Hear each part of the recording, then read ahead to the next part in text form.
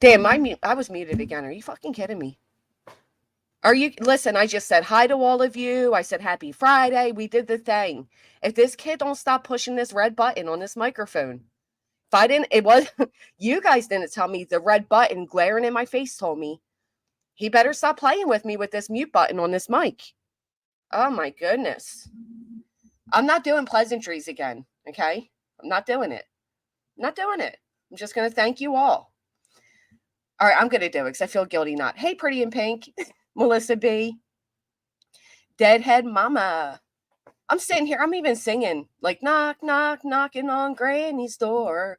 But you know, it's the play thing to do, right? You enter the chat, you put it, it's like you're knocking. You hit the thumbs up, it's like a little knock. You know, when you walk in Granny's house, you do like a little knock because you don't want to give her a heart attack. You want her to know you're there, but you don't really need to knock. Give a little knock on Granny's door. Hey, Snippins, thank you so much. I'm so thankful people finally recognize it is a Philly accent and I'm not just some, well, I'm a slight dum-dum, but it's a local dialect, okay? That's all. Hey, Kate the Great, Josie Joe. They're actually coming out with a part 2 to Mare of Easton. I always try to explain to people that aren't from the area, that don't know Delco and Philly and all the things, to watch that show. Watch that dang show. You'll see. It is a dialect. We shorten words. We don't speak properly. We're very lazy with our language. But me and Jay get each other, right, Jay? Jay gets it. She gets it, girl. Hey, Snippins. You're a Jersey. I'm a mix of both. There you go. Yep. I don't know where my in the summer I belong in Jersey, but the rest of the year we are Philly. Hey, Wendy.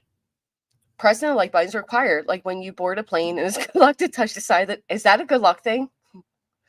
Listen, my one and only time on a plane as an adult, as soon as they start walking me through that little tiny hallway thing to enter the plane, I could no longer breathe. My anxiety took over, like, woo. Even rethinking about it gives me back to that feeling. I thought I was going to die in that moment. I'm like, I can't do it. I can't do it. Thank God my sister was with me because she's like, F you, we're going. I'm like, but I can't breathe. She's like, you can breathe. Shut up. I'm like, okay. But yeah, it was bad. It was bad. So, but I didn't touch the side of the plane. Woo. Lucky I made it. Well, thank you, Danny B. A lot of people don't, so I appreciate that. So listen, we got the tea. And I'm sure this tea has been spilled all over, but it's tea to me. And I want to spill some tea with you. All right? So we all know, cracking my girl, we all know that for whatever reason, Betty's little friends reached out to Craddock to ask for, I don't know what, to disrespect, hey, Potato, to disrespect the court's findings. I don't know why they did it. But for whatever reason, that is what they said in the group yesterday, that they reached out to Eric Craddock to help with the judge's findings. I don't think it works that way, which is why he is driving the car today. Because he was like, Is getting clean? It's funny you say that, Jay, because I just asked somebody, excuse me, I used to go down with her. So I'm in recovery. I used to go down with a friend of mine who had like this whole organization. We hand out hot food, soups, you know, the whole shebang. But I want to go back down, because I want to video. I want to talk to some of the people down there. Some of them I know. But it's just not, it's not safe. It's just not safe. So it's crazy to hear that it's getting clean because I don't know. You like the thumbnail? Good, Ann. Where have you been? Oh, you have a broken hand. Oh my goodness. How the hell did you do that? Let me move this bag blowing in the wind. Like Betty's future. Wow. Oh, I pray that's true. That's amazing. When is she getting arrested? So that's a good question. When is she getting arrested? So Betty, well, as we do know, let's start with this. Hey, Shao, Christine. Let's start with this. We do know Betty has been arrested a lot, right? And you know, when people were looking up what ROs require, what's it going to be, establishing a pattern is one of the things. Oh, Anne, I'm so sorry. No, Chris Proudfoot has not filed one, as far as we can see. Has anybody actually ever read like the arrest reports for Betty that you like? Have any of you ever seen them? First, let me ask you a question. Is it rude to do that? Am I going too far if I did? Like, if I read little snippets of, like, her arrest record, like, you know, the statements the police make, is that going too far? 1 in the chat if no, 2 if yes. Are we going too far? Not all of it. We're not going to do, like, the personal things, but just some of the highlighted parts. Some that I found to be very important. It is public info, but does she use her name on her channel? Kind of conflicted. You bitches are just nosy. I don't even trust your ones. You all got the little blind that's bent in from looking out the window, don't you? Don't you little one droppers? I see yous. Now, if anybody ever asks that about me, you better drop a motherfucking 2. We don't need to know nothing about Grady. Don't be doing that. All right. I won't revive. I'm trying. Did any of them comment? Let me know. Let me know. Yeah, we know who they are now, Heather. We see yous. I'm just teasing. All right, so if we just nitpick little parts, right, we'll be okay. Oh, I checked it out. I did. But I do feel like these are going to play a part. They're going to play a part in what we are going to see. Here's the thing, dude. One of these include her ex-husband. I would never, ever give out names. First off, there's 3 different men, not just one. There's 3. But I would never give out their names.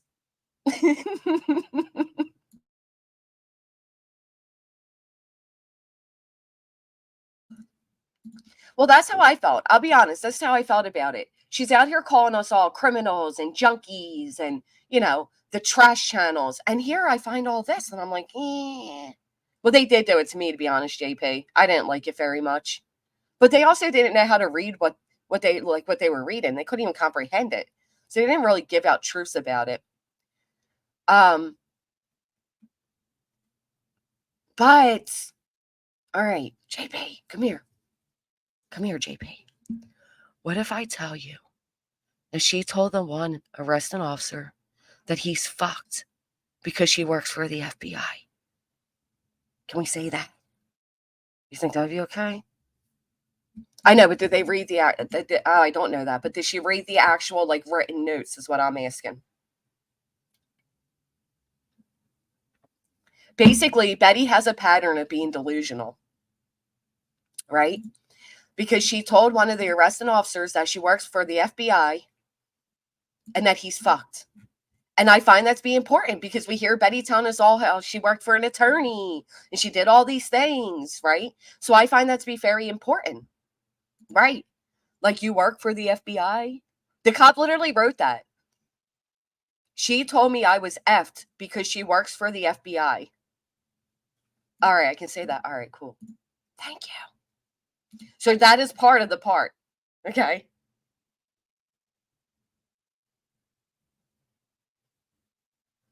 All right, so that's one of them. Let me pull up what I can. All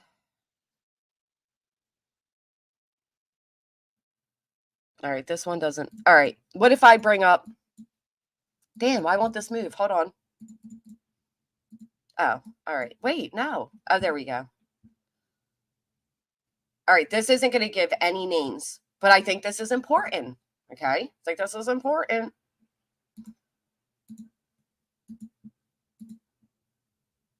So this is going to be Betty. Defendant did the following acts which constitute a violation of the law. Defendant was involved in a verbal argument with her best friend. The defendant was visiting him at the American Car Wash. The defendant was then given a verbal trespass warning. At the time, the defendant walked out to the sidewalk. As the defendant was screaming, she then walked back onto the American Car Wash property after she was given the verbal trespass warning. The defendant was then placed in the double-locked handcuffs. Upon incident to arrest, there was a small bag of powder cocaine was located in her pants pocket. She did tell this cop that he was effed because she worked for the FBI. I don't think any of us are a little surprised by this. Also, An incident to arrest, a small bag containing 4 pills of ecstasy were located in her purse inside her vehicle. Also, a small scale with powdered cocaine residue was located in her purse. The defendant made a spontaneous utterance stating that she knew about the pills. She also stated that she has a powdered cocaine problem. The defendant was then transported to Manatee County Jail.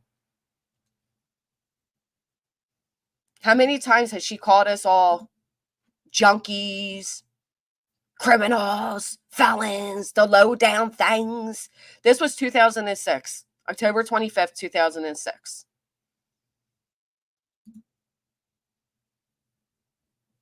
Are we surprised? Honestly, are we surprised? Are any of you surprised? Give me a 1 if you're shocked right now. Give me a 2 if you knew Betty was getting down with the cocaine. It does explain a lot. I'm not very shocked.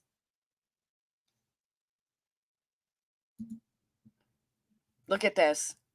Quantity of units, 2. Drug. So it's just, for me, my thing is, stop calling everybody else junkies and criminals and lowlifes, Betty. Yes, Jones, and I did. That the time she was wearing clothes?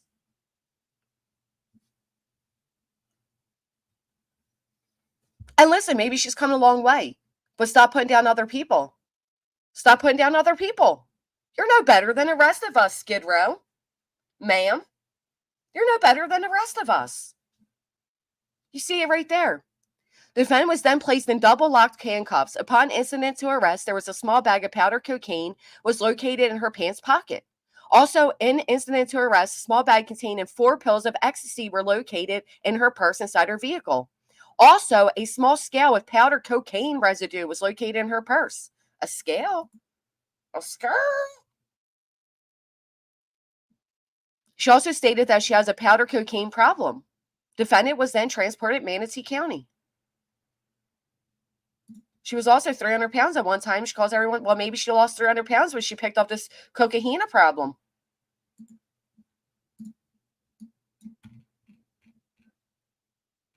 And just so, okay, because it doesn't show anybody else's names. Just so we're clear, this was Andrea. This is her. Not making this shit up. This is on her arrest record. And again, if she stopped calling everybody else these junkie channels, these trash channels, these felony channels. I'm sorry, this was in 2006. This is not current. It is not current. Nothing, let me make a little banner because nothing I say today will be current times.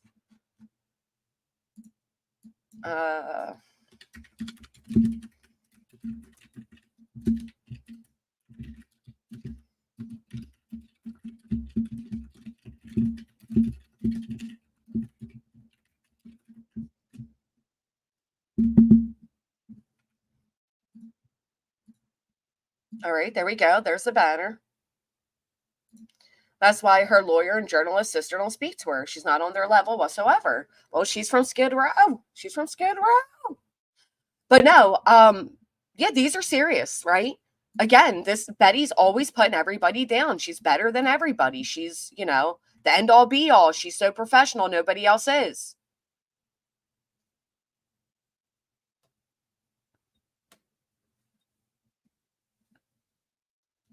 Give me 1 second.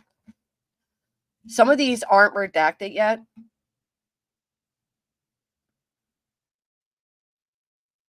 All right, you ready for this one? Betty gets pulled over.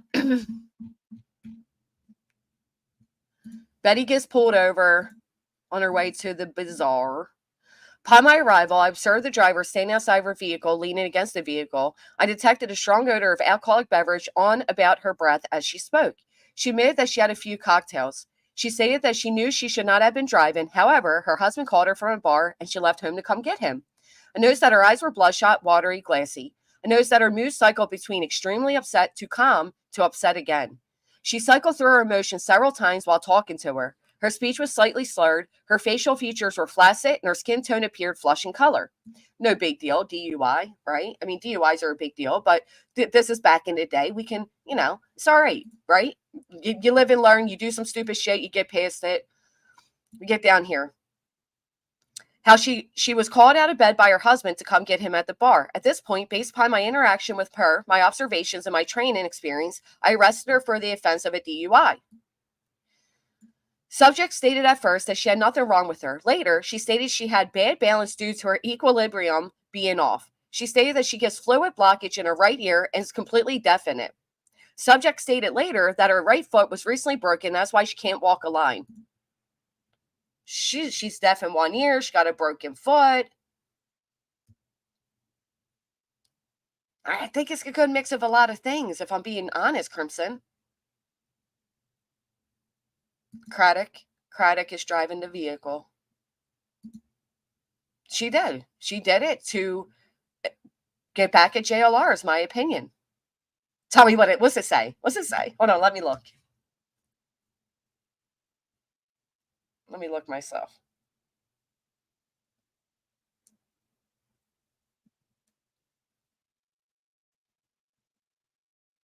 All right. Chat summary. Viewers are discussing Betty's past cocaine addiction, her ongoing issues with other crime channels, and her recent arrest. They're getting better at this. They're getting better at the chat summary.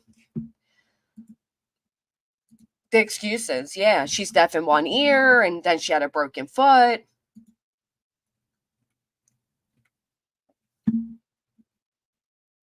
Subject has swayed, had to remind not to move her head. Subject's eyes dragged across like marbles on asphalt.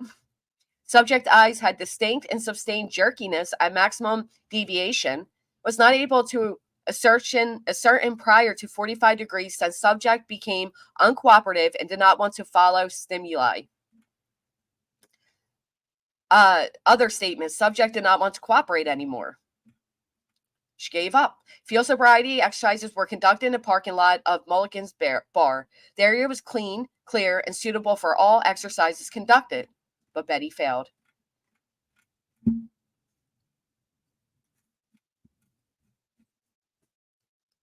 Just interesting notes, like, oh, I'm deaf in one ear and broken foot. Oh, and additional information. Hold on.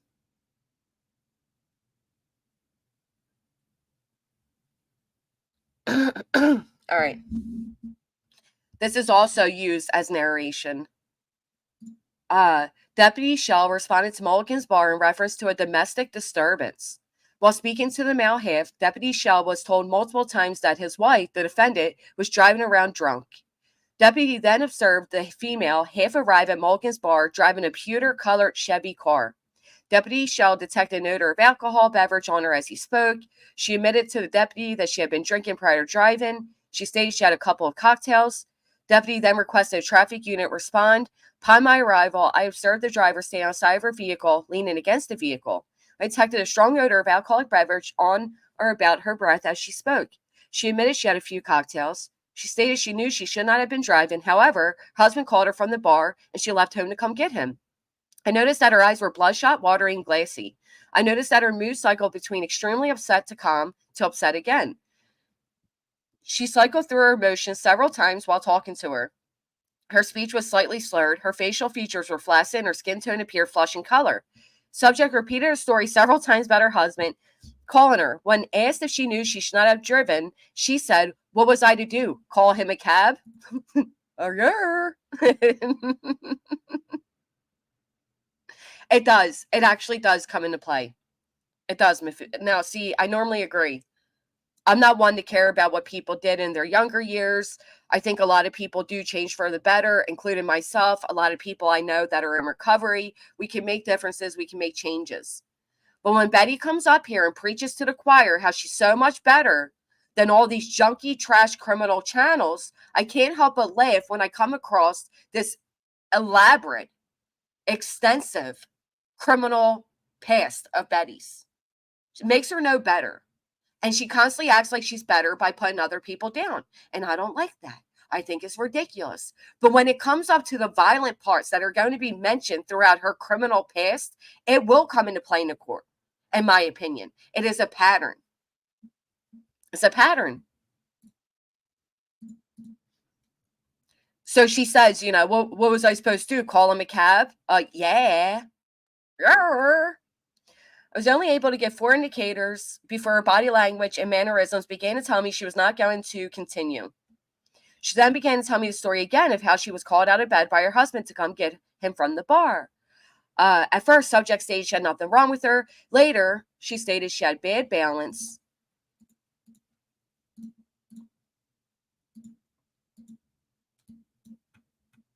Where'd it go? She stated she gets fluid blockage in her right ear and is completely deaf in it. She stated later that her right foot was recently broken. That's why she can't walk a line. Okay. And then subject stated she wanted her attorney present. I advised her of implied consent. She argued that she did not understand what I was reading her. I asked her what specifically she did not understand. She stated that if she had her attorney present, she could probably understand, which is actually funny. I'm not going to lie. So I took her into the intoxilized whatever room, and she made no effort to provide a breath sample. According to the DHSMV records, subject had a prior refusal to provide breath, blood, or urine in April 2006. I then advised her of her Miranda rights and stated she had nothing to say. So she did have a history too. Right. Well, I mean, again, she also told another officer, and I quote, let me grab that one.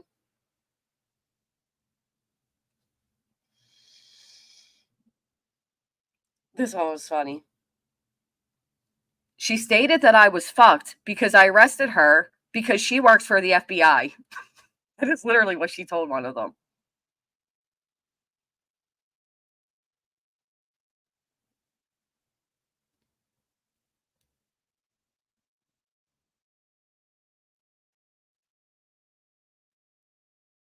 Here's another time where Betty, I did not observe the defendant's vehicle in motion. She was by 3 other officers driving her vehicle through a parking lot with both passenger side tires blown out. My whole point is, and I'm going to avoid some things because it's not, it's not right, it's not fair, it's whatever. But my biggest point being, Betty is the same as all of us. For her to say these criminal, drug addict, low down channels, you're no different. These ghetto you're no different, Betty. You told an officer you worked for the FBI, ma'am. And we're supposed to believe you now when you have all these connections and you have all these, you worked for an attorney and you have experience with this and with that. Good morning, Newfie. It's very possible, LE, that past allegations of violence and uncontrollable behavior will be used against her. Prior bad acts. I think they will.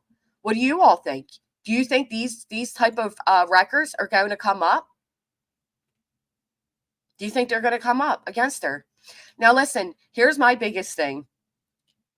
I hope everybody listens clear. I don't ever want anybody drinking and driving, right? Don't do it. It's 2024. I understand for Betty, this was 2006. She even said, should I call a cab? The answer was yes. But we have so many services now that there's no excuse to ever drunk drive. But if you were ever pulled over and suspected of drinking and driving, do not agree to the sobriety test. Don't do it. It's a trap. Don't do it. I can't pass that shit sober. You ain't going to get me. But you're allowed to deny them. There are too many, Amy. Too many. Right. Her last one was 2017. Yes. So I'm just feeling a little guilty, Cheesy Weezy. I'm not trying to, listen, she can pull up my retail theft. I'm not trying to be, petty Betty. Get it? But I found these to be rather funny. I'm not going to lie. I found it, my jaw dropped when I seen that she not only had a bag of cocaine, admitted to having a cocaine addiction, had a damn scale, but she had the ecstasy too. Was that from your Skid Row days?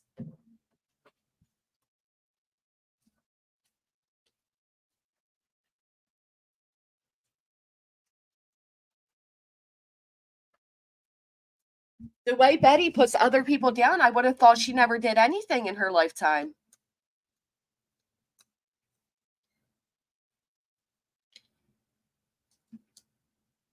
You want to get jumped for that, Sunflower? I said the same thing when I started the stream. But I did just tell you why. Because Betty is constantly out here calling us all junkies, criminals, ghetto trash channels, but she has a pass as well. She has a past as well. She's no better than any of us. Having scale should have earned her attempted distribution charges, but her mommy worked for the courts. Well, that makes a lot of sense. That makes a lot of sense.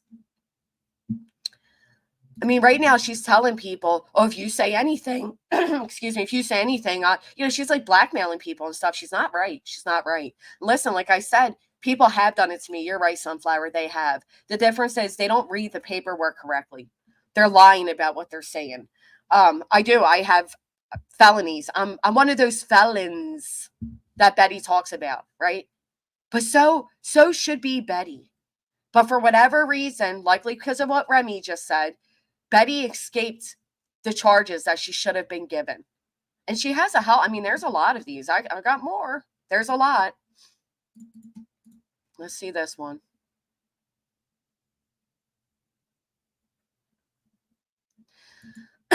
Now let me make sure there's no name here. All right.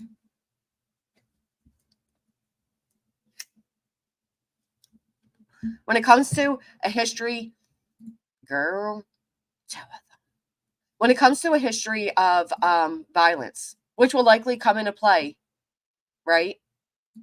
Again, what do you think? Do you think this will be mentioned in a courtroom? Do you think Betty's violent record will be used against her in the RO? So over here, this is 2012. Again, these are all old. People change, people do better. But I do find it ironic that she was just calling JLR an abuser, right?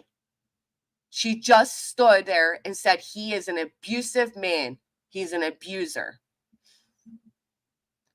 In her car, she blew in too early, kept it running, or just used daddy's car. So it's not like she stopped, just saying.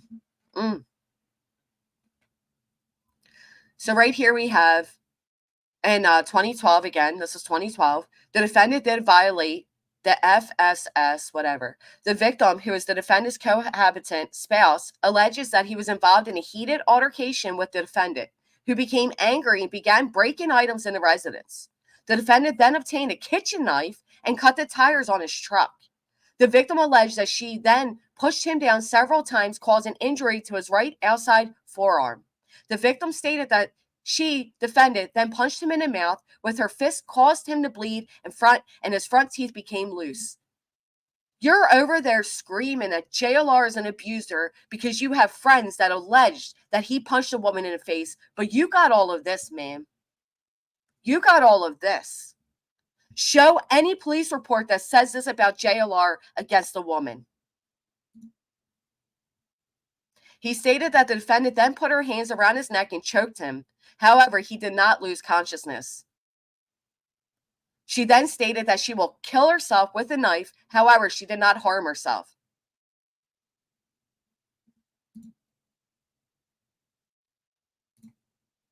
Do you know that she got away with beating 3 partners, Cheesy? Because in 3 of them, the men's names are different.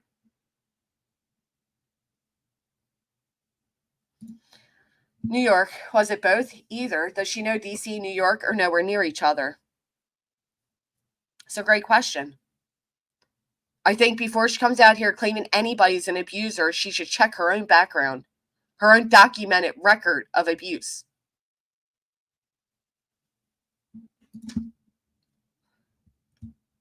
Her whole rant, JJ, about JLR is a felon. He's a criminal. That QB is a criminal. These trash channels are criminals. So are you, Betty. You are no better than any of us. I'm not better than you, and you're not better than me. With your little Skid Row stories.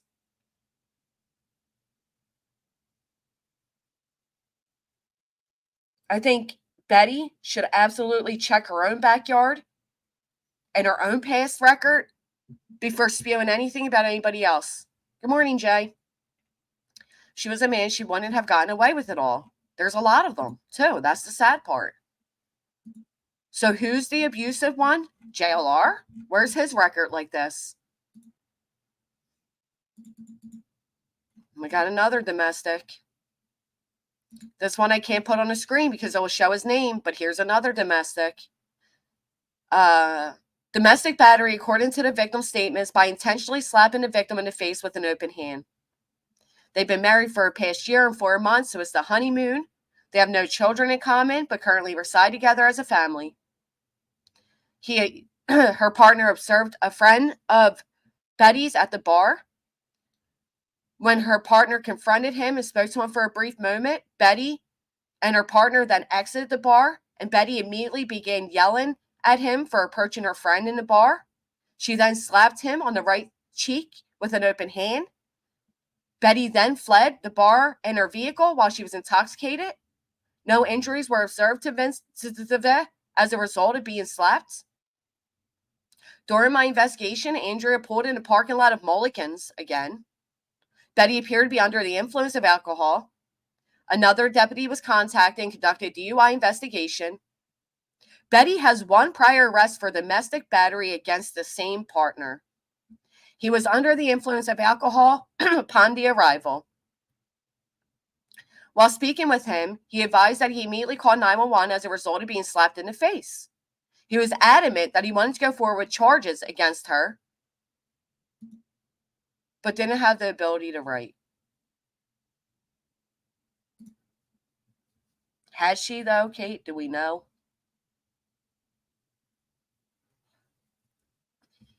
For over 2 years. Each count, the thumbnail has 6 of BHV's mugshots. Okay, so I'm not the... okay. Oh, I have a record. I got a record myself, but I'm not out here calling other people criminals. It's not going to make them investigate anything. With utmost respect, it's taking time away from investigating Sebastian. What Betty is doing, when Betty's over there saying, oh, this is for the good because it's making them focus on Sebastian. No, it's not. It's taking focus away. Nothing of what is happening right now between Betty and the Proudfoots and the Bowersox has anything to do with Sebastian Rogers. Not a damn thing. It is a distraction, which is what Betty has been since she jumped on this case 3 months late and made it her personal scorned ex-lover account.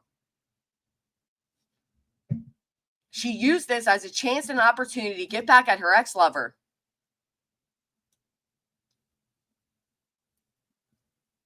That's okay, Sunflower. If you want, you could just not tune in today. I understand.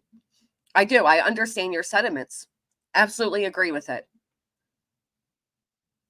But I can promise you, if I was out here putting allegations on abuse, calling other people felonies, calling other people junkies, calling other people ghetto, Betty has her own history that she has no business judging others.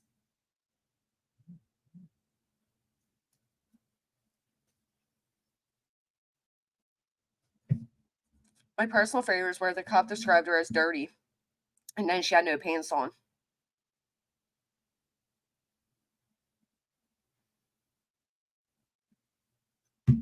Yeah. And Tony gives her 50 on her rant live. I know.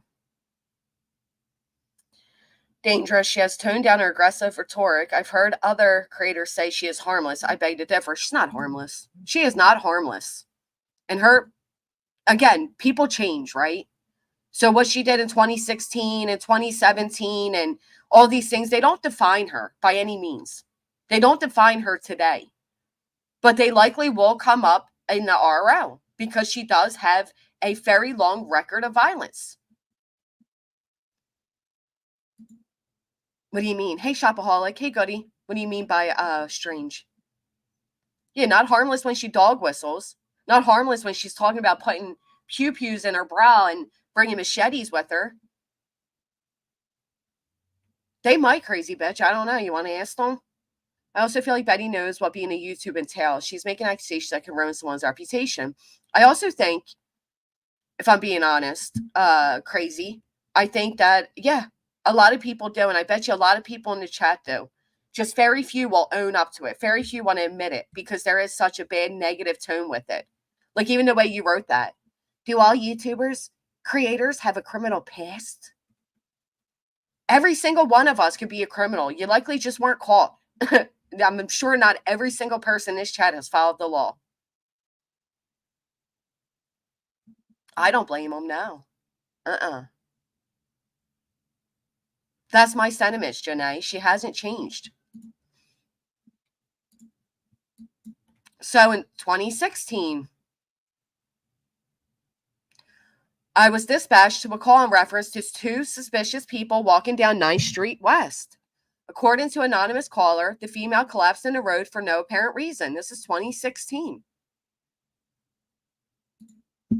I've arrived in the area and located the victim, and that's the male partner, and the offender, Betty, running towards my patrol vehicle. Betty was not wearing pants and appeared to be extremely intoxicated. I exited my patrol vehicle and detained blank for the course of my investigation. I learned the victim, the male, her male partner, and Betty are husband and wife who live together as a family. On today's date, the couple visited the Dolphin Lounge to consume alcohol. When it was time to go, Andrea became agitated at him for an unknown reason. According to him, Andrea started swinging wildly and struck him at least one time in the face, busting his nose, causing it to bleed profusely. Betty claimed that she was hit, but could not tell me where she was hit. Betty did have a scrape on her knee. The scrape appeared to be caused from the ground. I determined Betty was the primary aggressor and arrested her without incident.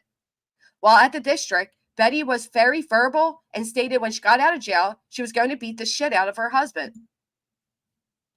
That's 3 times the same partner. You're over there the other day saying JLR is an abuser because you know somebody and asked them if it was true and they said yes. Snazzy trinkets, it's all dependent. It's all dependent, but I wouldn't doubt in this case that all of this comes up. I wasn't a good person in my past. I used to do a lot of cocaine and drinking. I changed that because I didn't even like myself. Yeah. I get it. I get it. First off, congratulations on finding recovery and being a better person, JJ. I was not a great person myself. I was also an addict.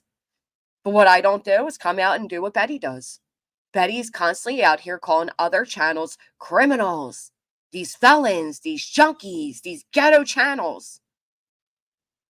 When Betty really fits in with us. She fits in with us. You're no different, Betty. He would find him scatters down the highway. Yep, let's get into that.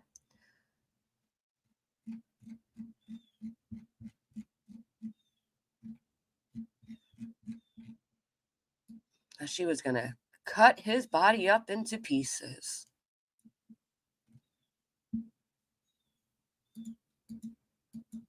So it wasn't good enough that she's already, beat on this guy 3 times. And I'll be honest, I don't know how Betty does get away with this shit.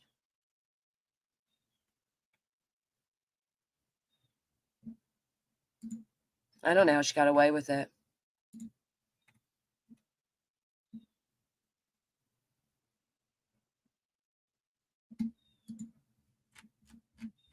Maybe they were toxic together because they drank a lot together. I get it. I get it. But I stand behind. If you were going to come out here and you were going to label an ex-abusive, but admit that he has never put his hands on you, but you're the one with an abusive background, it pisses me off. It does. Pisses me off.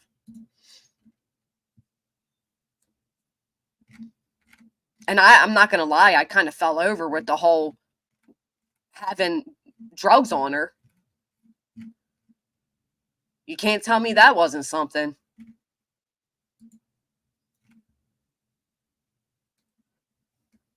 I mean, this is, again, this is 2006. I'm not saying it's current times. But you one of these junkie channels too, Betty. You're one of them.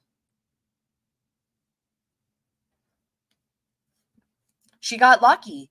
But Cheesy, you can't tell me with this many domestic violence against one person, and then there are two other men that are also victims of hers, that she hasn't done any significant jail time? She was beating her tail and she was sick of it. BS. No. None.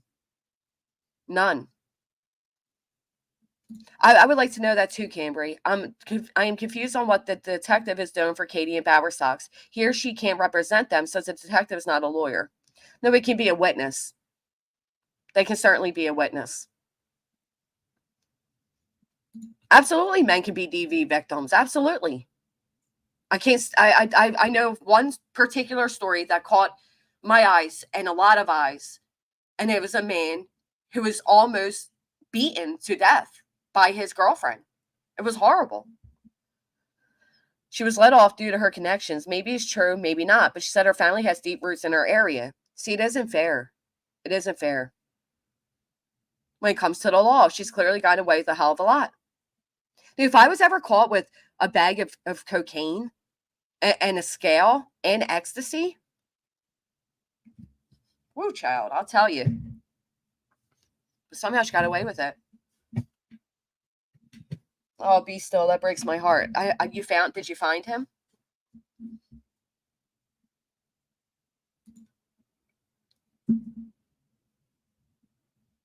Stated that she has a powder cocaine problem. It's all interesting stuff. So let's talk about it. Do you guys think any of this will be used against her when she's inside the courtroom for an RO with Katie and the Bowersox?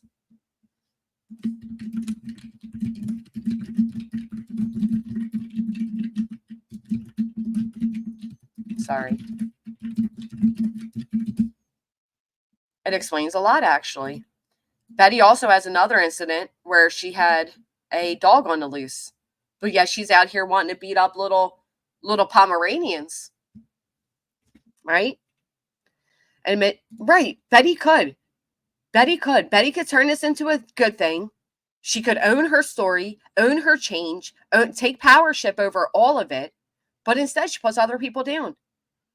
Betty could turn this into a good thing, admit she is doing wrong, and use her channel to work through her problems. People would admire that. It takes skill, and I don't think she is capable. No, because she hides from her past. She is so busy calling all of us all these names and acting like she's better than. If a man did it, absolutely. Very possible, all of it. She tries to fight it, yes. But yet she bitches about the Proudfoots having connections in the sheriff's office, right? Even claiming that they're being paid off. I told you all, if Betty loses this, she's going to turn around and say that the Proudfoots have paid people. They paid people, and that's why.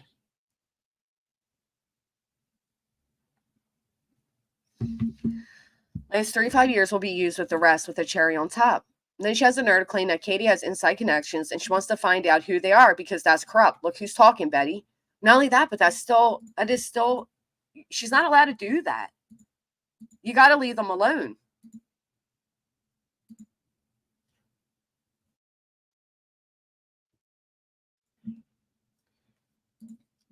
Now, I'm not going to lie, little Irish girl, I do get conflicted on this. I think it's one thing to look at, you all tell me what you think. I think it's one thing to look at the notes of each arrest and kind of go through them, but to actually look at the cam footage, I don't know. I don't know how I feel about that. To change, she has to let go of being the victim and take ownership of her issues. She never will. She needs to stop pointing her filthy fingers at all of us. We all got dirty hands. Welcome aboard, Skid Row. You are one. You are one of those felon criminal ghetto junkie channels. You're one of them.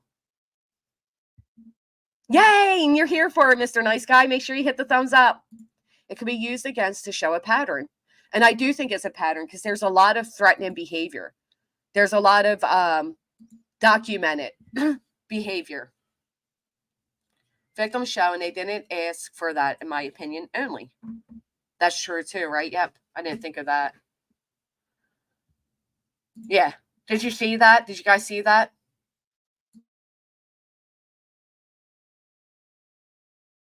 Well, there is a cam footage out there, but I agree that it's like, well, he didn't ask to be on, and especially all these years later, like he didn't ask to be on YouTube. He's not a public figure, I erased it, Eric. I think if you're talking about that asshole, that was me. I did that. I got him.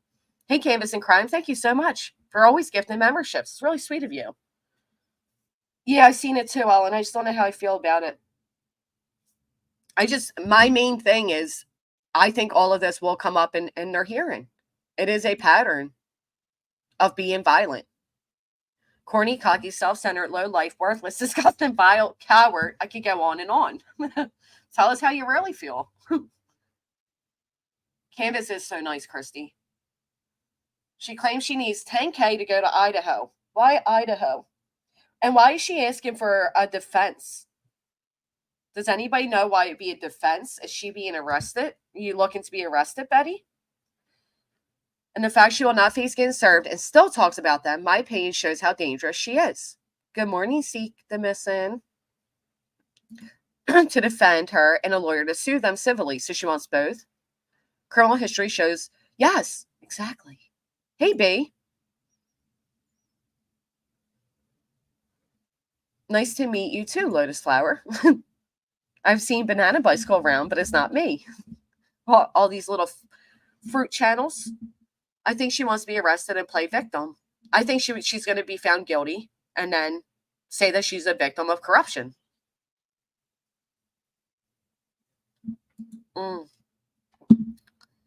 They don't show him. It's a short of her saying her husband isn't abusive like she tells everyone he was.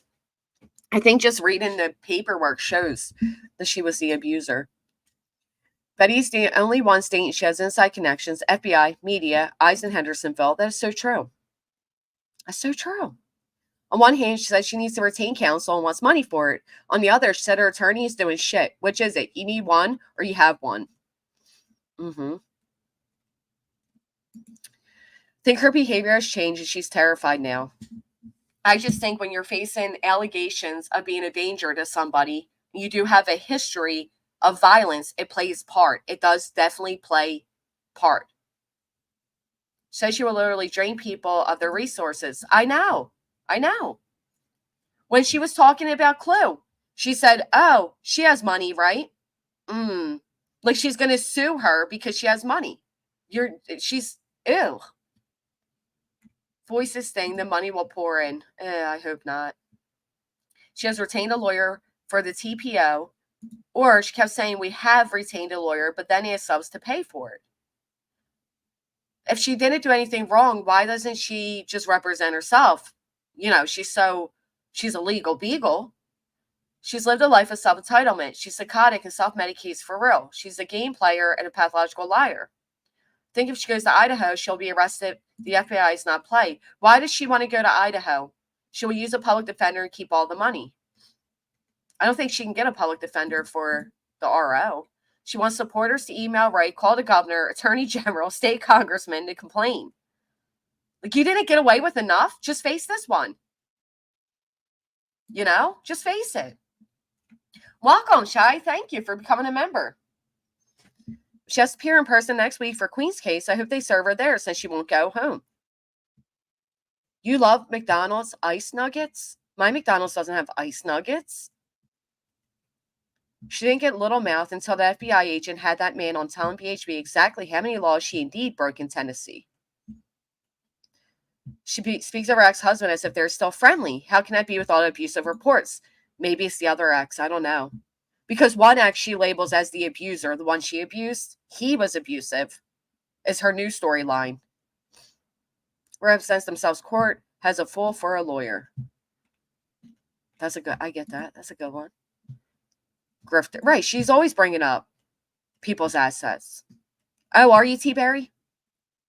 Is civil until she violates, therefore no public defender. Why is she coming back to my neck of the woods, seeing her in person? Last time you saw her in person. She's going to end up in jail soon. Dumb admitted she knew she had a court date. Right. She'll drain people by keeping them in court, niche shown in Queen's case. Also, the fact she has 3 ROs pending pattern behavior. Queen can him and get damages from her. She's next level off her rocker. Deanna with the 2 months. I'm so glad you're a member here too. Thank you so much. Who did he get served by, Lucky Sunshine? I know. Since when did McDonald's get ice nuggets? Do we need to go protest our local McDonald's? You know what? And when did they get so damn expensive? Two different things about having an attorney or needing one. Two different things in the same live. Oh, let me see. Dash Betty for you. Let me find you in my comments. Yep, sure did. All right. Go to channel. It's a short video, you said? Let me click it, and then I'll pull you up over here. All right. Let me get my headphones on right quick. Let's see it. I am in the process of retaining a lawyer for this. It's going to be some money. If you guys would like to contribute to that, you're more than welcome. Even the way she's been speaking lately, though, right? Like talking like this. Thank you so much, Jasmine. Thank you. 4 phone calls later, I'm back. Welcome back, Laura. Jane, thank you for becoming a member. Good morning, Mother Teresa. I can't believe JLR don't sue her. By the Bowersox and Katie? Did he really? I'm going to have to take a look. Nobody said hi to you, MAGA team? Oh, sorry about that. Hello. Either way, we are moving forward with this, and we're going to be, like I said, I'm not going to play with these idiots. What people think. So Kathy, not Terry, showed up. Do you want us to send funds directly to your legal team? They're already paid. To be honest with you, I'm trying to pay back the person that paid the legal team. Oh, so they said, okay, you want some money? Can we send it directly to the attorney? Can we send it directly to the legal team? Well, welcome there, Maggie. And she responds, somebody else already paid it. Who paid it? Sonia. So basically, she wants the money back. Yeah, I don't even think he's allowed to sue anybody anymore, just Debbie. She wants the money back to pay back the person that already paid it. Oh. Just saying. If you want to know the truth, I didn't proffer the money. Somebody else did on my behalf. And they would definitely like to repay that money quicker than later, sooner than later. I'm not going to have them hold the bag for this, but I'm very grateful and gracious. But instead, you're going to have your subscribers hold the bag. You know what? They probably should. They probably should. And here's why. Because they are falsely giving her, they're not telling her the truth. They're not telling her the truth. Did you hear BHB say she's in Canada? I think Betty's loving all of this, if I'm being honest. It makes me kind of sick. Gracious that somebody was willing to step up to the plate with that. I have let's hear it again. I am in the process of retaining a lawyer for this. It's going to be some money. If you guys would like to contribute to that, you're more than welcome. Either way, we are moving forward with this, and we're going to be, like I said, I'm not going to play with these idiots. What people think. So Kathy, not Terry, showed up. Do you want us to send funds directly to your legal team? They're already paid. To be honest with you, I'm trying to pay back the person that paid the legal team. Just saying. If you want to know the truth, I didn't proffer the money. Somebody else did on my behalf. And would definitely like to repay that money quicker than later, sooner than later. I'm not going to have them hold the bag for this, but I'm very grateful and gracious that somebody was willing to step up to the plate with that. Somebody was willing to step up to the plate with that. I don't know if Seth paid. I mean, we can't start that rumor. Who the hell knows if it was Seth, if it was Tony? Who knows? But I do wonder if she has one. How come they weren't listed? She was listed as pro se. I got served one in Summer Wells back in the day when acting like a hothead. So you weren't served by Katie and Bowersox recently? I don't believe somebody fronted her money, major grifts. Hey, Graceland, good morning. I mean, she's going to need an attorney. I'm not, you know what I mean? I'm not going to deny that. She's going to need one. Does she really want to pay a lawyer? I don't know. On one hand, she claims that she's so, know-it-all and she's so educated in the law. She worked for an attorney herself, right? So why doesn't she self-represent if she's so, loud and proud? Right. How do you pay a lawyer if you're looking for one? I am in the process of retaining a lawyer. I'm in the process of retaining a lawyer. 10 minutes later, she has a lawyer. 10 minutes later. Here. People are saying that, but we don't know. I don't know. Wow. Is she in the process or did she retain one? Right. Which one is it, Betty? And this was all in the same live stream. Yep. Thank you for putting it together this way. She's going to need commissary money too if she won't stop her crap. Right. So what's been paid? Why doesn't she post a receipt showing what's been paid, how much she owes, and have the money go directly to the friend that loaned it? Why is it going to Betty's Cash Apps and PayPals and, right, who's her legal team? And why would she get an attorney for this, but not for what she's going through with QB? If, and that's a big if, she has an attorney, the attorney would reach out to the plaintiff to serve the lawyer. Yeah, like having an attorney and still avoiding being served isn't a good look, man. That's not a good look there, Bets. Holding what bag? The bag of guilt that she committed? Thank you so much, Jane, for the PayPal. Thank you. Come on, Excedrin, kick in. According to Doc, this is rare for, nursemaid's elbow. She is what my husband calls drama. She had a fit about QB asking for money for a lawyer, but here Betty is. The order is granted. She can't own any firearms, and it'll be on her permanent record. Yep. But Don, you didn't answer my question. Were you recently served? And I don't believe it. I'm just curious to hear it from you. If you were recently served an RO from Katie Proudfoot. Mama Pie, I agree. I saw she turned off comments on last 3 community posts. I see she's getting a lot more support than she ever had, though, so that's a little concerning. Thank you so much, Don. Maybe Seth paid and she needs to pay him back. That's what people are saying, Shar. They wouldn't doubt it. I also heard that Seth was hiding her. I mean, I don't know. Good morning to you, Brooke. Thank you for being a member here for 4 months. Or Bowersox. Okay, thank you, Don. If she has a lawyer, they would make her accept service or turn her in. That's what I'm saying. Doesn't make sense. Just trying to get subs and fit in. Huh? I think the lawyer came into play once she found out about the detective. That took it up a level. Oh, so you think she started shitting her bridges when she heard that they had a detective there as a witness? Probably getting Addie for this because Cook turned criminal. DA reviewing videos, detective testified, supposedly. Yeah. That's true, Goody. Oh, it's taken the wrong way. She's in Canada. Imagine fleeing. I mean, come on, Betty. You sound stupid even saying that. It sounds so stupid. I hope she knows her lawyer can be served and he must accept. She doesn't even have a lawyer listed.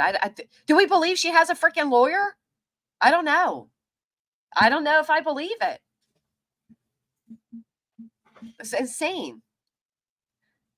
Seth's house, and she also says something about going Monday to talk to someone or a lawyer or something. And then her friends over in her little, let me pull that up. Her friends over there are saying things like, oh,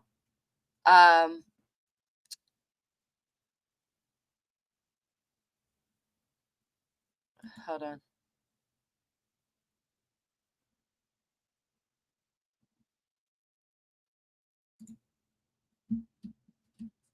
Jay, I got an email that was asked to forward to you. I'm going to forward it to you. Her friends are saying, help us with the defense fund. She has a lawyer. They're as qualified law as she is. I don't believe a word out of her mouth. You can't cross the border into Canada with her background. That speaks volume. Speaks volume. She's out here all brave and bold and, telling her audience she's not wrong, she's right, and blah, blah, blah, blah, blah. But then she won't accept service. Betty is so dumb. SM Vesky said he would donate, he actually said $100K to provide receipts of him begging to work with her. She actually responded to that. Here, let me pull that up if you guys didn't see it. Let me me stop sharing. I think you posted wait, was it you, Jay, that posted her response? She basically responded. I don't think it was you. No, it was it you, Pineapple? She basically responded and said, there is proof. It's on my Twitter. She brought in Layla Santella's mom into it, saying she will even, contest to this, that he tried working with us. But what had happened was he was willing to work and help finding Layla, but he didn't want to work with Betty. That's the actual truth of it. Anybody want to come up and... Right. She not only then, she claimed that she actually did the lawyer's work. Yeah, I'm looking for a boot. Sorry, give me 1 second. And thank you for the super sticker.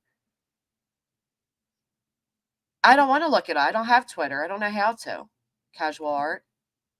They honestly have no grounds for an RO. Betty has only talked last. They do have grounds. They do have grounds.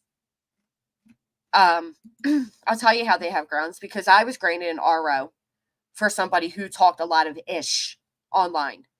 It's called harassment.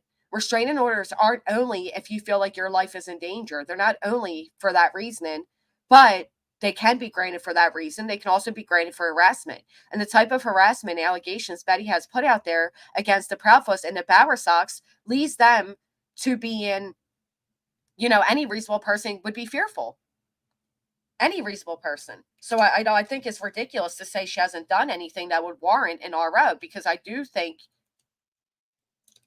Oh, casual art, thank you. I'm like, oh, you never got cocky with me. What's going on? But I don't know how to work Twitter. I don't know how to work it.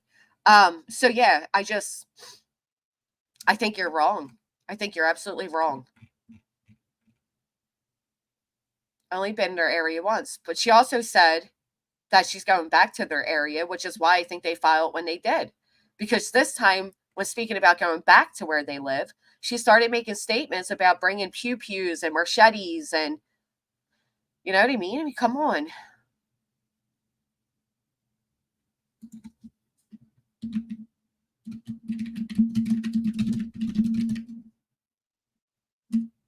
To be fair, Jay, he does come rather, periodically. I won't say often, but periodically. Harassment is when you're in the area always going, no, that's not. No, it's not. That's like saying physical is the only type of abuse. Like, there's no verbal abuse. No, that's not true, Mafusaway. I mean, I respect what you're saying, but you're wrong. And she wasn't only in their area once a month ago. She was in their area recently. And she plans on going back for this voice protest. So he's welcome to click the link if you'd like. You guys aren't very nice to him. Am I saying it wrong, Cheryl? I wouldn't even doubt it. You guys know me. I heard hers is twatter. She's the twatter lady. They don't have to be in fear of life, only that they are harassed or stalked, right? Only that their actions place any reasonable person to be in fear. And it doesn't have to be in fear of Betty. It could be in fear of the hate mob that Betty has created against them. I know, I don't know how people... Well, because the thing is, Mufasa, whatever, thinks that the Proudfoots are guilty. And that's fine. Think they're guilty. That's fine. But it doesn't mean that we get to harass, stalk, threaten, intimidate people that we find to be guilty. Really try to be in your live and comment my opinions on Betty, but man, those people were crazy coming at me. Drive carefully, little mama. Hey, Slim. I understand it's weird. The things that happen for almost no reason. I reached behind my passenger seat and pulled my shoulder. I hate when that happens. Or like you look the wrong way and your neck hurts. Not saying way she's going about it is right. DA's involved now, so it makes the case more aware of what's going on. But it doesn't. With utmost respect, it does not play a singular part into Sebastian's disappearance. It is two separate cases that happen to involve the parents, but it does not play a part. It just doesn't. If anything, it's taken the focus off of Sebastian. I don't like creators to give misinformation. Asking her people to call the governor, et cetera, is just digging her deeper. Well, just like they came off Facebook saying,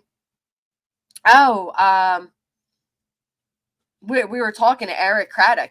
He can't do anything for you. Hey, Prestige. I don't remember the proper way, but I'll say how I always did.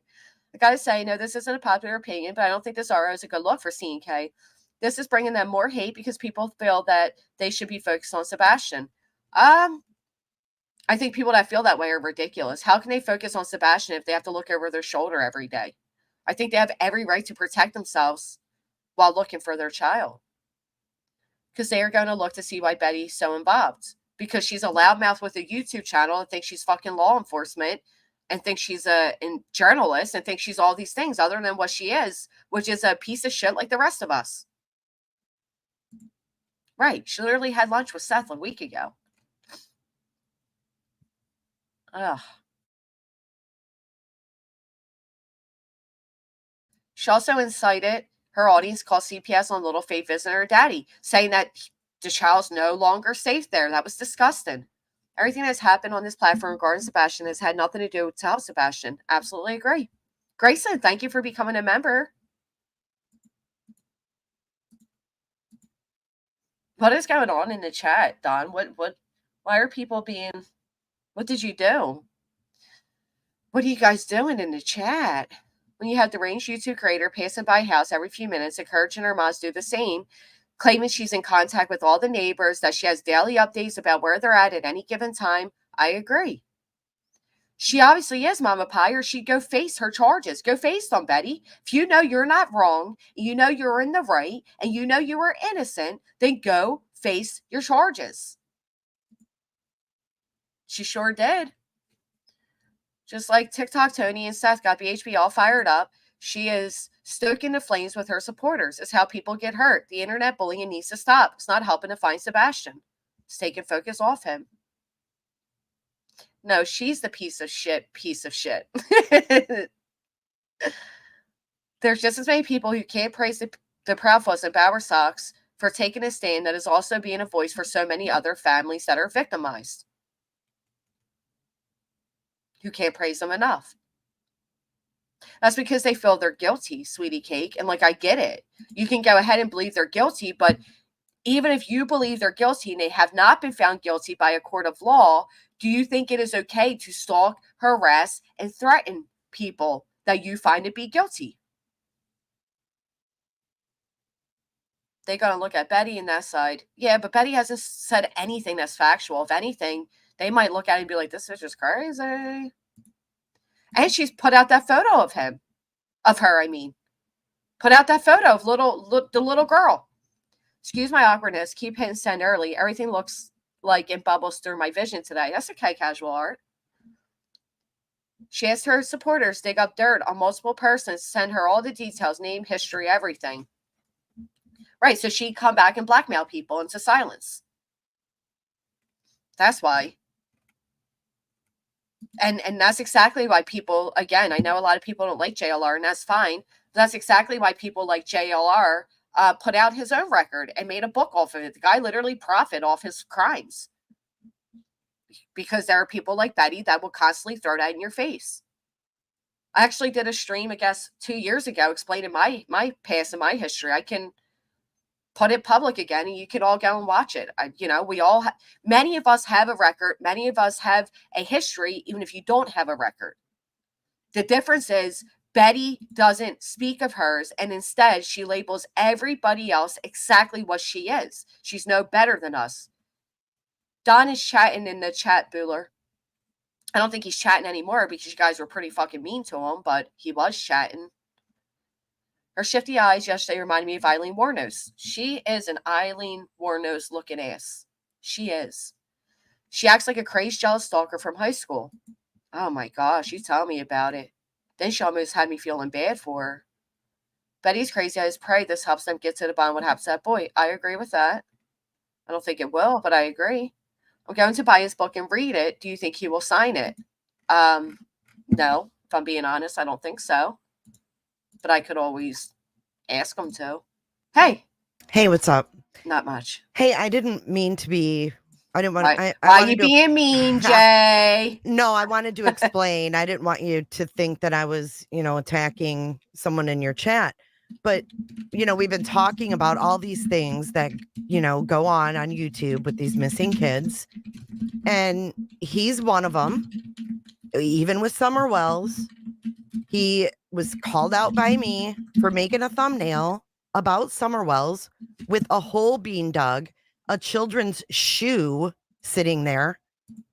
And I think it's disgusting. And you know what? If that was my missing daughter, I'd file something on his ass too. Is And I that don't what know. they did? They filed Oh, on I him? don't know if it was because of that, but he came in and said it was because of Summer.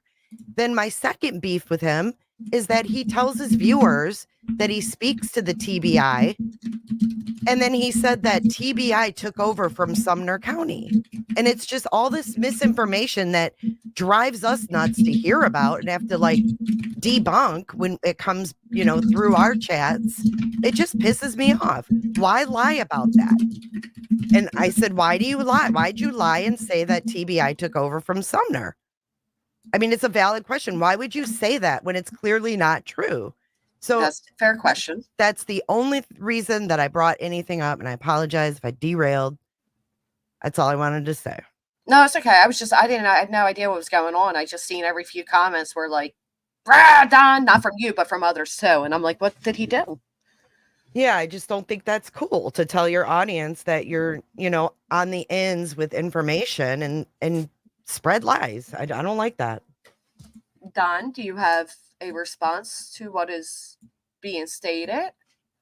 I know Don said he doesn't do the drama, so he wasn't going to come up on panel, which is understandable. You don't have to come up on panel. You can answer from the chat if you'd like. And of course, if you want it, that's fine. The reason he had a PO against him was because he was stalking Candace and her friend. He was showing her friend's house and everything else on video. Mm. Yeah, no, I that's didn't why know he that, got that. Cheesy. I didn't know Yeah. that part. Yeah, no, it wasn't over a thumbnail. No, he was actually stalking them. Oh, no, I was just saying what I noticed was that thumbnail. It pissed me off. Yeah, no, he was stalking, and then he would follow her like all over the place. And yeah, no, Candace finally had to just say, hey, enough is enough. See, not cool. I'm not a fan of the Wells either, No. I'm definitely not a fan, but no, but again, they haven't been proven guilty. This stuff really just needs to be called out for what it is. I'm tired of it. Right. Like, we can't pick and choose just because, oh, so-and-so likes Don B, Like, if you're doing that kind of stuff, why? And stop, Cover the cases, honestly. We don't need to, ask. Yeah.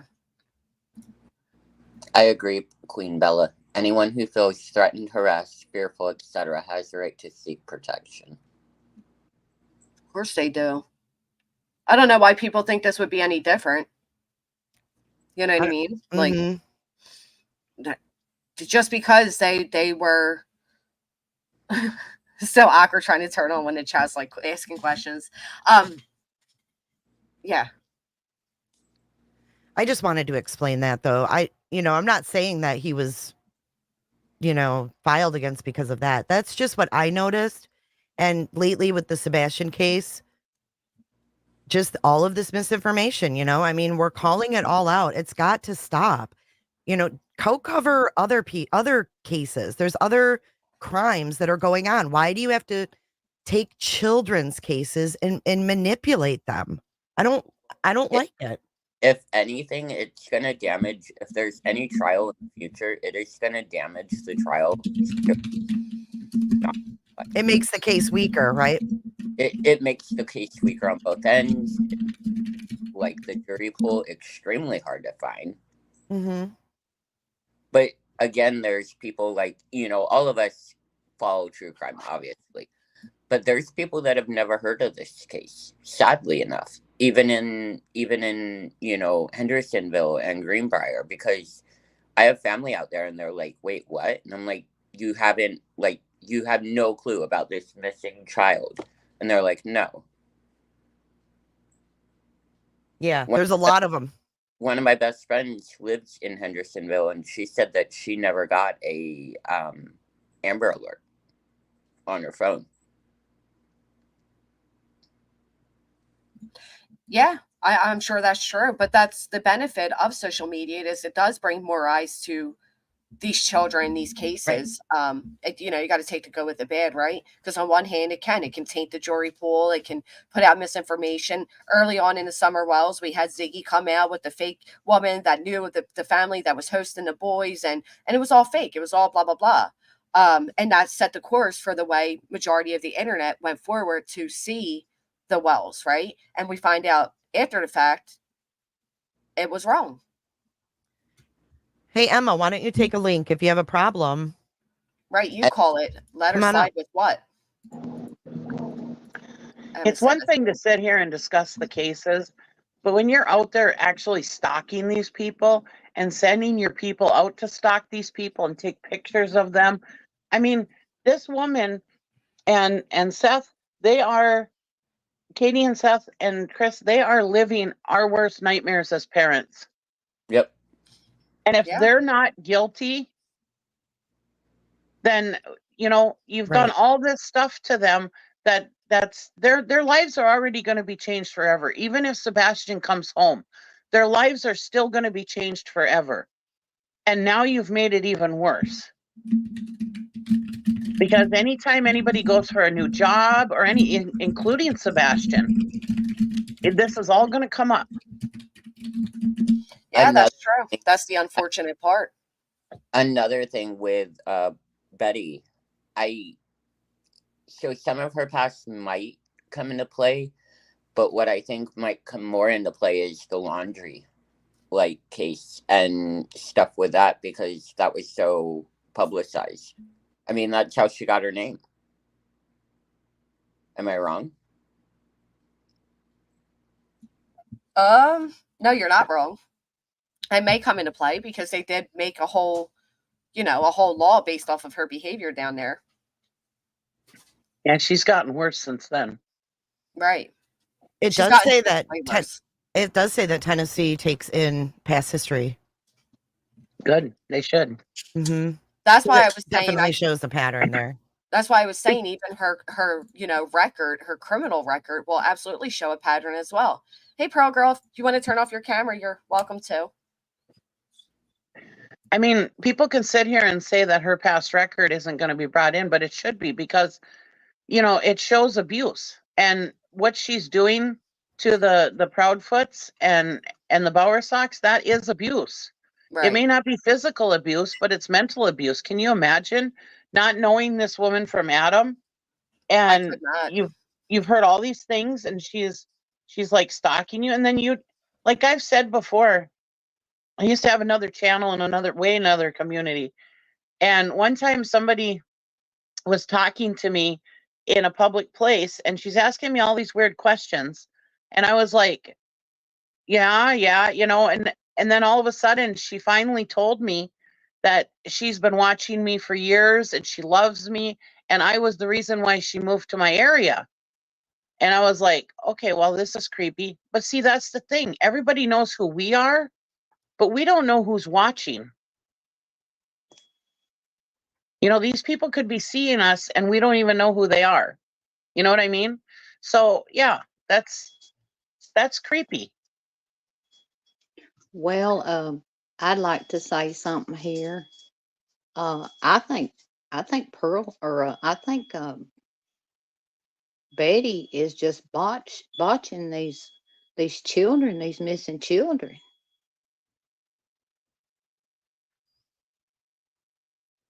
What's y'all's opinion?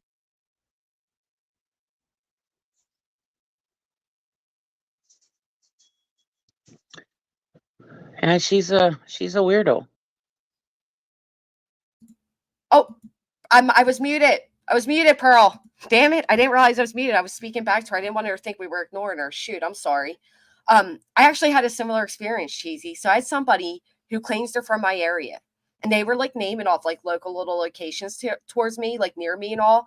And at first I was worried because I'm like, they're like threatening me and I don't know. Like people can recognize me, but I won't recognize them. And then they fucked up though, because then they named an area that was actually further from me, from where Danilo Cavalcante was.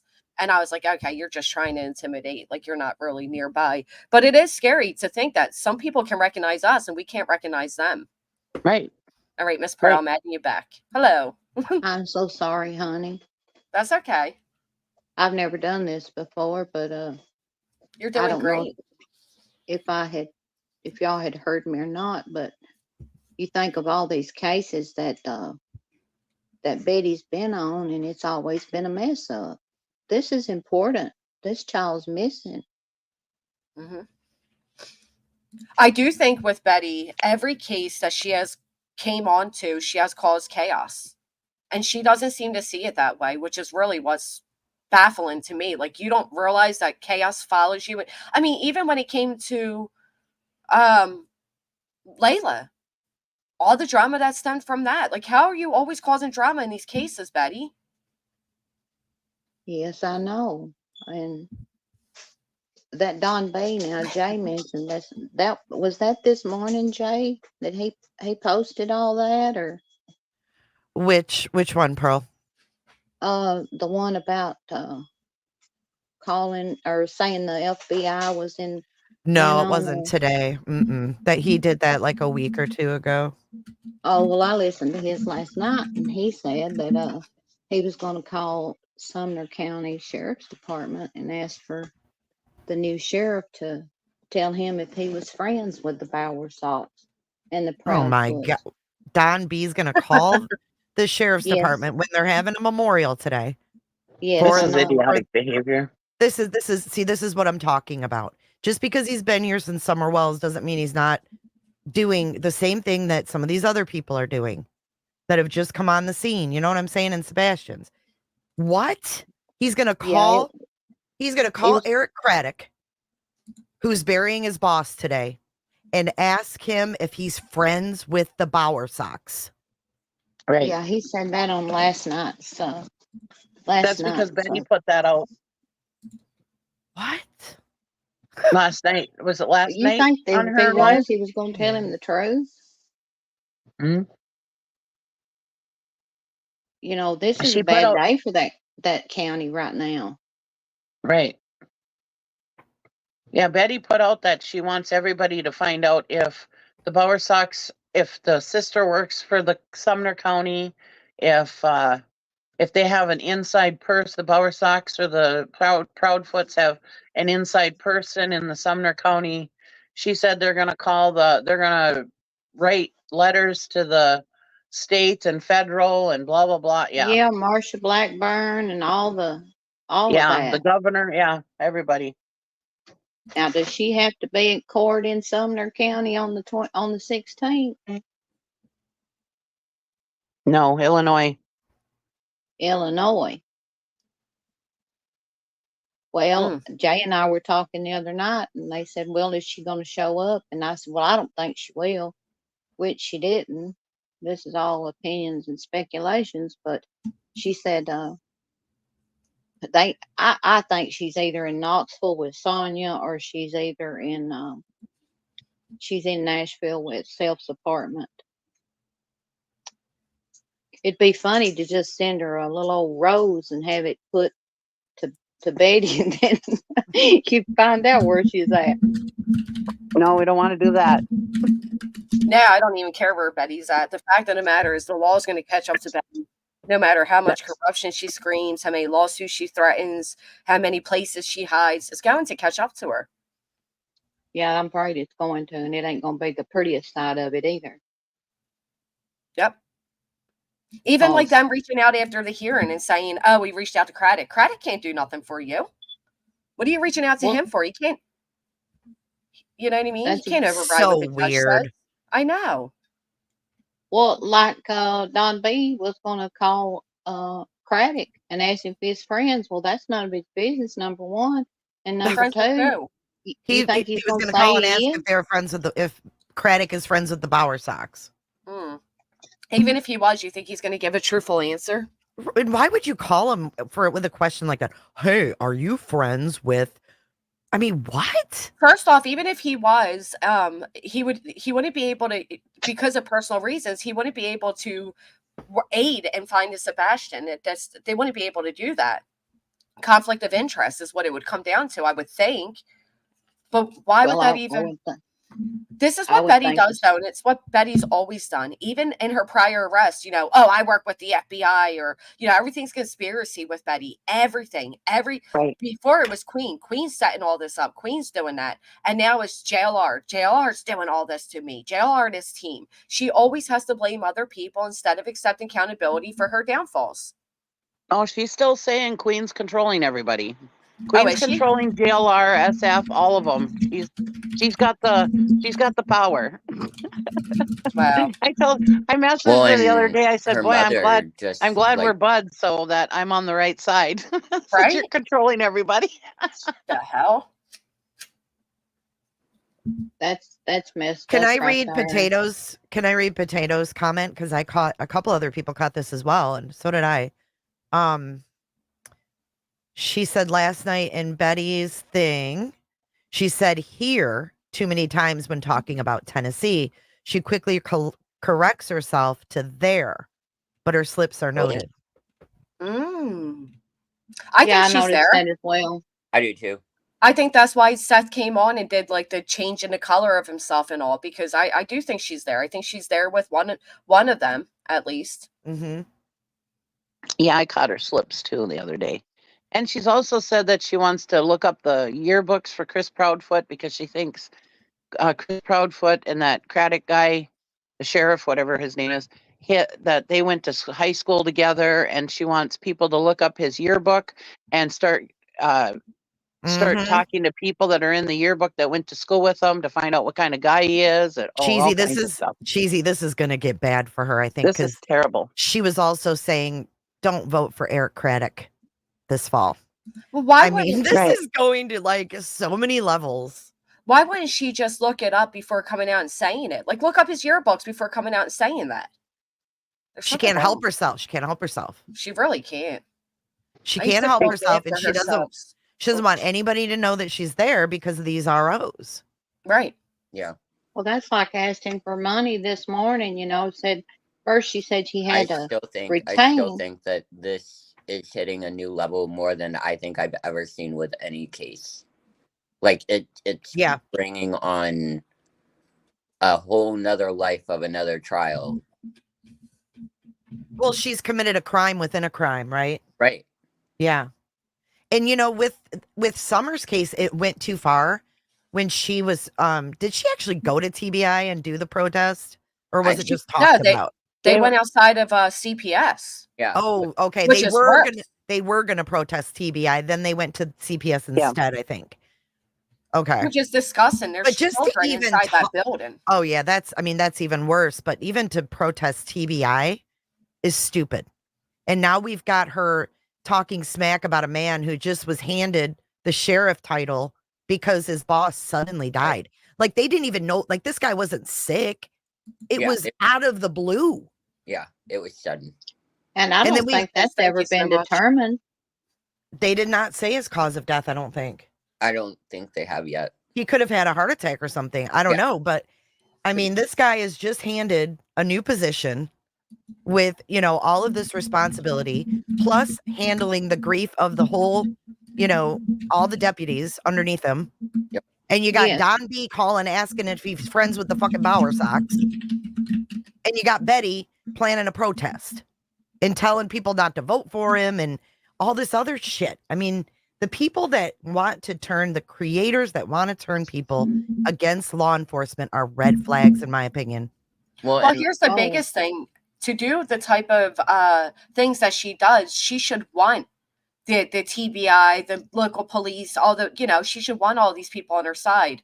And instead, she goes around insulting the hell out of all of them when she doesn't get her way.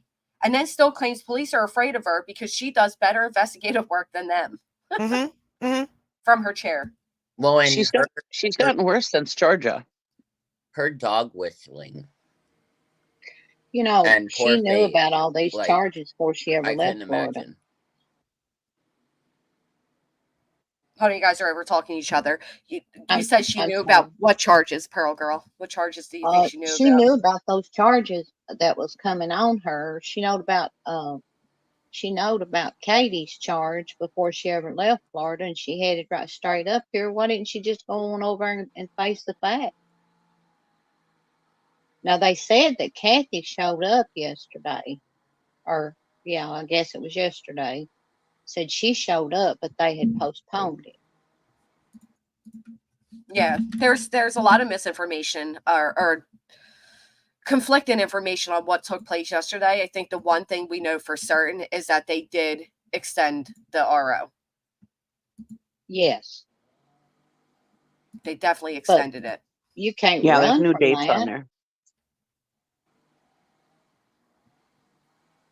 Wait, I'm sorry, what? Sorry, there's a Go new ahead, date on the Chief. RO. Is there? What does it say? I don't remember what the date was. I'll have to go look. Hold on. I'm on the website right now, actually, as you guys were saying that. So Oh. let me. I I was think about to there's go more to look. come. I think there's more to come because she's mentioning Faith too much. You know, almost putting a scare on you. Said, well, they need to fear for Faith and all that stuff. Well, you think about it. If I was Chris Proudfoot, I'd be putting one on me and to stay away from my daughter.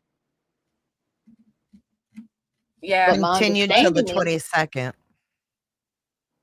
Sorry, Pearl. Continue No, to the honey, that's- 22nd. Yeah, the 22nd. Okay. well, is she going to run from that one? Probably. It'll be interesting. Well, she says she's got a lawyer now, right? And she said he's going to appear for her, that she's not going. But does she have a lawyer or not? Because she's saying that she needs this money for a lawyer, and then she has one, and then she needs like over $10,000 for, you know, the Idaho trip because it cost her that much last time. Right. My trip to Germany that I've taken many times doesn't even cost that much. Oh, yeah. You know she's full of shit with that. Exactly. But she said that someone else paid the retainer and she needs to pay that person back sooner than Yeah. later. But you I'm can't kinda believe a damn wondering thing about she that. says. You can't believe anything, though. So it's like, I think that's just a bait for money. mm-hmm. So I see that they came up with a new rescue ride for Sebastian. Sebastian's rescue ride. You guys see this? Yes. So Sebastian's rescue ride. Sebastian absolutely loves animals. Join us as we give back to Michaela's Mutt Motel. $25 donation per rider, which will include a custom T-shirt, a bracelet, and a meal file individual. Why can't they do a reward fund for Sebastian? I don't know. It's not that Michaela, though. I thought Oh, it yeah. was at first. I was like, these names. Something. It's Yeah, not- these yeah, it's not names in her. this case. It's still, to me, it's just still weird that why wouldn't they, why can't it be a reward fund? Why are we donating to anything except for, hey, Exactly. my thing, except for getting Sebastian back home? Especially when Seth says he needs more resources. Right. Exactly. I mean, and you I know guess they would probably say, though, if they made the money, people would bitch. If they donate it to a dog thing, people are bitching. But I don't understand the rescue ride.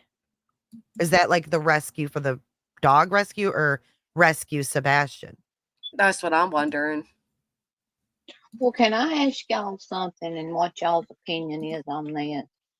What was the reason for him wanting to be cleared and going to Vinny with determination to be cleared when there's nobody going to be cleared till that child shows up? And it was hindering their progress as to what? What is y'all's opinion? We know why, because Betty said that she reached out to Chris McDonough and the Cold Case Foundation to take over the case, and Chris McDonough told her that at least one of the parents have to be cleared before they'll do it. Okay. So Yeah. was Which is Don or ridiculous. Candace cleared? I'm confused Well, on that. that's what I said yesterday on Queen's panel. It makes no sense because Chris McDonough reached out to Don Wells saying, hey, the Cold Case Foundation will take over Summer Wells' case if you want. And he said no, but neither one of them have been cleared that I know of. No, they haven't. So how is that work? Or is Chris McDonough just blowing smoke up her ass to try to get her off his butt? I don't know. think he wants to deal with her. That's what I think. That would Well, be I my think guess. Go ahead. I just said that would be my guess. I think they totally went off script with Vinny, and that's why he cut that off. You know, I think that was a surprise to him. Absolutely. They were invited to speak about Sebastian, not to speak about poor woe with Seth Rogers. Yeah. And did you see his expression on his face when they started talking about that? Mm-hmm. Yeah, Court TV realized that they were being used. Yeah, I'm pretty sure. In my opinion. Yes, I agree. I actually don't was- have a Discord glitters forever. Like, I don't have like a Discord group like a lot of creators do. Tony and Betty, CM got a lot of criticism with Yeah. Summer's case. Maybe he made new rules, but who is he to make any rules? Like, he doesn't even run. Like, I mean, why would you even want him involved is my whole thing. If he wanted to be involved, believe me, he would get involved. He has no problem getting involved in any other case. It just sounds like a whole bunch of excuses being given. I agree. I totally agree. They did end that quick. They ended that with a real quickness. They did not have any time for that nonsense. I was really No. weirded out by it because I was watching it and I was like, did I miss something? Like, that this was just like a quick little thing? And I'm like, I went back and I was like, no, I didn't miss something, but something definitely went down where, a producer was like, cut it. We're Yeah. done. You know what he you does missed? run the Cold Case Foundation. I didn't even know that. I can't stand that guy. Had no idea. It's not Right. the Cold Case Foundation, though. It's his Cold Case Foundation. So he has his own Cold Case Foundation. Yes. I was gonna say, Ryan, you know what you missed? You missed the legal team running through the studio to the production. Oh, yeah. Cut. We need to cut. Cheesy. Yeah, you literally saw, it was funny because you did see the way his whole face changed and you saw him like side-eyeing his own producers like, well, we didn't realize this. Some You know poor what I mean? That he intern was, is like running with coffee in hand. well, Trying it was slimy. What he did was slimy. You have no business to, first off, to ask Court TV to get involved and try to override the police. Who do you think you are Right. to even ask them to do that? You have all the audacity in the world to do that. Secondly, even with Court TV, what do you think you're going to ring up the police and say, hello, local police, please, name this man not a suspect? They're not going to do that. They're not No, gonna if get that anything, it involved. just makes Seth look worse to the public, Right. at large, really, because Sure did. why are you begging Vinny to clear him? Like, we'll do anything. Right. It's like, what? You're at this point of desperation. Why? And then Seth went Right. on that weird little rant about, I haven't made anything off of this. This isn't funny. Oh. Sound like subconscious, guilt coming out there. When Tony looked like he was doing the mannequin challenge, like that man didn't blink. No, he actually blinked the entire time. It was quite opposite. All he did was blink. He was barely awake. He was blinking when his eyes weren't closed. It was Right. so bizarre. It was such a bizarre thing. Like, he was like half awake. He slouched over. He has no, for a spokesperson, he has no like idea how to represent himself and his supposed clients. No. He should be sitting up proper. He should be dressed. He should be wide awake, wide alert. He should be speaking with a passion. Instead, it's like, and Yeah, like, is that how he goes into his sales meetings? Right. Oh, could you even fathom? No. Well, I'd be like, stay okay, up I'll all buy night. it. If he goes away, I'll buy the shit. Right. Just leave me alone. Cut the mic. He's probably up all night on TikTok. Mm. He is strange and creepy, Lenny. What were you saying, Ryan? I'm sorry. I don't even remember now. It's okay. I'm still waking up. I'm like Jay. I slept in today. Oh, nice. But it's He was. It's also only 8:00 in the morning here. I'm in Arizona. Oh, wow. Oh, that's early. He was half awake and his lips barely moved. It was so bizarre. I thought he was having a medical issue or something. I mean, honestly, I could see it. Every time I see him, he's got his eyes closed or looks like they're almost closed. So I don't know. That might just be his state. I don't know. Oh, look at this. Seth is a liar. He said in BJ's live he has a brand new motorcycle in his garage. He has a new truck. What's next? A boat off Sebastian's name? Do you guys remember a few? So actually, I was one of the people saying that Seth got a new motorcycle and people were coming for me. Like, it's funny though, because when they set into rotation that the Proudfoots had a new motorcycle, everybody ran with the truth and it wasn't even true. Meanwhile, Seth Rogers does have all these new things, admittedly. Yeah, it's kind of weird too that they were at the Harley place looking to be shopping, and then he has a new motorcycle. Yeah, it's almost like he wants to live up to be Chris. Yep. He is still making Well, money. yeah. Dropping chats. Yeah, The truck too. He's got like the smaller version of Chris's truck, I know. Like the little like boy. the little boy. Yep, the little Yep. boy size one. Do you think that, like, how we have the Son of Sam laws, do you think that there will be laws passed where not make money off of? No, unfortunately, I don't think so. I'm sorry, but some of this money, like, a good amount of creators are making off of this, I think that some of it should go to the Center of Missing and Exploited Children. If you're saying that you're doing this to, like, how Betty is, I'm doing this to help find Sebastian. I'm doing this. Well, a chunk of that money should be going to the Center of Missing and Exploited Children. Yeah, I don't agree with that. I mean, No. do the major news networks do that? right. No, but I feel that's true. All right. Well, I that's just one feel thing. like as YouTubers, we're held to a different standard And when like it comes to that. And not for nothing, like that is the judgment as to why I never turn on my ad revenues until after my stream, which honestly I miss out on making a lot of money by doing that because there are judgments such as that. And my biggest thing is I'll give you. like Gray Hughes does that, right? Gray Hughes donates a big part and donates to these things, and that's great for Gray. But then Gray's also like expecting his audience to donate to make up for that donation. Do you know what I Right. mean? So Right. kind of Both. Like, you can't be like, oh, I'm gonna give this amount, but I want more donations. right.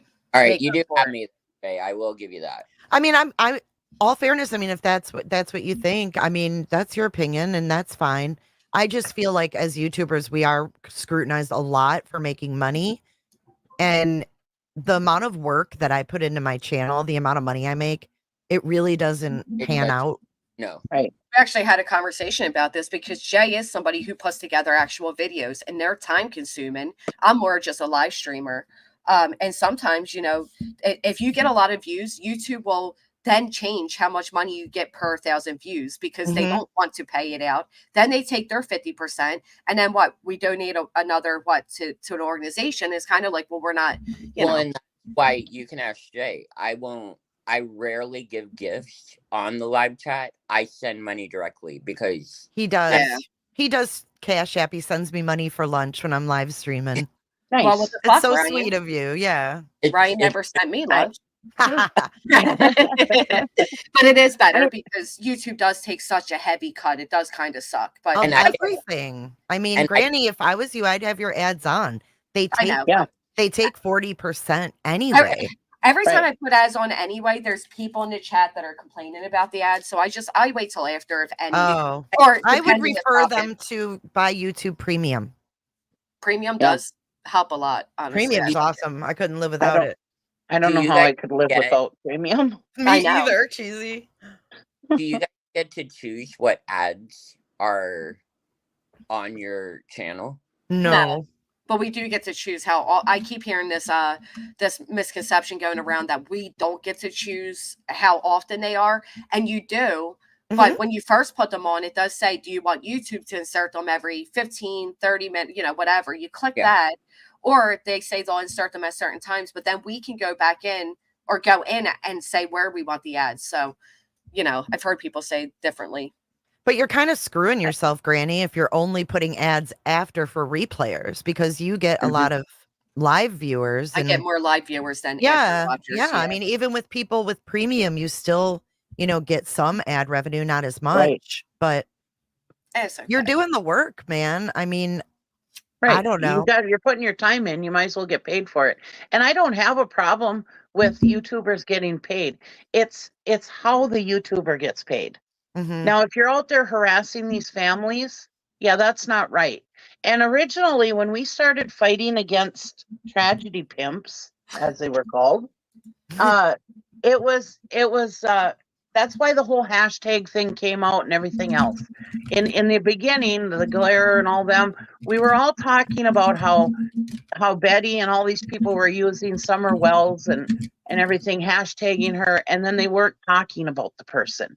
They were off talking about other stuff, or they Right. were and in every stream they would hashtag every single victim in their video, whether they were talking about them or not.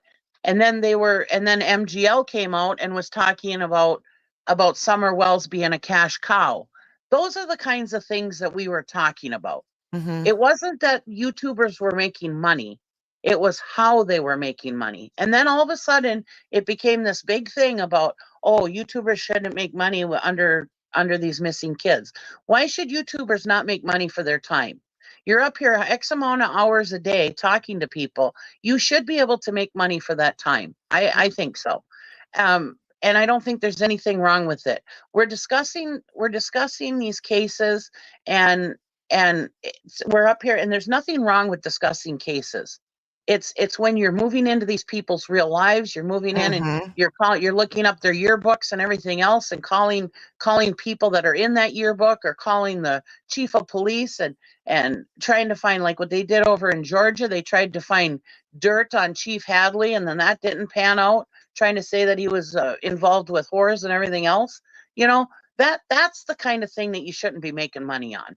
Mhm. But sitting up here like Gray Hughes, he looks at his maps. He has a nice little show. Jay, she's looking at different stuff, different um, news articles and stuff like that. There's nothing wrong with that, you know. And even if we have a little bit of speculation here and there, and go, oh, I wonder if Seth's involved. I wonder if Chris is involved. Whatever. That's just discussing the case. But people are taking it way too far. They're taking it Yeah. into real life, and that's not okay. That's what I have a problem with. Amen, cheesy. Sorry, I'm getting off my soapbox. No, that was amazing. I agree with everything you said. I get passionate about certain things, And but I mean, can I piggyback off that real quick? yes. And not only, using these cases and going real life with the people, involved in these cases, but how about the creators that take, the hearts of their audience and play on that? Like, Yep. oh, I had this happen to my house, or, my car, or my, always. I mean, once in a while, yeah, shit happens and you may need help from the people that support you, and that's fine. Right. But the people that you see a pattern that do it over, that it's always a bummer. Like their dog dies, their ceiling caves in, and Yeah. their car breaks down all in the It's same always day. right. Well, It's- That kind of and that stuff was too. and that was part of the whole tragedy pimp thing, was that Betty and MGL and them were using Summerwell's name to grift money for these trips and stuff, to go out there and harass the families and get them fired from their job. Yeah. Taking anybody's income away from them is wrong. Yeah. Especially when they haven't been found guilty. Now look at Leilani Simon. We all knew she was guilty. Chief Hadley, bless him for what he had to put up with. He came out right away before Betty and Dolly even went out there and said, hey, she's our prime suspect. How often does a cop come out and say, we know she did it, this is our prime suspect? You know what I mean? And so we knew exactly that she was guilty. Now what they did to Billy Joe and all them other people, the family members, I don't think that was right. And there was no reason for them to be in that neighborhood doing what they were doing. But yeah, that's what I'm talking about, is them making money doing that kind of stuff. They made so much money out there in Georgia harassing this family and harassing all the neighbors around. And they made DoorDash. Oh my God, how many times DoorDash went there? And oh yeah, it was terrible. Those are the things that are wrong. And didn't they get Dolly bailed out too? Yep. Mm-hmm. Sorry, just came back. As a viewer, as annoying as are, I know ads are annoying, especially during live streams, because you go to type and then an ad pops up and it makes you lose your type. I get it. They're annoying. Hey, malicious. Hey, Granny. New account who this is. They gifted some memberships. I figured I'd Oh, let when you were new gone. account. Thank you, girlfriend. I'm sorry, I ran to the restroom. Thank you so much for that. Let me find you, girl. It was like 5 accounts or something. I got it. Yes. Thank you so much, new account. Yeah. Thank you for telling me, Ryan. They were working to get the evidence they needed, and Betty Dolly were there to force the police to act. And that's what Betty's trying to do again with her upcoming plans of protesting outside the police station where they just had a loss of somebody they care about, because she thinks if they pressure enough, that it's going to change. And it's not. You're not going to force them to say somebody is innocent. Right. But because they got away with it in Georgia, and they think that they were the reason why Dolly got out of jail so fast. For protesting it? Is because of their protests. And so now she figures she's gonna strong arm the law to get Seth off or cleared, whatever you want to call it. She thinks she's gonna get away with that now.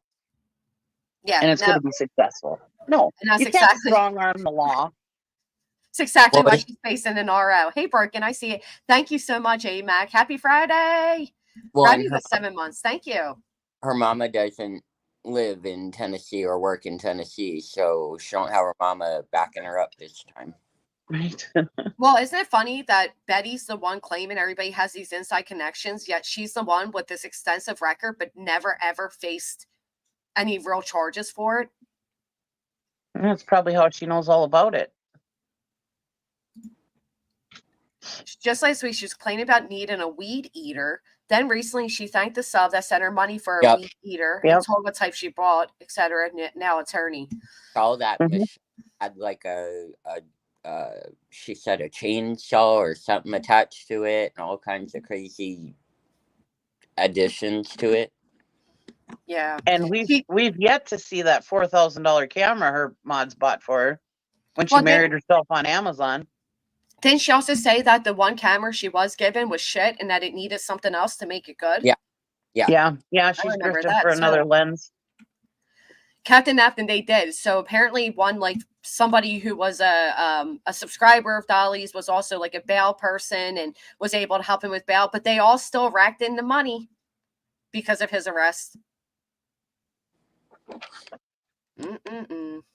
Yes, be good today, Mystic Firefly. You got my mods on high alert, girl. They're ready to you into oblivion. They're not very happy with you. Hey, Crystal, happy Friday.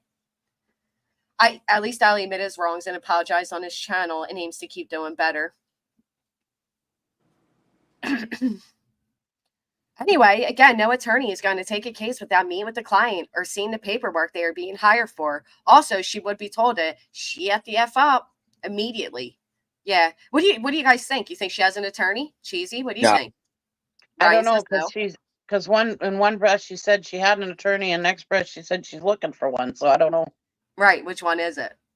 Yeah, I don't know. It could be a grift. I'm not sure. It's really hard to read. Usually I'm pretty good at reading Betty, but I am happy to see that the date is August 22nd and that voices thing is until the 26th. So hopefully they'll be able to put a kibosh on that. You think she's still going to show up? Oh yeah, definitely. That's her next payday. She's building. I said right in the beginning that she wasn't going to show up yesterday because she doesn't want to be served. She doesn't want to get this. She wants to be acting dumb that she doesn't know anything about this because she wants that next payday, and that next payday is the 26th. And now she's building it up because everybody's going to watch to see if she gets served or if she gets arrested or whatever is going to happen. Oh yeah, she's building it up so she can get her next big payday like Georgia. She wants to relive her glory days of Georgia. Sure enough. Oh, I didn't even think of that.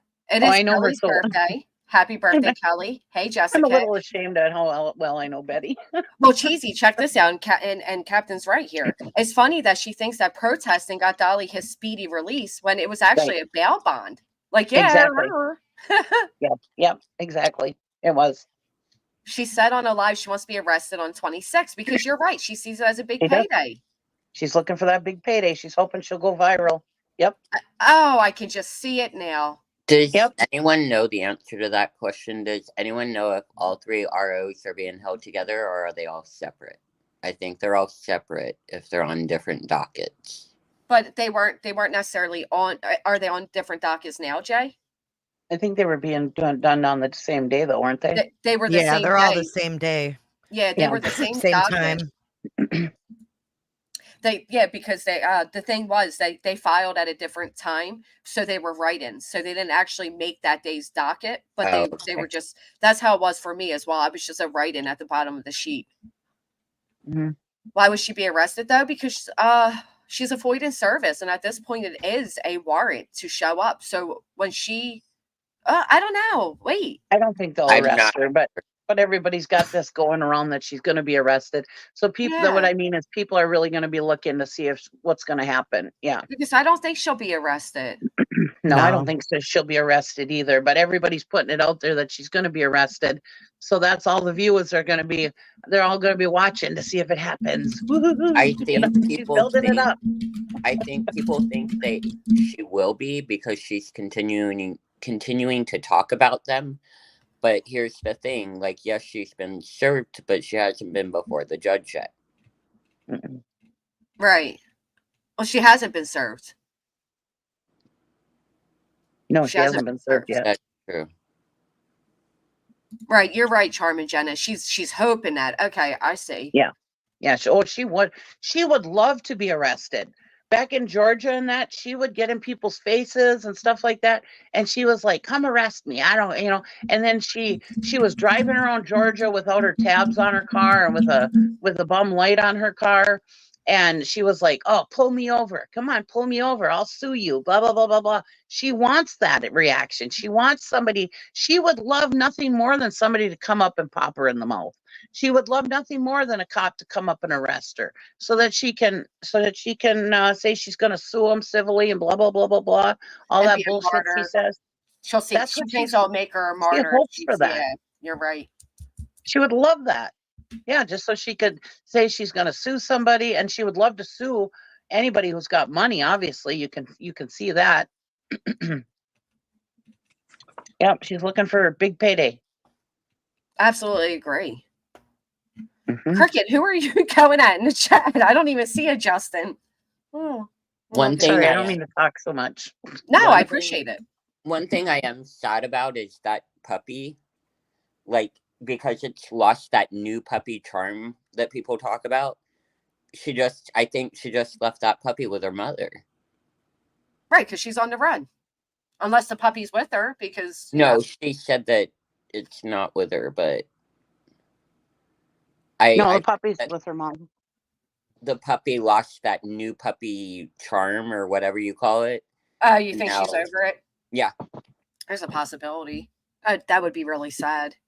It is. Yeah, like she's bored with the puppy now, Remy. I get what he's saying. Goody, thank you so much. So all right, so somebody just said they're changing to the 26th when they're going to honor the officer that passed away.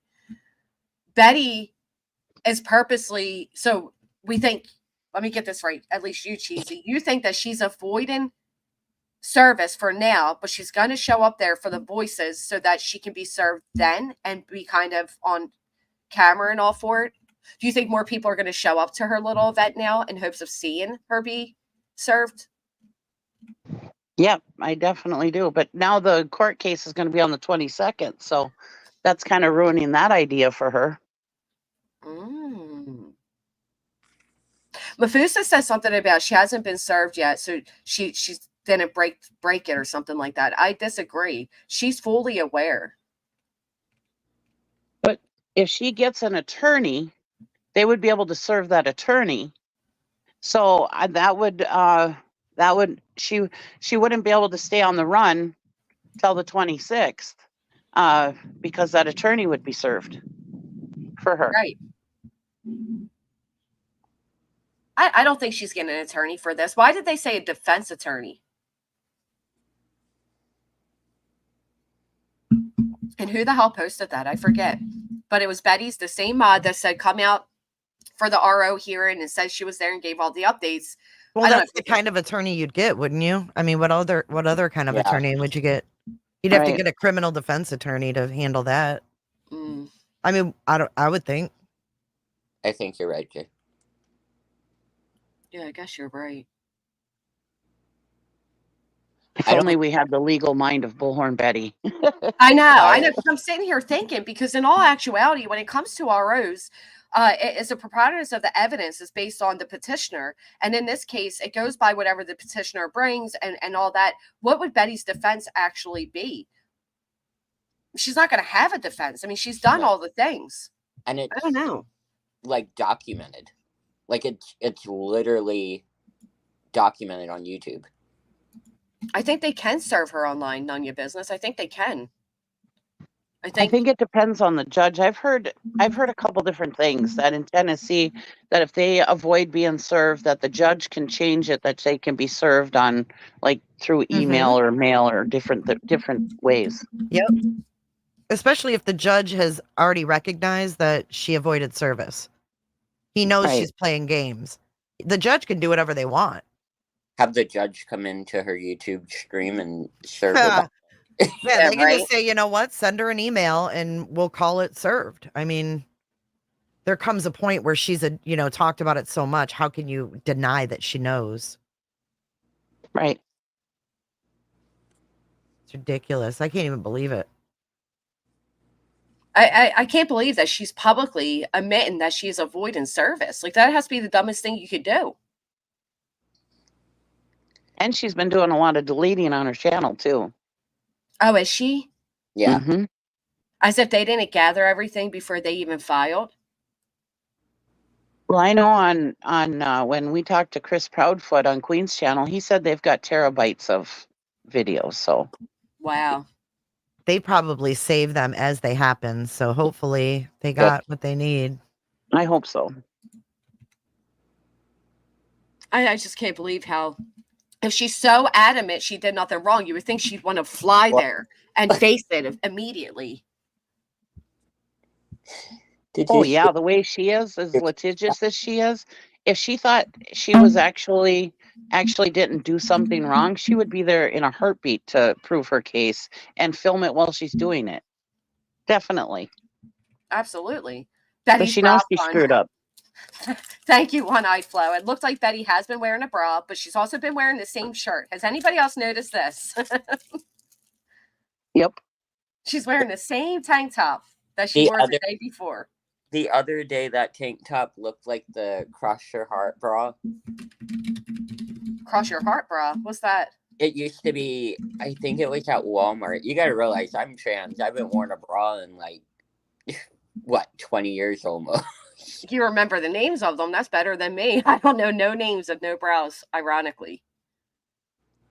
But the way it looked, I was like, is she even wearing a shirt? Like, Oh, she looked like she was once again just naked. There's one time she did a TikTok and she, I guess, was wearing a bathing suit top and it was so gross. It's like, ew. Mm. So, like, for somebody who claims to be so professional, so better than everybody, even the police are afraid of her because she does a better job. And no, the police don't want you coming around, not because they're afraid of you, Betty, but because you are a distraction for them. You're a headache. Can we get some pancakes in chat this morning? Some floppy pancakes, please. Some flapjacks. She you know what though, be legend. I don't even think she's a bluffer. I think she truly believes herself.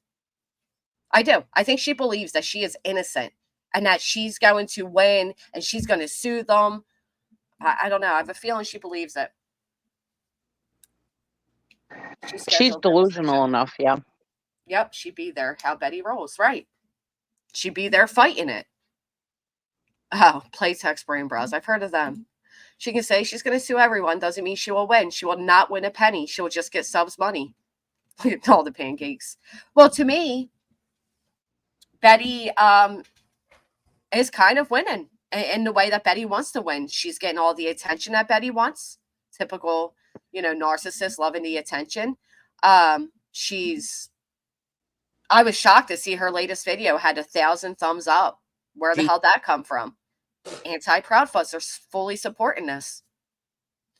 Well, if you look at her channel, her channel was dead for months and months and months. She never had, after Quentin Simon, she went downhill and she was stagnant for a very, very long time.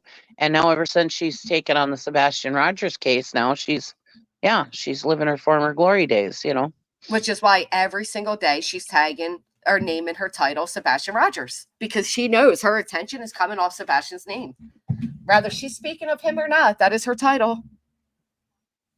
Do you guys know if Olivia still associates with her? Apparently Betty just broke some news that Olivia's pregnant or something. Somebody was saying. I don't know. No, I she hear didn't. No. That was a mistake. She said she was talking about the Gonzalez family, and Kaylee Gonzalez's sister, Olivia, was pregnant at the time when they were doing the interview. That's what she was talking about. Okay. Thank you for clarifying squash that rumor. Yeah. Yeah, thank you. Jay, what was your question? I don't remember. Did I have one? I thought you said was so and so associated with someone. I didn't. Oh, Betty's still associated with Olivia. Yeah. We Chronicles of Olivia. She has a channel. I think they're still friends, but Olivia's off in a different, doing her own thing. So I don't think they don't travel together like they used to, but I think they are still friends. Well, Olivia to me is more professional and has an actual future compared to Betty. And I think Betty's just a dead weight for everybody she's ever teamed up with. Oh, I agree. They're saying she's being accused of Sebastian's disappearance. I think that in case she is cleared. But I don't think Betty gets. Do you really think that Ellie would let her file under false pretenses of her stating she's being accused of Sebastian's disappearance? I think that in case she is cleared. Wait, what, Gypsy? I don't even understand that. I don't think she has anything to do with his disappearance. I've never even heard anybody imply as much. Well, I say she has to doing business, as she says. Any city has rules. The cities that she visits, they don't even like her. Have a great day. Thank you for being here. Deleting and talking about other stuff like Koberger. I feel to hide all the crazy stuff she's been posting lately. I feel like Betty has never gotten over her broken heart, and it has driven her to the place of like legit insanity. Yeah, her mental state has really gone downhill, in my opinion, recently, because I'm kind of worried about her. I mean, well, based on the stuff that you talked about earlier, I don't know. I mean, it seems like that's been an ongoing issue, like behavior-wise. Telling the officer that he's effed because she works for the FBI. So he's going to regret arresting her. During the DV, she turns around and says that when she gets out, she's going to basically take this guy's life. Yeah, she's like pretty delusional for a long time. Mm-hmm. Running without pants on? What the fuck was that? Yeah. Maybe she back when Betty was first started her channel, there was videos about her. I think she's deleted them since then, but there was a video of her saying that the commissioner in her town was trying to put a kibosh on her. And I mean, this guy didn't have anything to do with her. He wasn't doing anything, but she accused him of that. I mean, she's delusional. She's always been like that, but it just seems like it's getting worse. I mean, she sat there and said how abusive JLR is. And she said, every man in my life has been abusive. I don't know if you heard her pity party the other night, but she said, every man has been abusive. But everything that I heard today, honestly, she was the instigator. So I can't believe anything that comes out of her mouth, you know? No, everybody's against her. Yeah. Teresa, it's very it's paranoia. It's just weird. Yeah. But is that because of the alleged cocaine addiction she had at one point? Yeah, I don't know. Does she fry herself from whatever? I mean, ecstasy, cocaine, they're pretty significant drugs that can leave a lasting mark on you. For sure.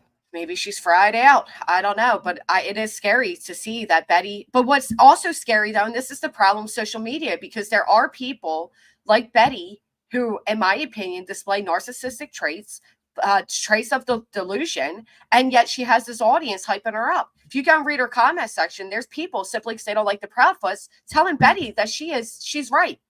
She's right. You're right, Betty. Get them. Mafusa keeps saying in here that due to Betty's, weird ass conspiracies based on no foundation other than the fact that she hates JLR and JLR doesn't like Seth Rogers, that they're now going to look into her theories. That's insanity. That they're not going to give a shit what theories Betty comes up with. And Betty can go in there and say, Your Honor, I have proof that Katie Proudfoot did something, and she'll likely be laughed at. They're not going to pay any attention to that. They're going to pay attention to her harmful content and what she's doing to harass, stalk, or threaten them. They're not going to look into her little rabbit holes of delusion.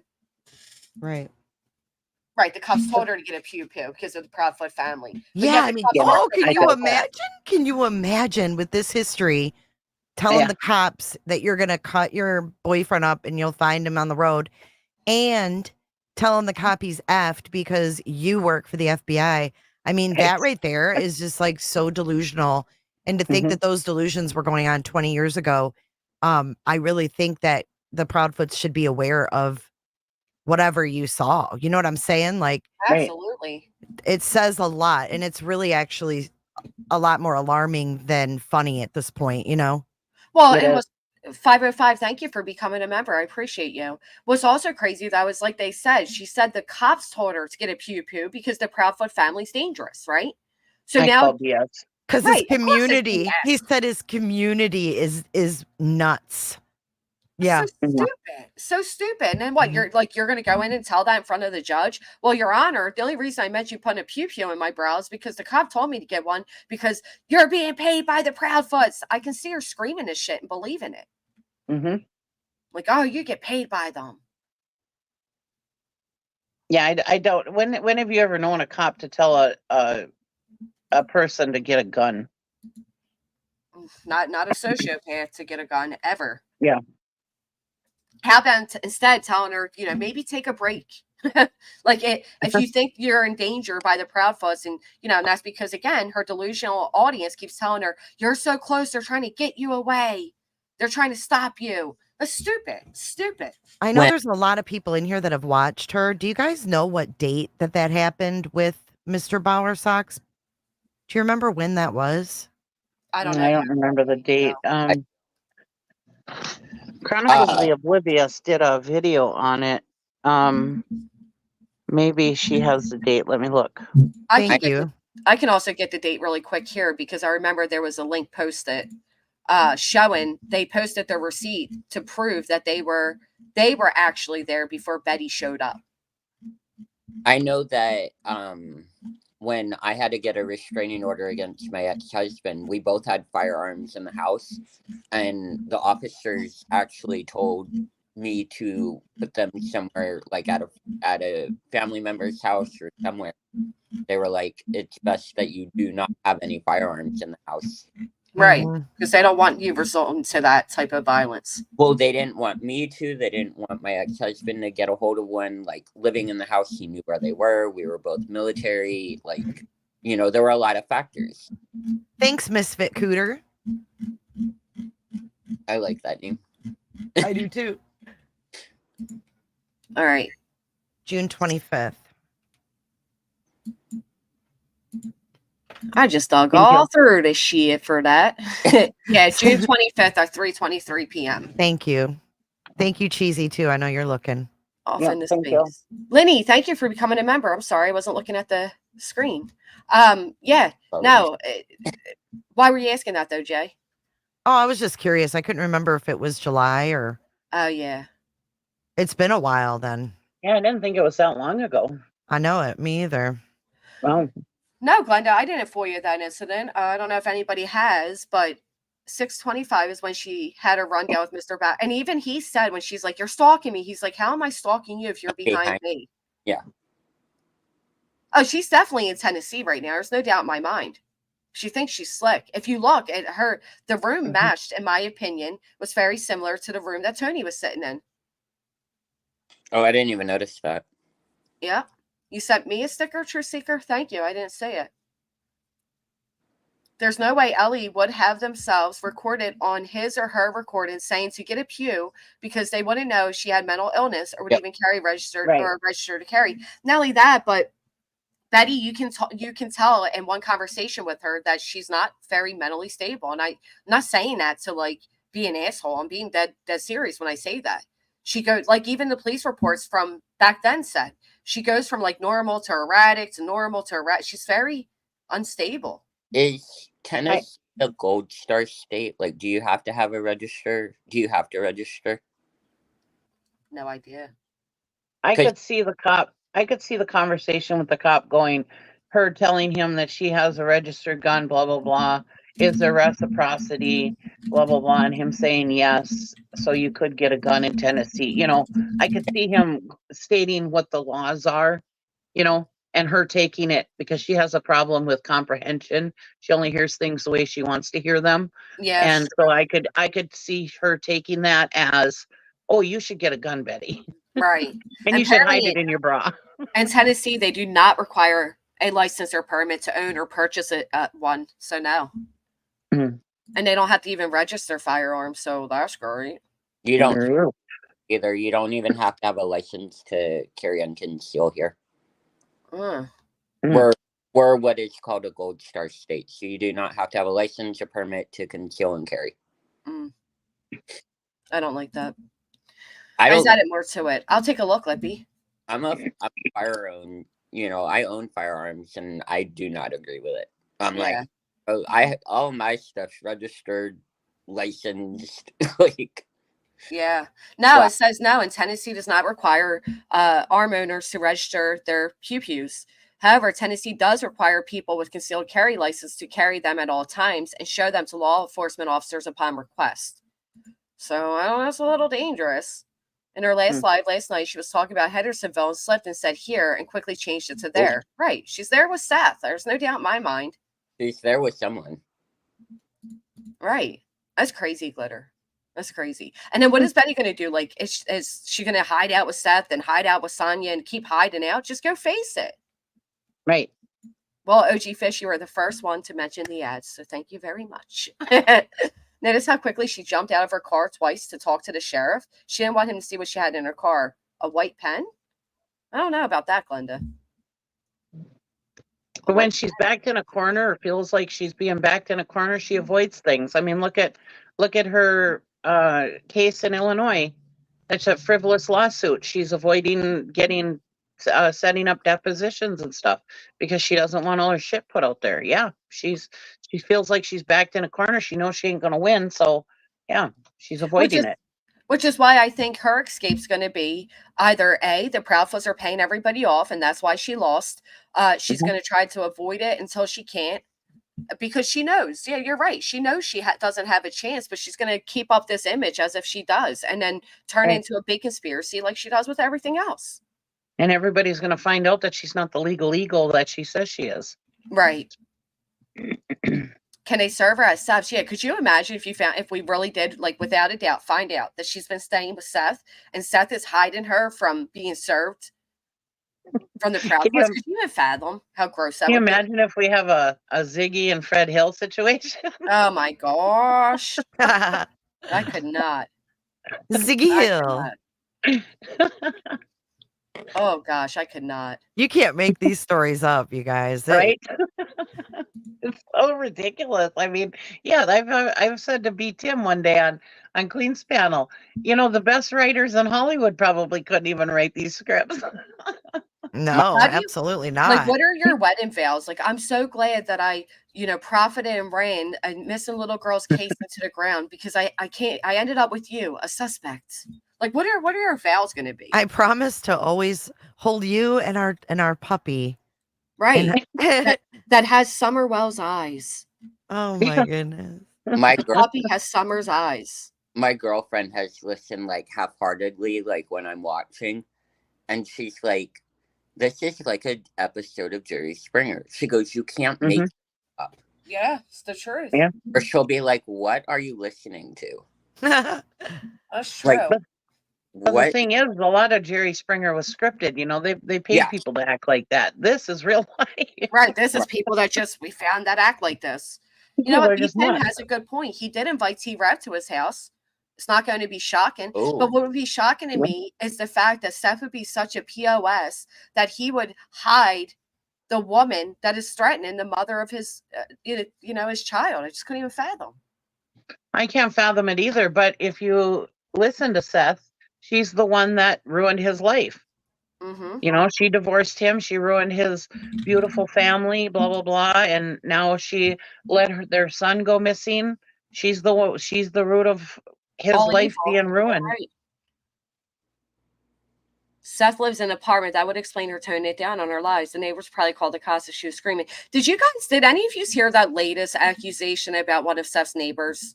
It's just, of course, it's just a conspiracy. I don't know if there's any foundation to it. But did you hear that? Mm-mm. I did. Yeah. So somebody came out, 2 people, and they said that there was a neighbor of Seth's that moved here from California, lived next door, had a child that was good friends with Sebastian, and right after Sebastian disappeared, they moved back to California. And not only that, they showed pictures of people and people's children. Oh. And the whole chat was saying, allegedly, not the whole chat, people in the chat were saying, oh, there looks like there's something wrong with that chat with the kids, da da da da da. And then we find out one of the children were deceased.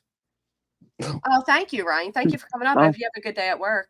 You guys have a great day. Thank you. I got to get off to work. It was lovely talking to you all as always, and I hope you all have a great day. You Nice too, chatting with you. Ryan. Thank you. Bye-bye. Have a good one. Bye.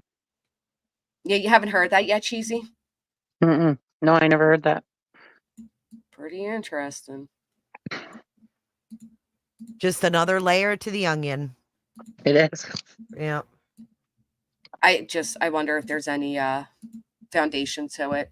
Like, wouldn't the police be all over that though? Like, Well, if somebody from California moved here and then they moved out quickly. yeah, and you know what I like, mean? why would they be the only ones that know? Like, and with no foundation, not to say like where this came from. You can't do that. You can't bring people's pictures out into the public Well, why the and children? say, Why don't yeah, you block and them be out? like, oh yeah, these people, kind of implicating them at this point and using the excuse that, hey, we've got nothing else at this point. Yeah. We got to look outside the main circle now. We've got to go to the outside of that circle. It's like, no, you don't. Stop. What comment, SS? I don't even know what you're talking about. They were respectful about the child that passed away, even though the pic was there. Well, the most respectful thing would have been to cover their faces, especially if one's deceased. But if they were respectful about it, sure. I didn't watch. I don't know. I was just what I was told. Maybe his neighbor, friends, and country need looked into since he was with Seth. Sebastian, had more leeway. That might be why. I mean, to be honest, that would be a good reason as to why everybody dug all into Proudfoots, but not many people look into Seth. So I don't know. Well, we can't forget about Sebastian's godparents that live in Clarksville. I've always found that to be odd that he was born in California. They allegedly had no ties to Tennessee until Chris Proudfoot came in the picture. So how do his godparents like live in the same town as Seth? Maybe there is some truth to this little story that came out. Well, and here's this, right? So I'm seeing them saying in the chat, allegedly this person bought the house with cash, then moved the day after Sebastian disappeared. A $350,000 cash home paid with cash. How would anybody even know it was paid with cash? Hey, Bat Brat. I have a hard time believing because I just don't believe that. I don't. Like, who the hell would even have that kind of money? Like, are they implying that the money was given to kidnap Sebastian or something? I don't get it. I don't know. They're saying that they have a lot of money, I guess, if they can just do that. But a lot of loans can be listed as, can use the word cash in them. I just don't know if it's some kind of wording and like a legal document maybe from when they purchased the house, but that sounds a little odd to me. She still owns the one in Tennessee? They pulled out records, no loan was attached? Huh? Well, you're right. They sold a house in California, but then to say they moved back to California after Sebastian disappeared, I don't know. But like, see, a lot of people moved from California to Tennessee because it's cheaper. So if you sell your home in California, you can probably pay cash in Right, because you're going to Tennessee. get a good amount of money. Right. Hell yeah. Who's to say Sebastian didn't make friends in Seth's town and one of them set up a runaway thing and certain people know all about it. That's why money's all involved. I mean, the Mhm. godmother is on the on the Cash App. Either the Cash Mhm. App or the PayPal. Mostly everything's under the godmother's name. The sister had the Mhm. GoFundMe, and the godmother has the whatever else. And then his sister made the merchandise site. Oh, okay. Yeah, Hmm. nothing's under his name. That's why when he said the That's other why he day, said his bank of records. yeah, if they want my bank of records, well, what's it going to show? Nothing. Mm-mm. What? No, because everything's under everybody else's name. This is the problem with AI. The AI chat summaries are wild. It says something about an alleged human trafficking ring out of Seth's house. Oh Like, my no, God. we're not even discussing that. YouTube, it's wrong. Earlier in the chat when you were discussing Betty's record, my chat summary said that the chat was talking about Kathy Bates and What the hell? Kathy Bates. That's funny. You know, that's like a beta for YouTube right now. The most like if your chat is active, that's when you get that. I looked it up. Oh, really? That's Yeah, I pretty didn't cool. know. It was like on the active chats, they activate it and try it out. Well, you know what's Yeah. so funny? When it first happened, and the first time I seen it, somebody had mentioned to the creator whose chat it was in that they liked the chat summary, and the person wrote back, "Thank you. It's something new. I'm trying." I wrote it. They literally yeah. said they wrote the chat summary. They're lying. They were definitely lying. Oh, that's funny. I hope YouTube keeps them because they are rather funny sometimes. Yeah, they They are. probably will. It'll probably roll out to everybody Mhm. I eventually. couldn't believe it though that they literally took credit for the chat summary. So then here I am googling Was how it to T-Rev? chat summary, and I'm like, this bitch don't even speak like that. I know damn well she did not write this chat summary. But they took credit for the chat summary. Like they T-Rev wrote it. wrote it. T-Rev wrote it. Yeah. Oh my God, it cracked me up. I'm like, well, I want to write my own chat summary too. So I looked into it. I'm like, no, you don't write that shit. Shut up. That's Well, funny. you can be anything you want to be on the internet. That's true. That's true. The Laura thing when she said if someone wanted to post naked photos of Sebastian's, it's no one's place to criticize him except Seth. Oh, she's so fucking weird. Shut up. What? Oh boy. I don't know how anybody even still listens to that, to be honest. Basically, ever since she got called out, nobody should be called out for anything. This is why Ellie likes people talking. I didn't, Leo. I missed it. I went to sleep. Does anyone know when Chris and Katie got out of the Navy? Nothing to do with this case at all. I'm curious if they served with my cousin who passed away. Oh, I do not, small town girl. No, I don't know. Hey, you know what's weird about that Michaela's mutt rescue thing? The fact that the name's Michaela. Well, not only that, but she also was in the army. Oh, really? Yeah. I was like, Oh, my these goodness. parallels are crazy.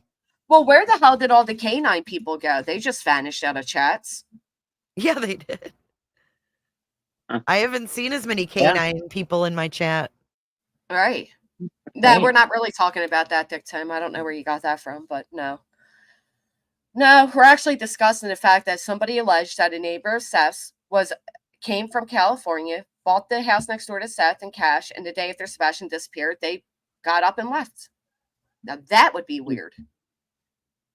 Yeah.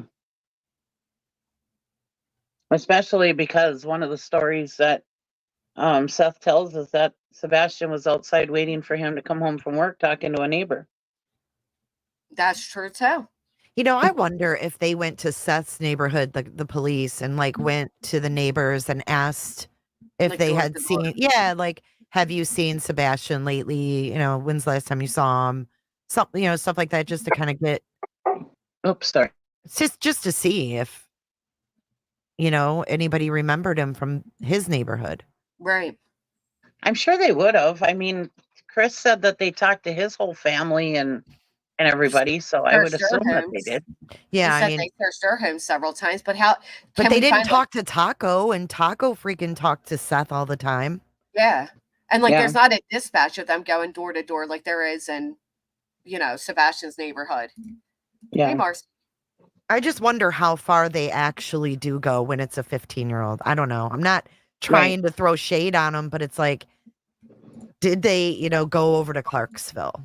Did they talk to people there? Did they go, I don't know. Well, that's what I said. That's what I said one time about, because Seth lives in an apartment, and generally people move in and out of apartments. They don't stay there not always stay there for long periods of time.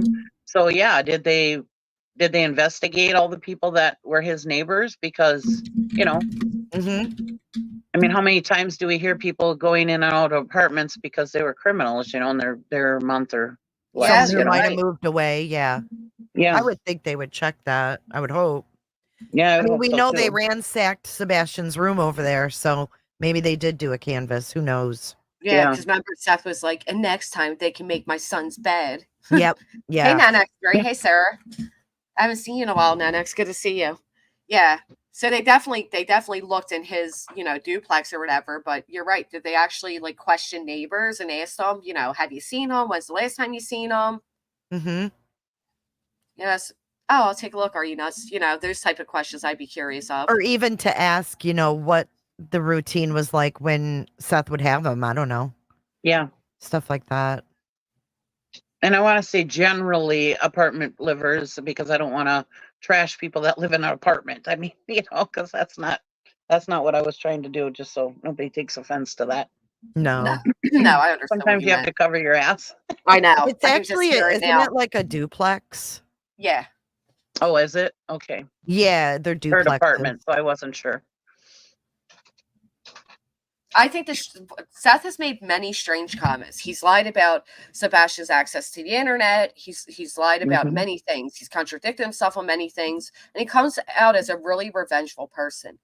But Yes. if there is any truth to this neighbor / old friend that moved to Tennessee from California, then shortly moved back, that's bizarre.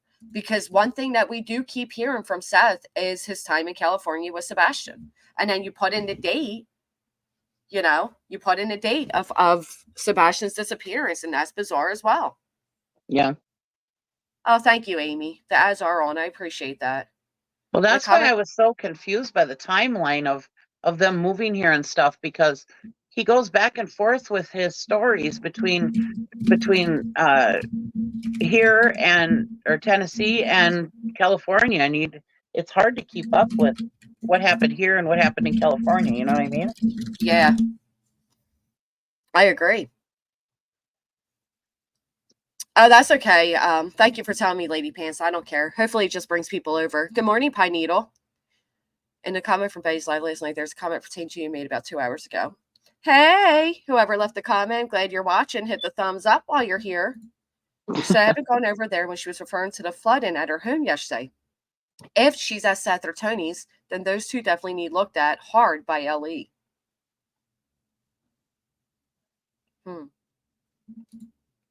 Jesse says, look at the area houses of Seth's and compare it to the Sebastian Rogers pic that was posted under an awning of a woman. The video that was uploaded. Mm. That would be interesting. Mm-hmm. It is shady that he has all these payment options under other people's names. It's very weird. Yeah, I'd like to see how they're transferring it over. Like, are they, it's just odd. It is odd. Like, what would be Well, his they've got debit cards through those pay. You can get a debit card through Venmo, Oh. Cash App, PayPal. True. Right, so he just has the physical card while the apps are under their names. Mm-hmm. Just so weird to me.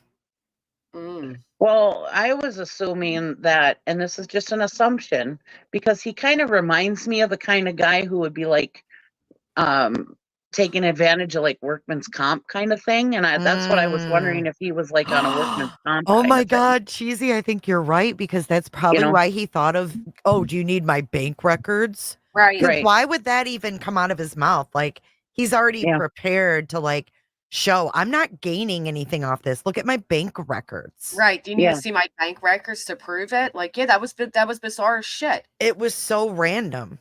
I was wondering that too. Is he getting some type of disability check that he didn't want interference with, or was he Mhm, considered low enough mhm. income that he was receiving government benefits that he didn't want to lose? There was a reason he keeps all these major money grabbers under other people's names. Well, and I think it was Roro who brought up a good point one time a while back that said, because he was talking about how his rent went up like $500 in like a year or whatever, but he does it because Sebastian wants that, because he wants to give Sebastian that stability. And it's like, why would his rent go up $500? That's a lot for a year. And it's Well, like, in well, all did it, fairness, like my son's rent went up like $500 down here, but this is in Florida. but I don't know if but in that's Tennessee, everywhere. Yeah, I don't know about that. Like down here, we had like this huge like boom. I don't know about Tennessee, but I thought right? that was just a woe is me cheesy. Yeah. Okay. And because I was wondering, because we were wondering if when because didn't he move here like a year ago? Yeah, Seth hasn't lived So here very long. no. So we were wondering if maybe he was on, because he said he lived in his car and stuff in California. So when he moved here, was he on some kind of subsidized housing or something and wasn't Oh, paying rent, and then now all of a sudden he has to pay rent, right? right. Oh. Because Hence with why it would go up COVID, all that 500. subsidized stuff got extended for quite some time. Yeah. Oh, So yeah. That's right. Well, I You're think right. he moved there in 2022, and I think he started the job at the sheriff's department in the beginning of like March of 2023, he said. yeah. So he could have been on some kind of subsidy too for Yeah. housing. For sure. Well, and One Night Flo just said he told Lab After Dark at the beginning that he was donating time by his coworkers to be off and still get paid. Did he say that publicly? Because I know that some of them knew about that behind the scenes, but it didn't come public towards me anyway until the falling out with Trevor Lee. And then Trevor Lee said, the work did a whole big pool where people were donating their paid time off, and it got so big that they actually had to cut it. But yes, Seth was still out here begging for everybody's donations. Wow. Oh, interesting, Nicole G. Thank you. Ah. How nice of those men to give up, or men and women to give up their Right? time. Yeah, and you know what else? I was actually called a fucking liar for that alleged rumor coming out. But here we have it that Seth said it himself. I had somebody tear me apart and say I set that lie into the universe. There's no proof of that, blah, blah, blah. So I'm a little baffled right now to hear that he actually said that publicly. Well, Wow. Okay. I don't remember him saying it publicly, but it could have happened. I mean, a lot of people have been talking about it. Yeah, a lot of people are saying it right here because it was alleged that I allowed Trevor Lee to come on my panel, show no proof, and make that accusation, and that I needed to fix that. And, I was called out for it by a piece Right. of shit. Allow somebody to come up a panel and say Chris Proudfoot was SA and Sebastian, but, I digress because that's more harmful than this. Oh, my goodness.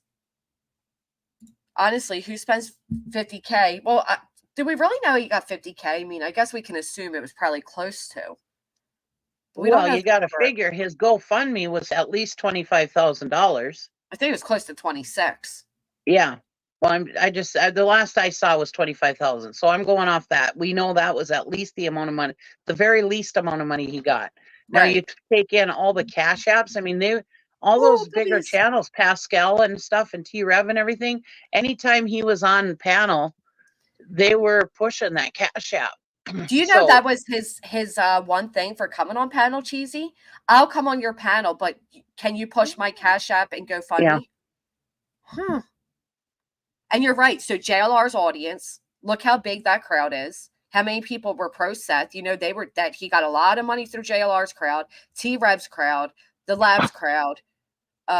Who else was he on that they were pushing it? Oh yeah, he made some bank. You're right. We can assume it's close to at least $50K, if not more. we seeing a puppy? Cute. Yes. Look at the pup. Oh my God. I love puppies. Look this way. Say Oh. hello. This is Summer. Oh, hi, Summer. She's beautiful. Thanks. Sorry, my Nelly got Is she a retriever or a lab or She golden is. lab? She's half golden retriever and half husky. Oh, good mix. So she's frisky like a husky, but she's also got the, you know, the Smart lovingness dog, I of bet. yeah, very smart. Yeah, She's beautiful. I good thought we mix. needed a little emotional support this morning. A little puppy time. I swear they know when the camera's on them because they refuse to look that way. I know. They do. I know. I used to have this wiener dog that used to do a full toothy grin. But every time I brought out the camera, he wouldn't do it. I couldn't get him to do it. Yeah, he would literally smile a full toothy grin. I'm And I telling tried you, so they hard to know. get it on camera. Yeah. My dog Andy- Lugnut, he don't mind being filmed, but he loves it. He's actually kind of a ham for the camera. Kids and dogs are like that. Like anytime you're like, oh, look what the baby did, and suddenly the baby doesn't do it again. It's the same thing Right. with animals. They're the same way. Yeah, they make liars out of you. Yep, they sure do. We actually had a puppy, Andy, and we had a really bad experience. We adopted from an agency, and it turned out that he was likely inbred, and he had like really bad anger issues and stuff, and it really it traumatized my kids, to be honest. And that's how we ended up with Nelly. They were so devastated, but he was such a mean puppy. It was so scary and sad that like I had to put him on a leash and like tell my kids it was okay to come out of their rooms. And the whole point of me getting the puppy was to bring like the kids together and, you know, like a family, you know, bond. And we couldn't because the dog was ferocious, man. He's the cutest damn puppy, but he was mean. I Wow. love the name Nelly. That's funny. Well, Yeah. my daughter named her Chanel, and I'm like, we're not naming a Chanel. freaking cat Chanel. Can't even afford to pronounce Chanel. Her name's Nelly. Leave her alone. My little 2-year-old niece just got a puppy and she named it Gummy Bear. Oh, Gummy Bear. She's 2. Yeah. Oh, that's so sweet. Look at her. She's totally like turned her head from us. I can't She's believe snubbing it. us. She wants nothing to do with us right now. She really does. She's side-eyeing too. Oh, I can feel it. She's She's like, leave me alone, Mom. animals are so funny. They are. Oh, it's hysterical. And Oh, they you have are a truly Penelope? God's gift to humans. Mm-hmm. I know. For We don't sure. even deserve them. We don't. No, Let me see. no, we're not good enough for them. Oh, so Nicole said this to me I think was it you, Nicole? I apologize. Maybe I shouldn't say who it was. But somebody said to me the other day that Chris mentioned a neighbor looking for their cat the day Sebastian disappeared. There she is looking Oh, right at she us. hi, cutie. Does anybody remember Chris saying anything like that about a neighbor searching for their she's trying to sway us away. Searching for their cat the day Sebastian disappeared? Yeah, I remember him saying something about I don't remember about him searching, but he did talk about that there was a cat that was always out. I remember that, and that, And you know, we wondered Sebastian. if he had seen that cat and wanted to go after it, you know. Yes, that part I remember. I remember hearing that too in the very, very beginning.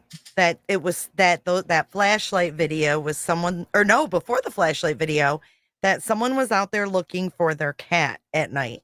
And I don't know if one of the parents put that out there because they knew that there were lights seen. I don't know. Oh, I It wish was I could Nicole B. remember. Nicole B said it. I don't remember seeing it at all or hearing it, but I do remember what Cheesy's talking about, that there was like this stray cat that, you know, Sebastian would see through the window and want to go out to and, you know, became fond of. Could it have and- been on Duchess or Smiley? Because I haven't replayed those I don't know. as much. I haven't seen those as much as the news. Yeah, I Oh. haven't gone back and listened to them again. It's been a while. Yeah, I haven't either. And yeah. Now I did see Nicole B did say about Seth admitting that like he wasn't making much money. Let me go back to that comment. And that reminds me when it came to the whole Pew Pew situation with T-Rev, Pew Pew, like we're freaking 12. But when it came to the Right. whole Pew Pew situation with T-Rev, he said he saved up for, what did he say, 4 months to purchase himself a firearm. Yeah. Yep. So yeah, and now it was like a $4,000 firearm. So he wasn't making much. He And does it- say he makes that a month now. So he was barely making $3,000 a month. And that's a good example of Chris taking care of Seth, because when all that came out, Seth was it on Queen's panel or Web Sleuth? I can't remember. I think it was Queen's panel. We were talking about the pew pew and that whole thing and how everybody was like, why does he want it? Is he going to go after Katie? And Chris said, no, he is a gun enthusiast. He's always wanted this gun, blah, blah, blah. And he stuck up for him, as he always does. But here's Seth just trashing the shit out of him and Katie, but they've always stuck up for him. Yeah, I That's noticed what that. makes me so mad. Because Kate, you know how much Katie and Chris could come out here and just, really lay it out who Seth Rogers is as a person. But like I said from the jump, Cheesy, I feel like part of it is that Katie knew that he would show himself eventually. Yeah. Yep. Well, come on. Right. He was getting alimony from Katie. Katie was not making him pay child support. I don't think he would have gotten Sebastian's disability. No, I think that would have went to Katie. Would he be making that much, like, in his first year with the jail? 40 to 50? He was saying he was making under $3,000 a month. I don't know. Okay. I didn't catch that. But then he also said he worked a lot of overtime and stuff, right? The other pup's camera shy. Am I right, Jay? Your other pup doesn't like the camera much? No, the other one is even more avoidant. What I want to know is how Terry is buying a pew-pew that he has a really long felony record.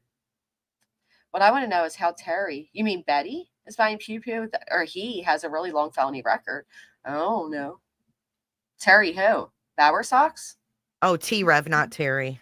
T-Rev. Oh. He said himself that he makes $50K a year. Does T-Rev have a long felony record? It ain't good. I don't know if he does or not. Sorry, Glitters forever. T-Rev. Well, $50K a year in Tennessee, that ain't a bad. No. For a single guy, I mean. Yeah. That's not bad at all, to be honest. He's not paying child support? Exactly. That's what I was just going to say. Not paying child support in a smaller apartment that he can afford. Yeah, that's not a bad at all. That has to be a $32K a year job, $38K tops, I imagine. Maybe $42K with time and effort. He said he does a lot of overtime and double shifts. Oh, right. And then he does get paid. Remember, he has that wrap advertisement around his truck. Yeah, that probably covers the car payment or something. Yeah, I think you can get like, it's not much. It's like 200 or something. Right. A month or a week. It still helps with the car payment though, right? And insurance, To be honest, SS, in today's economy and the way people are struggling, I mean, I don't make $50K a year. It doesn't allow you to save a penny. That's the problem. That's why most of us are crying every day. But yeah, no, $50K for a single man isn't bad. Lowball numbers making $50K to $10K a year in his full line of work. Was he getting alimony from Katie? I didn't know that. When they divorced at first, yeah. I didn't know that either. So I was going to say that could be a reason why he didn't want anything in his name too. Where did that come from? I don't know. I never heard that. The DVRO records. Oh. He also wanted Katie to pay for his attorney fees. But why was he homeless if he was getting alimony? I don't know. No, it doesn't, Annex. I agree with you. It's $50K ain't shit. But for a lot of people, they're not really, 50K is like, what most people are making now, believe it or not. Yeah, for real. I mean, that's pretty good for one single person. If you can't live off 50K. Right. That's great. I get this Billy $609 a month, so I'm broke. Right. I think we're all pretty damn broke, to be honest. But yeah, I mean. Well, I mean, look at this, at least 25 grand that he got at the very least. And he said it's almost gone. There's not very much of it left. He's obviously not very good with money. Well, if he gave allegedly 12K of it to some chick, Right. Oh, it's $200 a week, Jane. Hell, where can I get my car wrapped? Damn. I guess it depends on how many miles, like how much you drive that you're going to get the more coverage. Depends on how much you get paid for it. That's true. He was probably homeless for a week or two until it kicked in. I do recall him saying that he was homeless and that when it came to Sebastian's trauma, when he finally got settled and was back in Sebastian's life because he wasn't seeing him for a period of time. He said something to Sebastian and said, "Yes, I do know, son. I'm sorry I couldn't be there for you. I had to get myself together." So there was a point in time where he wasn't really too active in Sebastian's life because of his homelessness. And I think Taco said the same thing, didn't he? Yeah, but it's what was weird to me when I asked Taco about him, I didn't ask him about him being homeless. I think Taco brought it up. Yeah. That he had visited at that point or something. But what was weird to me is that why would you live in your car instead of like moving in with a friend and get on your Or feet? family. If you had, yeah. I never understood that whole thing. Well, his family's in Texas and I know, Tennessee. but right, so- but his kid was in Tennessee, right? So Yeah. why would you live Yeah. homeless in your thing? And why wouldn't you like go to tacos and like get on your feet or something? I don't know. Right. Apparently, with utmost respect, do you think calling Seth is super slow is anything worse than what we're discussing here right now? Oh, Like, wow. do you really think that comment there is any better than our entire discussion today? We have never once judged a man's, No. we didn't call him disabled. We didn't call him super slow. We didn't call him any of those things. So your comment's no better than ours. Saying he's super slow is worse than Anything we questioning the discussed. actions of the case. Right. I mean, Right. well worse. So damn And to we're- yourself with respect. I mean, holy hell. And I think I that don't makes you think we're better. trashing Seth. We're We're not. just talking about his actions and what he does. We're just talking about different parts of the case. We're not trashing him. We're I not think his saying vest is a Seth little tight. did it. Right. And honestly, to be honest, Cheesy, if us discussing the things that Seth has done, it comes across like we're trashing him, then he's worthy of being trashed because the things he's done is trash. Obviously, if it comes across as us Right. trashing him, he did it. We're just repeating it. Mm-hmm. It is a bit of a hey, Trevor Lee. Everybody's so mad when all we do is use his own words and talk Mhm. about it and analyze what's being said. Right. Well, to be fair, I've seen Brightly not leaving kind comments about me and about us and about others, but he's always in the chats of those that think they're doing the right thing, but discussing the same exact things as us. So it's one of those like, well, I'm You in these can't better win. chats because they're approaching it from a better perspective than you guys are. And it's like, okay, You can't win. sorry, I don't leave up to everybody's standards, but right, we're only criticizing his actions, and we're discussing right now why is the money in other people's names? How much money was he making? Why is he able to get a pew-pew? Why is he asking for one? What? Then somebody just said he claims he's saving a big chunk of money to take Sebastian on a really nice vacation when he comes back. That sounds like a grift to me. Oh yeah. Why did it come out she was hiding at her mommy's? I mean, she told us straight up that she was going to her mom's. She blamed it on her terrifying experience with the evil Pomeranians across the street. I mean, I think it's mean to call anybody slow. It really is. There's our first complaint.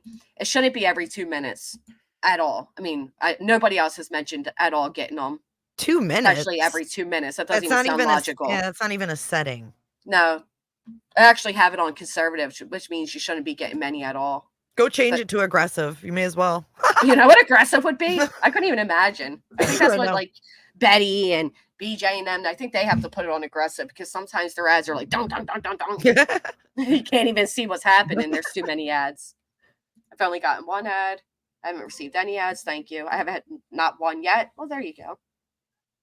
The Cheweenies are straight killers. But she's from Skid Row, yo. She couldn't fight off the little Cheweenies. 0 ads. I don't have premium. Thank you. Sorry, Meg. I don't know why you're getting so many, sweetheart, but it could be a mess up on. I don't think we just had a whole discussion about it, Meg. I don't think you were being disrespectful by it, but I think you were being a little exaggerant, if I'm being fair, which kind of insults me because it appears as if I have ads to come up every 2 minutes. But no, it shouldn't be that way. I don't know why that's happening. Well, I think the people that are complaining about us so-called trashing Seth are the people that are on against the Proudfoots. I really do think that. I think so too. Their hate for the Proudfoots runs so deep that they Right. jump on defending Seth. Is that what you think? Yeah. Because And I or don't think defended Betty anything, too. I don't think anything we say about Seth is even close to as bad as what people have said about the Proudfoots. Mm-mm. I agree. I agree. And I think I get tired of that too, because, I haven't been the kindest towards Seth. And I know that. I recognize it. And I try to slow it down and all. But the guy does bother me. I think he is worthy of being called out. And if people, like so many people, like you said, are focused on the Proudfoots, that they refuse to see these major walking red flags with Seth Rogers. And they've been there from the beginning. Well, and I think if you think that the Vinny thing was, organic and legit, his reaction, which I do, I don't think he knew. That just shows how he tries to manipulate. You know what I mean? Like, everybody's seeing it. Right.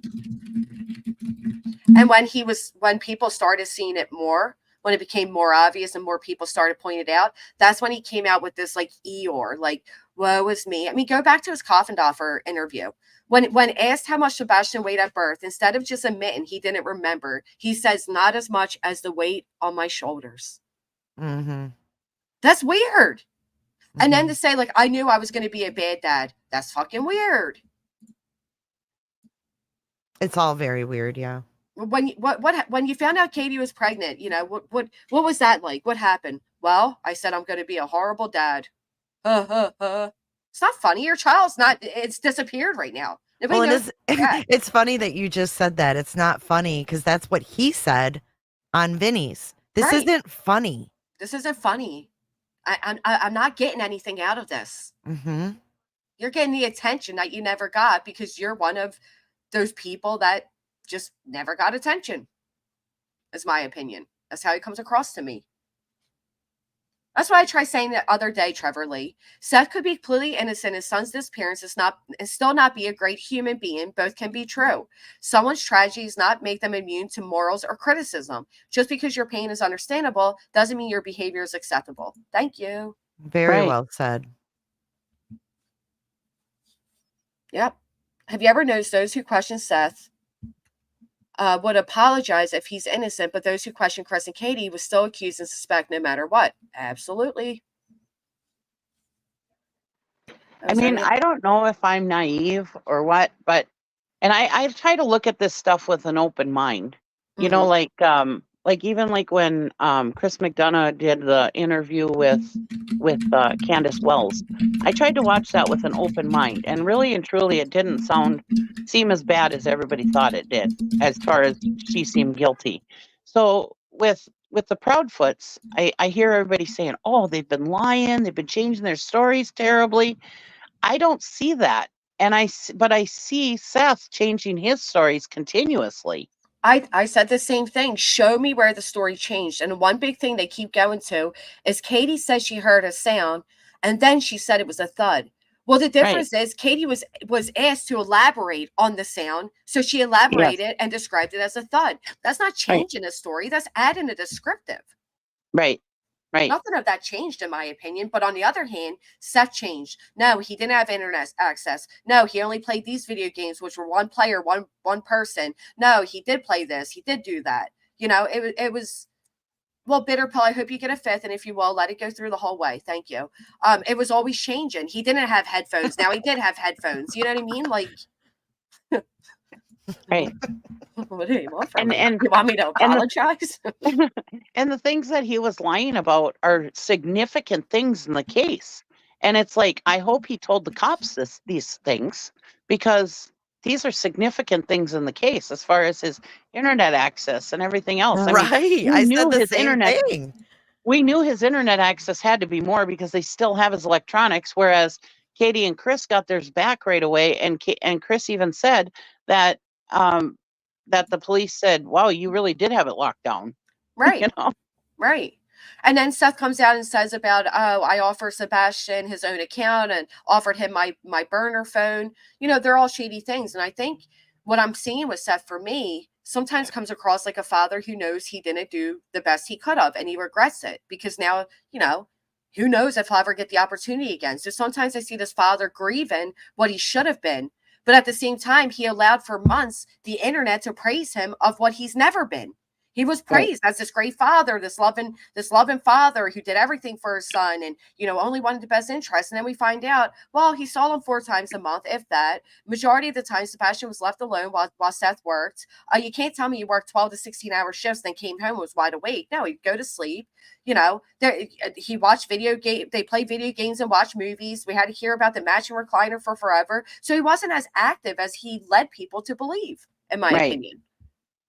And part of that, him being praised in the beginning, is due to Chris and Katie saying he's a good father. If Sebastian was doing an activity, he would be the first one there in the front Crowd row. cheering him on. Yep. Yeah. Well, and here's my thing, PJ, because I get it. Your problem is Katie and Chris were not begging for their son from day one. Well, either did Seth, though. They didn't, and none of them came out until 10 days after he disappeared. They said things that were victim shaming, described Sebastian as awkward. I don't think that's victim shaming. I'll be the first to tell you, my 12-year-old is awkward as fuck. He's an awkward. The boys get awkward at awkward ages. They get awkward ages. Kids get awkward. You know what else I want to add to that too is that the web sleuth lady Trisha, she said a couple nights ago that she had invited Seth Rogers on her panel many times. She said he declined every time, and then she was mystified when she saw him on these little channels, as she called it. Oh. Mm-hmm. So she's now kind of seems like she's questioning, his Seth as well? actions. Yeah, I mean, she's like, I asked him many times and he always declined. She said, then I saw him pop up on, these little drama channels and I had to wonder why. It does tell you a lot. It does. Why It was all the channels. It was all the channels, excuse me. It was all the channels that were going against Chris and Katie. That's why he was on them, I'm sure. Right, because he knew they hated the Proudfoots and he wanted that. He loved that. Hey, AT. He wanted that. Granny, from what I've seen, Seth moved here in October 2020. His address is associated with Katie's name, meaning I believe she may have co-signed for his rental. Not positive on that. That would be interesting. It would make sense though, because Chris is the one who got him helped him get his job. Yep. I'm sure they did help him. Sorry. I got excited because not only is Web Sleuths not monetized, but although that one panel she did do where she had Seth up and Chris and allowed all that was very drama, and she's very much anti-Proudfoot at that point in time, it has to be insulting to her to be a true crime channel that doesn't want to focus on the drama and all that, and then see Seth over here. Yeah, I get it. Well, in all fairness, she's not monetized because she's in partnership with Othram, that lab. She explained that on her thing on her live that she wasn't going to be monetized anymore because she's in this partnership, which is really cool because her web sleuth's website has all the old cases and all this information. So they've partnered together to solve these cold cases, and I think it's amazing. Oh, that is awesome. Mm-hmm. Exciting stuff. Because she's been around since the 90s. So she's got, archives of stuff. Right. Oh, that's awesome. No, you're right, Trevor Lee. Tony and Seth complain about people making money on the case, but refuse to go on a panel that's not monetized. They also want to go on panels without them having Seth's payment links dropped. Yep. And part of me gets it, right? Because imagine it was your loved one, your family, whatever, and you're seeing all these people like Seth came out and said, oh, T-Rev made $20K off my child. After seeing another creator show their back end, I believe within the months that T-Rev was covering Sebastian, he likely did make that.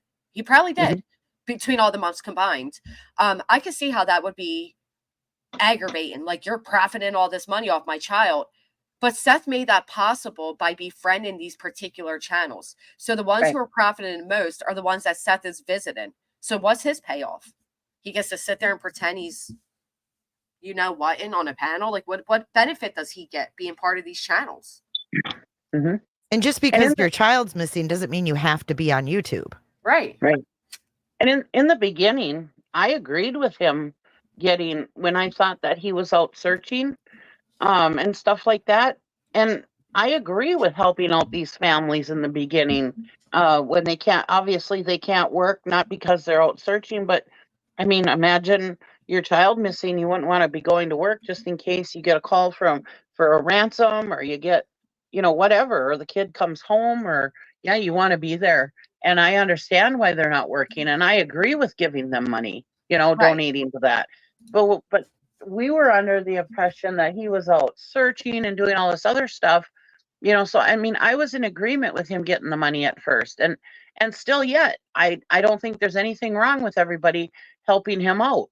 But from all the crap that he's been doing, that's what makes me angry. And then he goes and gives that money to some girl who was trying to be his, or pretending to be his girlfriend. Who do you think's wrong in that situation, Cheesy? Like, do you think Michaela takes more accountability? She is. And right, like she's the shisty piece of shit that convinced a father of missing child that she was his girlfriend.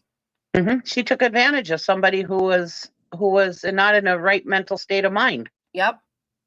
Went through his phone while he was sleeping, slept at his house, moved in his house periodically for a period of time. And I called that out right away, because all of a sudden T-Rev moves to town and then they're dating like the next day. Come on, they were in cahoots together way before that. I called that out even before anybody else said anything. He they were in it together from the start. They were probably dating online, and they were. he Did you said, not "Hey, see that? get in with Seth," and she did, and yeah, she's totally in the wrong. So his ex-girlfriend did put something about that out there. Oh, thank you, Kathy. His ex-girlfriend did reveal that T-Rev was speaking to Michaela, and every time T-Rev's then girlfriend confronted him, he would say, "Oh, that's Seth's old lady. That's Seth's wifey. That's that's Seth's girl." But yet she comes and picks him up in the middle of the night. Now T-Rev's living there. Yeah. Yeah, right. Tell us about it, Trevor. We want to hear. Come on up if you have a minute. Yeah, so then we saw the messages, Michaela giving Trevor information, or not Trevor, T-Rev information, and even admitting that, it's not really true, but it would make a good clickbait type of thing, and he'd run with it. T-Rev is a freeloader. I'm sorry. I thought this said I'm getting mixed up with Trevor. That's right, LNC. Get him. The wrong people getting into the heads of vulnerable people. Which is how I felt. So I had an internal conflict with myself, because I understand that Seth is vulnerable. And some would argue he's even more vulnerable, because they say that he has, they call it autism. Let's just say autism. So I did feel bad, but at the same time, you can't excuse every shitty thing he has done on the basis that he's vulnerable. Can't. No. I mean, and to use autism, I mean, he works with inmates. He's perfectly capable, in my opinion. Well, I told you, that's what the tip line lady said to me. Oh, Seth's autistic, so he doesn't respond very well. They called it Asperger's when he was, I slipped on the word for a minute there, Asperger's when he was younger, but so he doesn't read social cues and all that very well. But that's what makes them good police officers. So but he's not. What a fitting narrative, Right. And we didn't hear that until he was in hot water. Right. Right, exactly. And I agree, the real sunflower. Just because Seth was aggressive on us seeing him searching doesn't mean the Proudfoots aren't. I don't know. Nobody's home. It could be.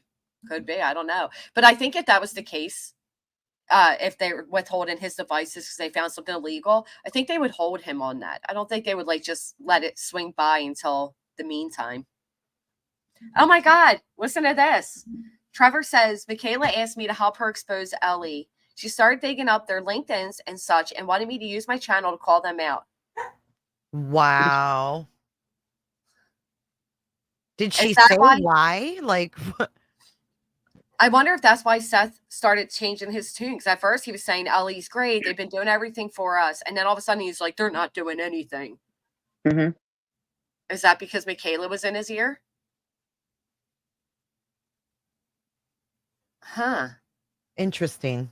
That is interesting. But how can someone, well, I mean, I guess if she's luring him with the you know what, I guess she can get him to believe anything. But like Mhm. being a jailer, I mean, you think his instinct wouldn't be to turn on law enforcement, but when someone's dangling a carrot, Well, that's what I never understood either. Why are people saying the Proudfoots have connections to the police when Seth himself claims he's an officer? Who would have more connection than their co-buddy, their co-worker? Their, Right. he's one of them. He's a man in blue with one, you know what I mean? Why mm-hmm, wouldn't he have the connections then? mm-hmm. But she won't tell her boyfriend to pay his child support. Oops.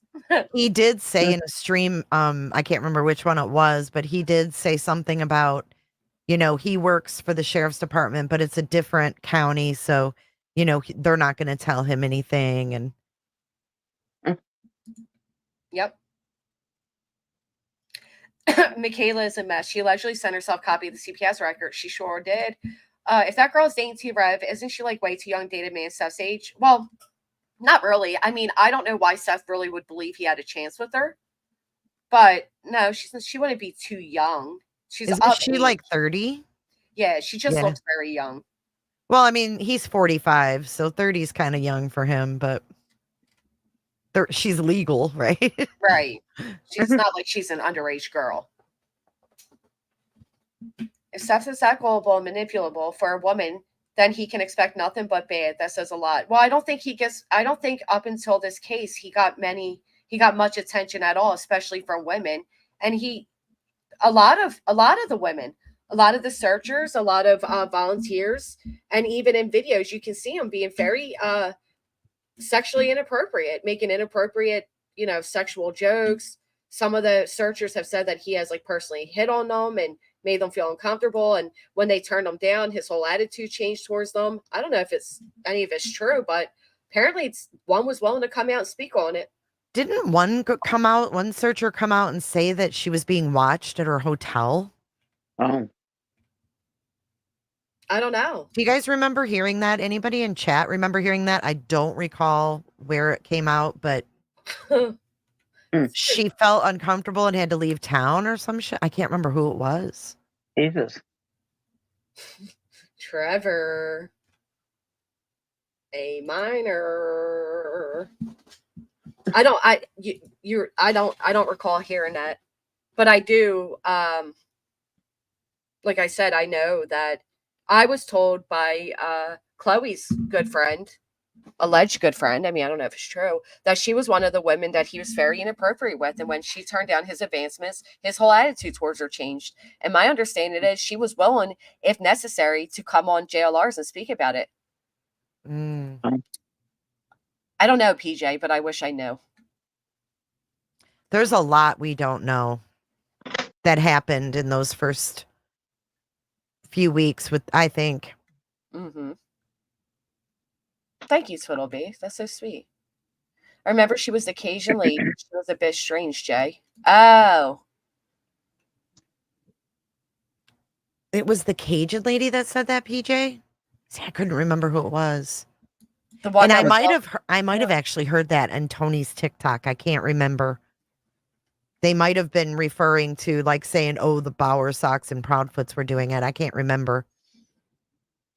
Because remember, Seth was claiming that all the searchers were being followed, and they insinuated it was the Bowersox. Yeah. But it turns out it was Seth chasing away searchers by being highly inappropriate. I have a question. I want to get your opinions. Mm-hmm. Okay. Do you guys think that the glasses found were planted? Yes. Mm-hmm. Mm-hmm. And I think the pants were too. Mm-hmm. Absolutely. Those glasses were found right by the Bowersox house in the middle of the road. And I believe Vinnie Politan asked Seth if there was any damage to them, right? Which is a really good question, because if they're found in the road, and it's been how long since Sebastian disappeared, the car certainly would have run him over by now, right? I would think. Seth says very little, a little scratching on the nose area, and that's it. And I thought, oh, fuck. I knew exactly why he asked that question. Trevor Lee thinks the pants yes, but glasses no. That's interesting. How were they not run over in the road, though? Or If look, they're at on the least like side of beat the up. road. Right. Or at least beat up from being out in the elements, right? Like the Mhm. lenses being all crusty and scratched. Yeah, and, yeah. And you I think know. that's what Vinny was getting at. Like, what condition were the glasses in? Right. Was there any damage? And he said, very little, just a little in between the, where the nose is or something like that. And Vinny had that look like, okay. Right. Yeah. And that became a big headline thing. And then with the pants too, the sweatpants that would have been exactly similar to what Sebastian was last seen in, but they were a size off. And Mhm. what are the odds? They were found by somebody connected to Seth. Yeah. I know she called Ellie and waited. I get that, and it was at night, but I do think it was just a little odd. Hell, she may not know. Right. Maybe she wasn't even involved in it. Right. And then the mattress pad, which we got conflicting stories on. She's telling some people in private it had blood on it. She's telling other people, no, it had urine That on it. was weird. That was weird. Why are you saying in private? Oh, is Michaela found the glasses? Did she really? Jay? Oh, I don't know. Seth just said it was one of his searchers that he wasn't there. I don't know who actually found them. Yeah. Do you know who found them, Trevor? That would be interesting if it was Michaela. Or Colin's always talking about the incident Seth definitely made Magnolia cry. But it could have been something because Seth got aggressive with them and didn't appreciate their work, and Magnolia felt personally insulted. I think it was something like that. I don't think it was anything sexually inappropriate, or I think it was just like they felt like their time and effort wasn't appreciated. Good question, Cricket. Good morning, Taylor. Thank you. Yay, here's Trevor. All right, I'm curious. Trevor is one of the many that. Oh, wait, I know you. No, he didn't. Sorry, let me shut up. Trevor's one of the many that was actually boots on the ground. I was going to say, you never got a cease and desist, did you, Trevor? No, I didn't get one. I was Okay. I was awaiting one. I patiently check my mailbox every day, but Yeah, nothing came. This sucks. I'm just kidding. Okay, so do you know anything about the glasses? Who found them?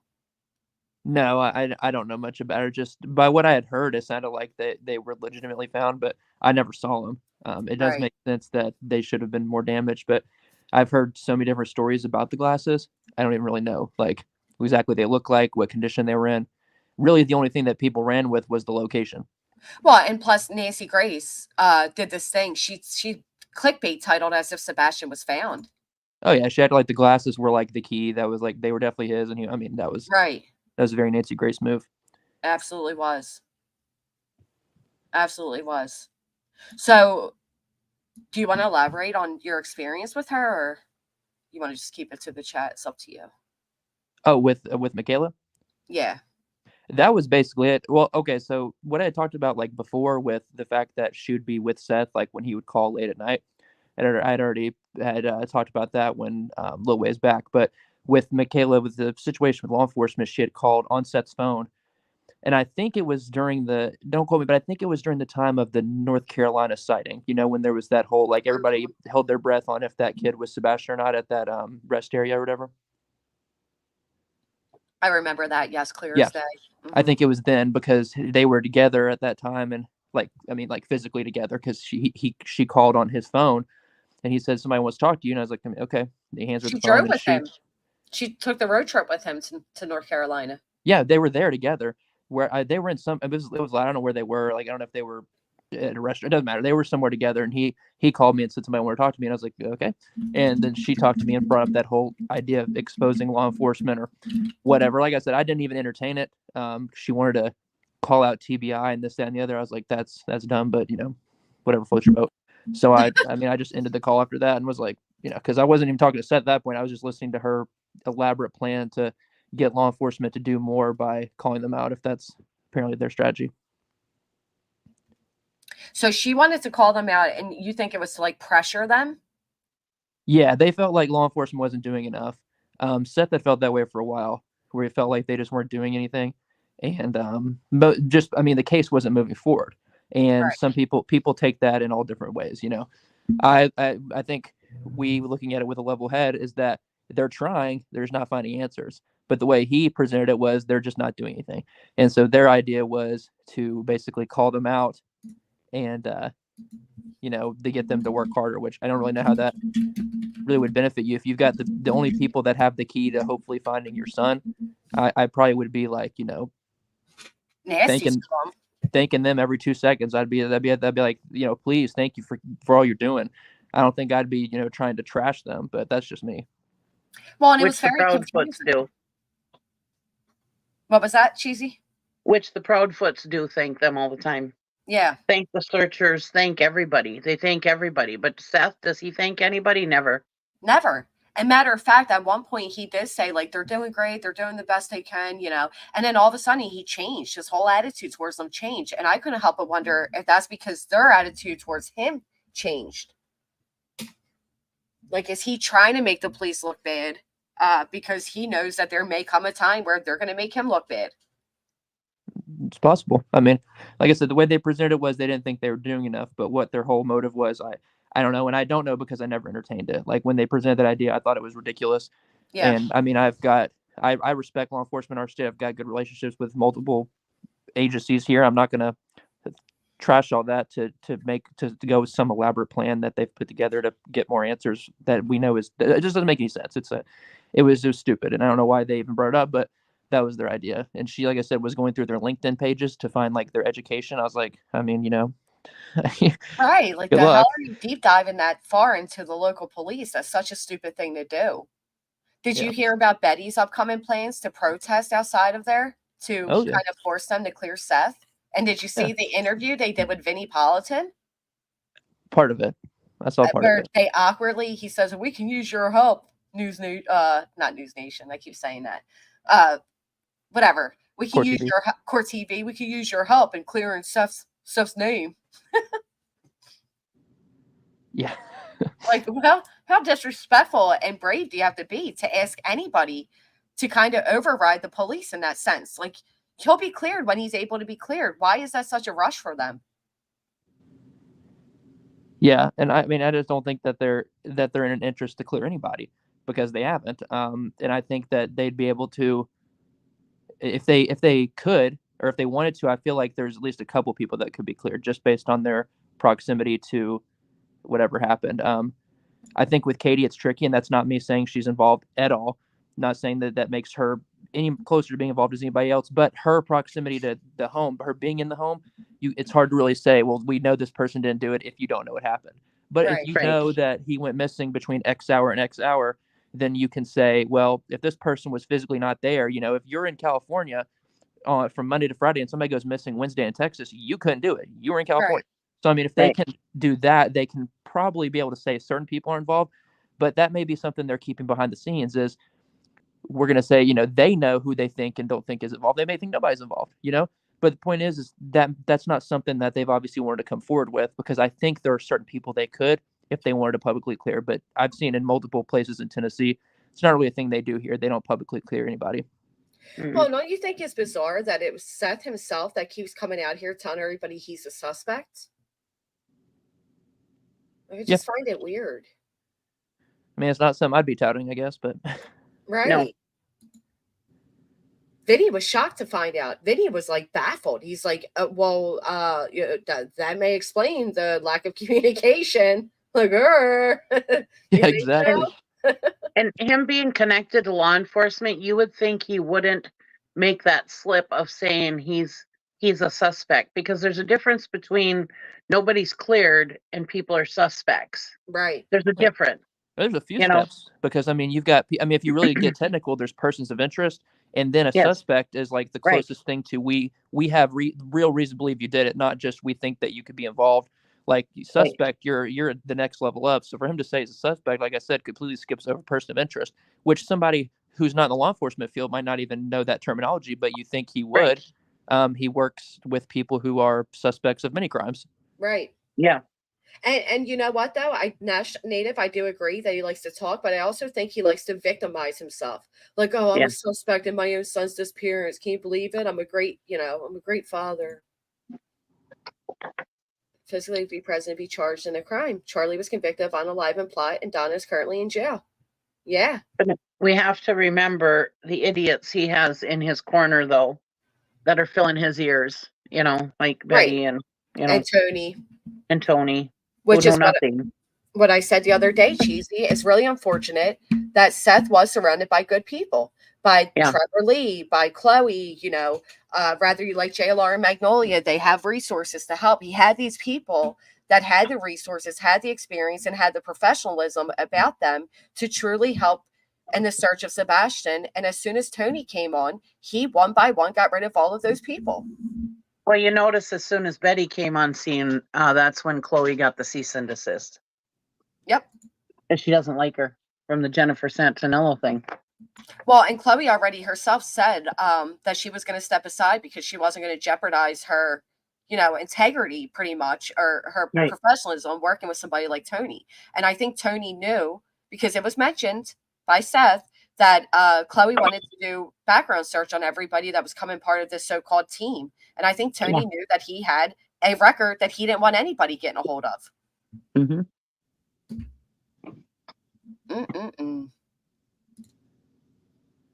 People villainize anyone questioning Seth. I know. Believe me, I know.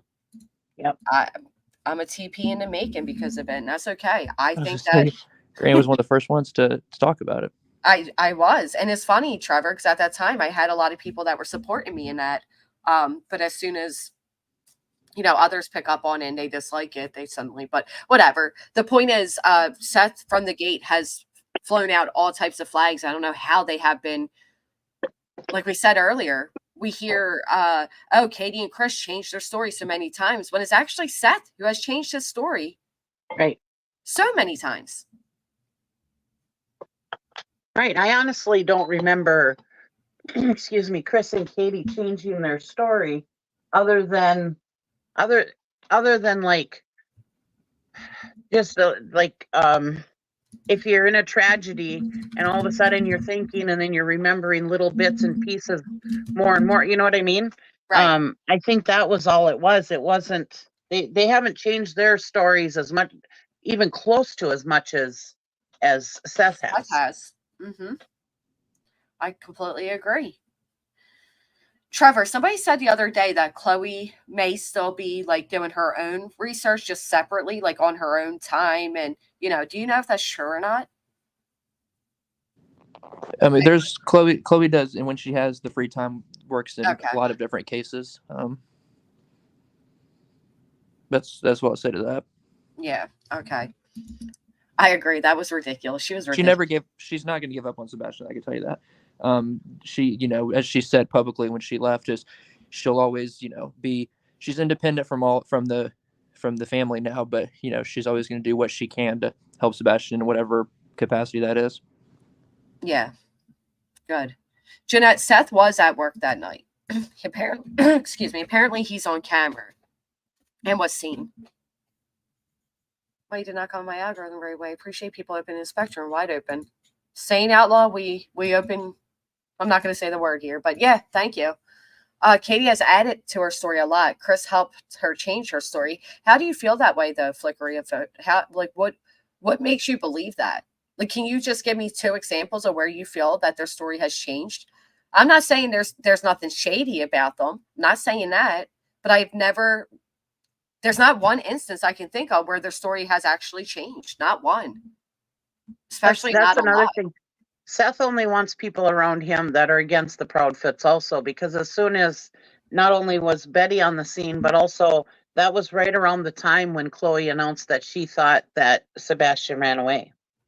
You're right. So she was no longer trashing the Proudfoots or thinking the Proudfoots. So, or at least publicly saying it was the Proudfoots. So that's another reason why he wanted to get rid of her. Well, and that's why I also think, I agree, Bitter Pill. I completely agree with you. Doesn't mean he's innocent just because he was seen at work, for sure. But I also think that's why Seth would never take a link on a panel or a channel like this. He just never will, because he knows he'll be asked remember, Betty was like, I'm going to ask the hard questions. She didn't ask any hard questions. No. And he knows he can't. No, but I guarantee if the Proudfoots were on there, she'd be trashing them. Oh, yeah, absolutely. Then she would have the hard questions to ask. Right. Unbelievable. About the Proudfoot story changing, I feel like they were more kind of attacked for having what people called a script. like it felt Yeah. scripted out. Yeah, like every time, like especially when Katie did her interview alone, I remember like watching it and we were like talking about her looking to the side like she was looking at a script. Like I don't feel like their story. Feel like their story sounds more scripted than changing. Well, I think she was confronted on that, and she said because she has a photo of Sebastian there. Right, right. No, I understand that. I'm just saying I feel like it's been talked about that they're the opposite. You know, they sound more scripted, like we got our story together versus having conflicting stories. I think Seth has had a ton of conflicting stories. I just keep hearing Betty saying that they're lying. Their stories keep changing. They're lying so much. It's like, and you know, can you imagine how many times they've been interviewed by cops and people they know and the media and everything? I would imagine after a while it starts being scripted It kind of because is you're just scripted, saying right? the same things over and over and over again, especially if he did just run away or just ran out or whatever and got lost. Yeah, if there's no changes in the case, yeah, the story just becomes scripted because it's the same thing, nothing's changed. Right, it's the There's same nothing thing else over to and tell. over again. You're Yeah, right. I think we can confuse sometimes scripting versus preparing. I mean, a lot of times we think of a script Right. as, something written out that's not, not reality, but you can be prepared and it be the truth. I mean, they didn't do the first interview with Duchess and I until over a weekend. So, I mean, if you've got that much time to kind of, just gather, and you've probably done X amount of police interviews already, so you've had to kind of gather your story. Because, I Right. mean, if it's the truth, then I'd rather, as long as it's the truth, then if you have it all prepared together, that's just easier. Instead of Mhm. going all over the place, which if you have to do that too, that's fine. But I'm saying if you have your story together and it's true, it just makes it easier if you have it all kind of in chronological order and you just play it out. Doesn't Right, mean it's Right. necessarily made up. Right. Yeah. I don't believe Katie's neighbor's story. Like, who believes this woman's in the car, ready to drop off her kids to school, sees all this action, stops to ask Katie what happened, and the lady gives her, the past 24 hours Yeah. of events. I don't believe it. I never believed it. And another thing, as far as their so-called scripting, Chris, when he was on Queen Bee's panel talking to us, he also said that they don't say anything that law enforcement tells them not to. That everything that any interviews that they have has gone through law enforcement first because they don't want to, the law enforcement tells them what they can say and what they can't. So that also might go into the scripting part too, Right, because they didn't want to, mess up any investigations. I just feel like there's such a difference. If you look at Katie and Chris's first interviews and you look at, let's say, Jennifer Soto's, like you can see the difference. And because we know Jennifer Soto wasn't being completely honest, right? You hear the Right. slip ups, all of that. I just feel like there's such a difference. Well, I you do. can look, you can see the pain in their faces in those first interviews. Yeah. When you see them, you can just see the pain, even on Chris's face. You can see that he's been crying, that he's been, you can see it. Yeah. No, there's no way of that, Nicole. And Nash, because why aren't the parents talking? Because Seth went up and set up a GoFundMe after they already all agreed they won it. Right. And the TBI released statement they did not tell them they couldn't talk. No, I mean, you can't tell somebody they can't talk. Nobody told Right. them they couldn't, but they may have been No. advised to wait. I don't know if they were not, wasn't in those rooms, but you can't tell them not to, of course. I mean, they have the right to go on wherever they want to talk, but maybe if they were advised not to, then they may have taken that into consideration. I don't know. But if they saw how no, I'm not saying I'm a Wells sympathizer here, but I mean, look at how badly the Wells were attacked for coming out talking. I mean, they did a lot of stupid shit, don't get me wrong, but they were attacked for coming out talking too much and everything else too. And if they had seen, about missing kids, I would imagine if you have a missing kid, you would start searching out different missing kid cases, and they might have searched and saw the Wells and saw how the Wells were attacked and stuff, and learned their lesson to not come out and start talking. You know what I mean? Well, we know Seth looked into it because he's the one that approached these YouTubers. And then he Yeah. threw that in Trevor Lee's face. So we know Seth is aware of what happened Yeah. with the with the Oh yeah, well. because he brought up Summer when he was on Smiley's panel when he yelled at me. He brought up Summer. Yep. So he So- knows significantly about her case. Trevor Lee, how did you guys originally get in contact with Chris and Katie to get them on the show? That was all Duchess. She knows somebody that I think she knows her. She made the explanation, but I think she knows someone who knows a family member of theirs. That person approached her friend and said, "Hey, I know a person that has a channel, does missing persons cases. They would like to help you get the story out." And so she had them on. But I wasn't a part of bringing them on. Yeah. I gotcha. I wondered how that originally all happened. Yeah, me too. To be fair, I don't think they said TV. I think they didn't want to hinder the investigation, is what I got from what they were stating. People Right. keep asking if you're comfortable with it, Trevor Lee, if you'd like to give your thoughts on currently on what you think happened with Sebastian. If you feel up to it. If not, it's okay. I mean, I don't think it's anything complex. I think it came down to something happened that night in the home and he took off. That's what just I my think, theory. too. I think he went out the door. Of course, there's questions. I know he didn't take an electronic, didn't take his shoes, but in the moment of being upset, you don't think clearly. I think maybe he got upset that night about something, even if it was something simple. Gets an argument, something happens, mom's on the phone too long. I don't know. Couldn't play a game. There's a million things that could come into a child's head. Something gets him upset. He goes out the door and gets turned around, gets lost out there, and here we are. Yeah. That's been my thoughts too. I think it came down to knowing he had to go live with Seth. That was a big change coming up that was supposed to take off soon, and Chris hadn't been in the home, and maybe he got jealous that Katie was on the phone with Chris for so long that night, or anything. It could be so many things. Jen, I'm really sorry to read that. That is horrible. Jen said, my 10-year-old son was unalived by my ex-husband in 2015, so I trust nobody in this case, not even Seth. Everyone is guilty until proven otherwise. Ugh. That's terrible. Thank you, Jay. Bye, Jay. Bye. I'll see you guys later. Thanks for having me. Thanks for coming up. Have a good day.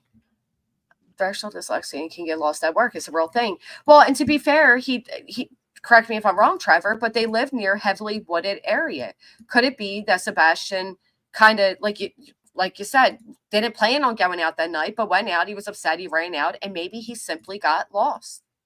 Yeah, I mean, that's the thing is the fact they live like in a subdivision kind of throws people off, but they're not in like a big city. They're outside of Nashville, but they're in their own little area there. And so that there is a lot of wooded area, and even beyond the neighborhood, you have the land and wooded and dense forestry. And I mean, you see it when you see it on a map, it's one thing, but when you get out there, it looks a lot different. I always said the same thing in Summer's case, and I mean, the terrain in Summer's case was a whole different thing too, because we're in the mountains out here. But it's the same idea of like people are like, why don't you just why haven't they just got there and looked? And they were looking, but at the same time, it was limited because the terrain was so bad. That's why they couldn't have community searchers, and there was a lot that came into that. So I mean, once you actually get out there in the woods, it's kind of a whole different animal. And I think that there's a possibility that he's out there. I don't know, but that's where I've come down to, because I mean, the investigation has looked into, when you talk about the criminal side of things, I mean, you probably couldn't find someone related to Sebastian that hasn't been looked into. And so did one of those people really just pull off the perfect crime? That's possible, Right. but do I find that likely? No. I mean, the best of the best, however people feel about TBI, they solve a lot of cases. They bring a lot of kids home. The FBI was involved. They know what they're doing. The Secret Service came in on the digital side. They know what they're doing. And I don't have any reason to believe Sumner County doesn't know what they're doing either. I just don't have this experience with them. But I know these other agencies, and they know what they're doing. But they seem, when in the beginning, with all the searching and stuff, they really did seem like they were covering all their bases. They seem like they really did their due diligence to find this boy, so I don't think they're incompetent, because they really put all hands on deck, They did. They did more of an urgent search for Right. Sebastian than they would have a 15-year-old child that did not have the medical conditions and the need for medication, because Katie did mention, or I'm sorry, I don't know if it was Katie, but it was mentioned that he would not be able to find his way back home without assistance, which made it more urgent. So his autism, his chromosomal deletion, his need of medication, that all added into it. A lot of kids don't get as much effort, not nearly as much. I mean, they really Right. did. They went all out.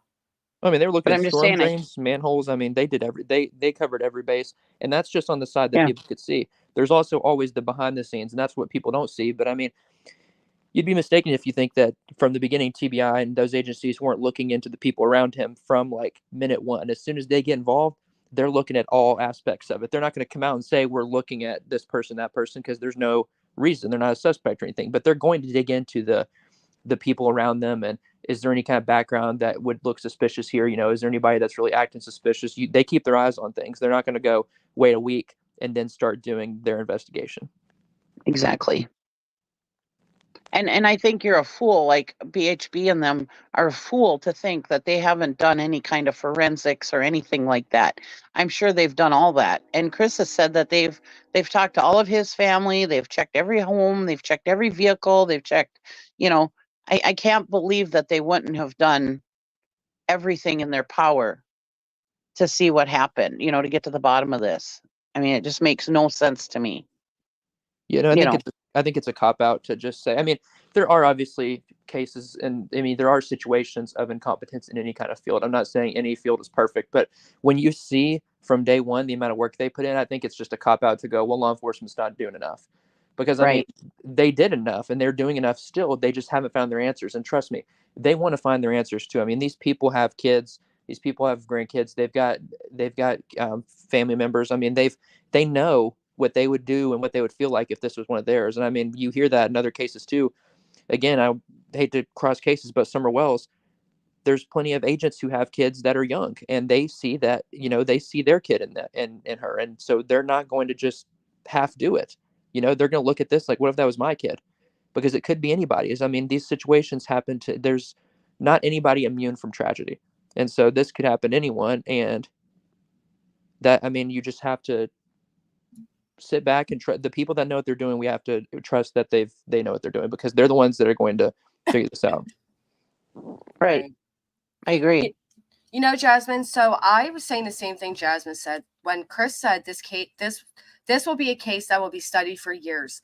My understanding, and I don't know, but I was told that I'm understanding that incorrectly, that when Chris said that was in response to how many agencies and grid searches and things like that were done, like how they handled all of that. I don't know. That's what I was told. I had people, sending me emails and, Granny, you got this wrong. You keep saying that Chris said this, but it was in response to XYZ. And so I don't know if it's true or not.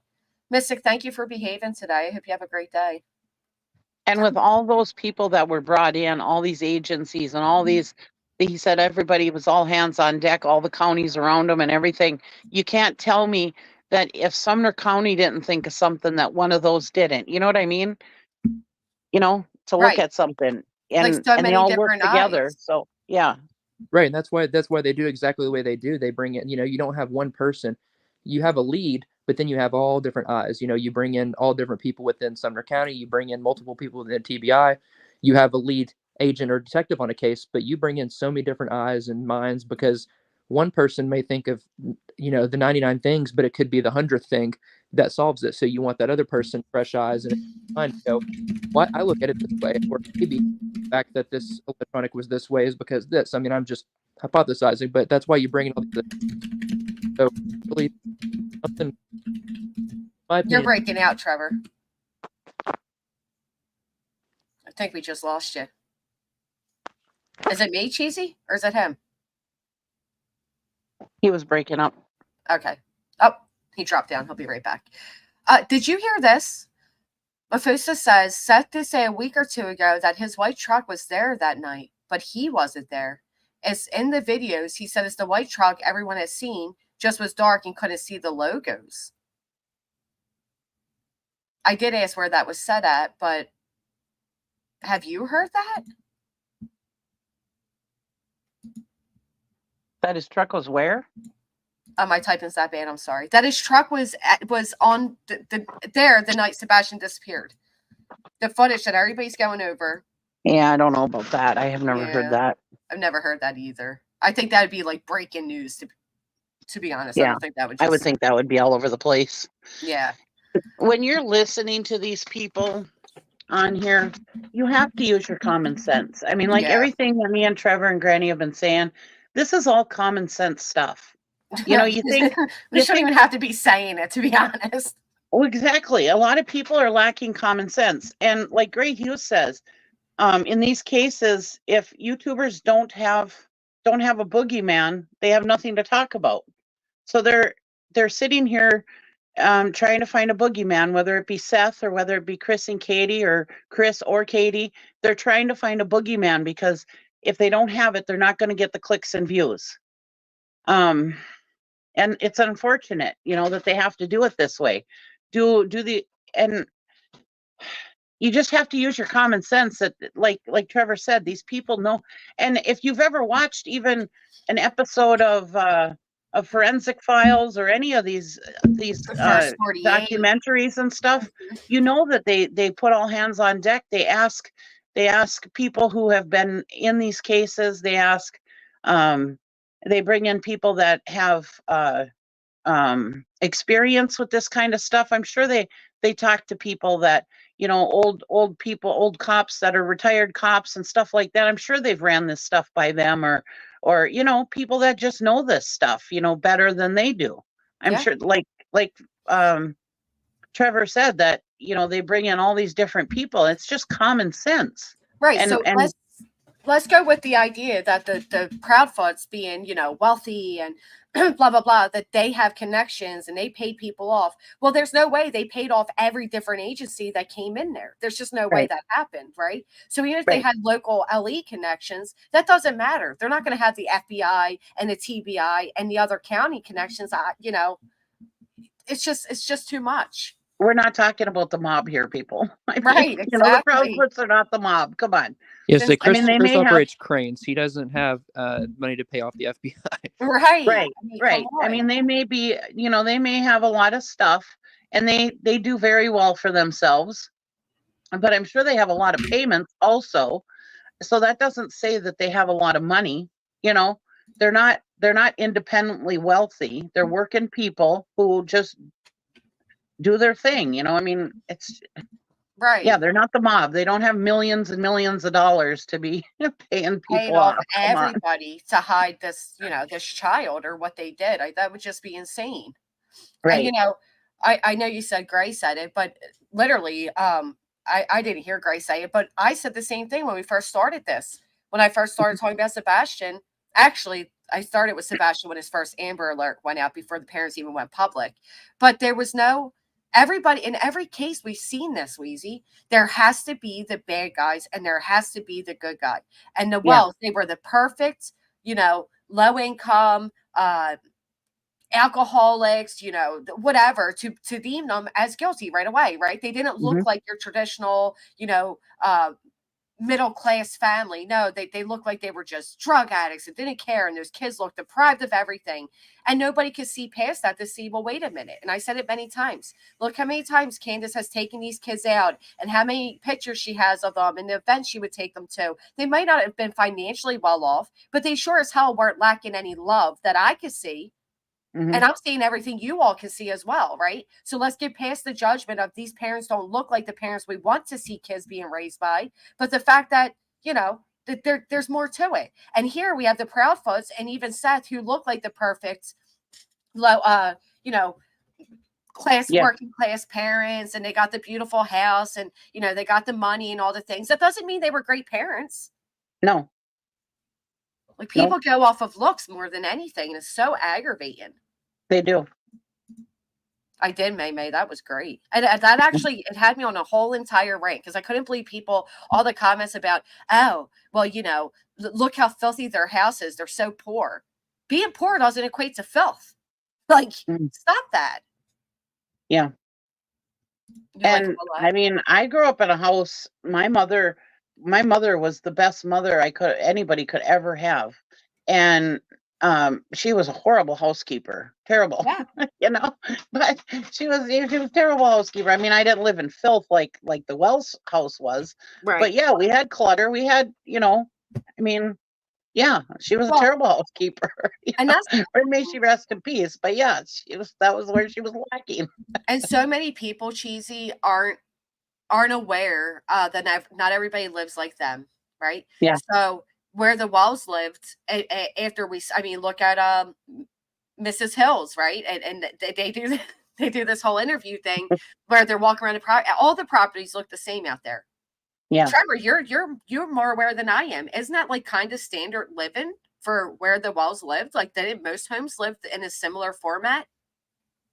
Yeah, I mean, they're in the holler, and then there in those areas you have a home on a huge amount of land. You can't even see your neighbors, and yeah, I mean, it's not the high. It's not you're not going to come out there and find like super nice houses, and that's not at anybody out there, but that's just not the way it is in that area. It's not, Yeah. Right. They Hawkins live in the County, country, the Rogersville holler. is not you're not going to have really nice subdivision neighborhoods and houses. It's these old generational homes that have been up through families, and usually people have stayed there for years and years and years and had their family and their kids in there, and that's kind of how it works in that area. Right. So it's Mhm. like a falling apart building. And Cheesy, I'm kind of more like your mom. Like Kim just said here, my mom always told me, show me a spotless home, I'll show you a neglected child. I always say my house looks lived in. Like especially when my kids were younger, you know what I mean? Like it was just hard to keep up with. The house looked lived in. I'm not the best, I'm not the best housekeeper either. I'm very, laundry basket sitting behind me that's been sitting there for 3 freaking days. I got to get done. Like I'm like your mom to say the least, but we have a clean environment, nothing like the Wells either, but it's not my first priority.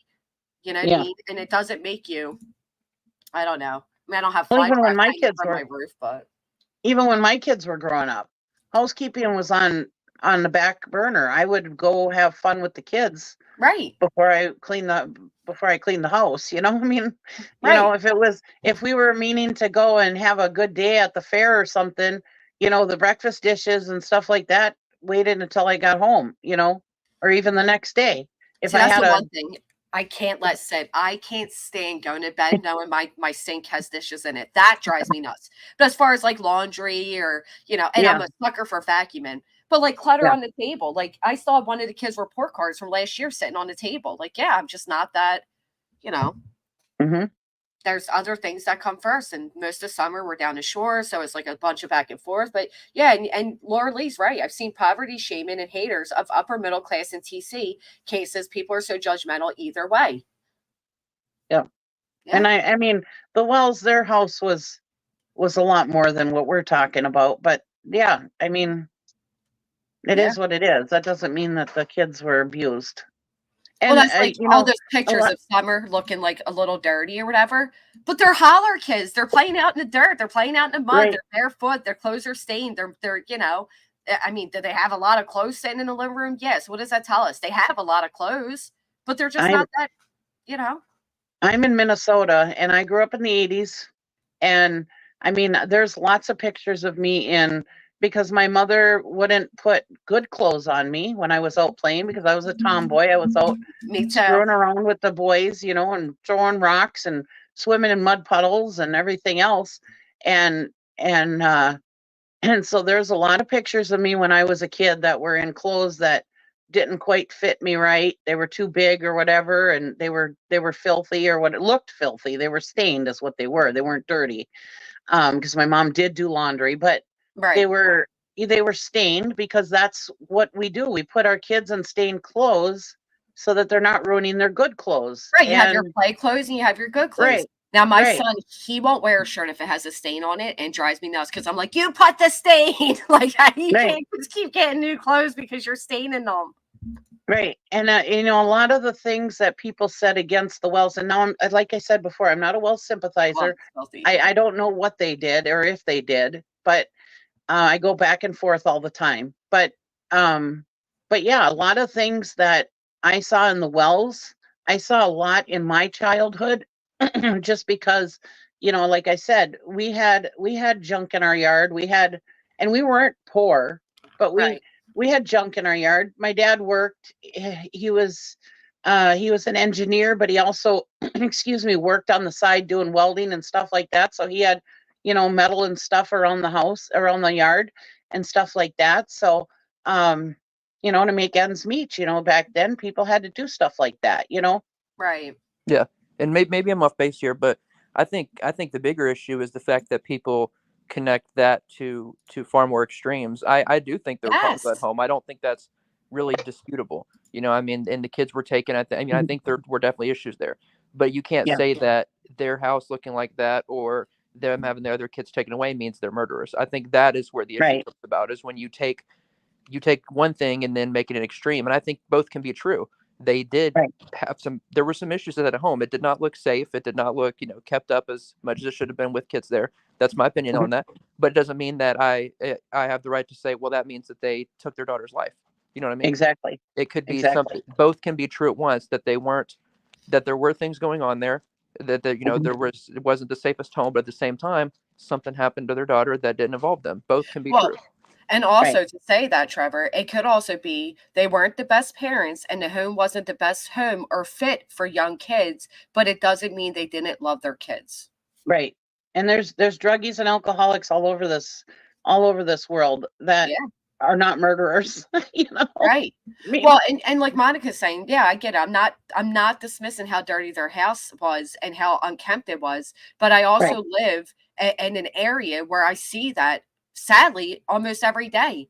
There are many homes I know of kids that are just a mattress on the floor, a filthy looking mattress at that, but the kids are loved. Like, that's all I'm saying is it doesn't mean that the kids aren't loved. And I do feel like in the Wells case, based on what I saw, and it's only what I saw by photos and all that, parents that don't love their kids aren't spending so much time giving them experiences. That's just my opinion on that. And same way, the Proudfoots living in a nice giant house that was very well kept doesn't mean that, that Sebastian was loved. It doesn't mean that. Right. It's sad. It's sad that it even has to come down to like the optics of like, oh yeah, they're, I don't know. And were the Proudfoots the perfect parents? Probably not. Probably not. He excuse me, he had difficulties. He was autistic, but didn't we find out that they only found out like a year ago that he had autism? Yeah. That he was diagnosed. And so if you don't know what is, okay, you know that, I don't want to say there was something wrong with him, but I'm trying to But keep he's my not words right. He's not up to milestones with his peers. Like, you can If he's see a little that. off. Yeah. Right. If you think he's a little off or something, there's a little quirky something about your kid or whatever, but you don't know exactly what it is and it hasn't been diagnosed, so you don't know how to handle it. Right. If you don't know what's going on with your kid medically, then how are you supposed to know how to handle these quirks that they got? Like my daughter, my youngest daughter, not to put her stuff out there, but she just recently, she's 26 or 27, she just found out that she is ADHD, or that she might have ADHD, a little whatever. And growing up, I thought she was just flaky. Right. Sorry. Right. I told her, I'm sorry. I didn't get just you didn't realize it. Right. I just thought you were just a flake, just a normal flaky kid, Right. I'm sorry, but I was a good mother. I took good care of her, she had love, she had everything she needed. It could explain why we do hear that both sets of parents, Chris and Seth, took a physical disciplinary approach to Sebastian because they didn't know that it was autism or his disabilities that were causing him to maybe not be exactly, when they say clean your room and he doesn't do it, and we hear he gets hit with a belt for that, like, things like that, or yanked out of the pool, or because they didn't know how to handle it. Yeah.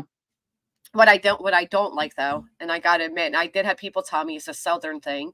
I didn't like that he had to call them yes, ma'am, yes, sir. I didn't like that. Well, yeah, but that's Southern, isn't it? That's what I was told.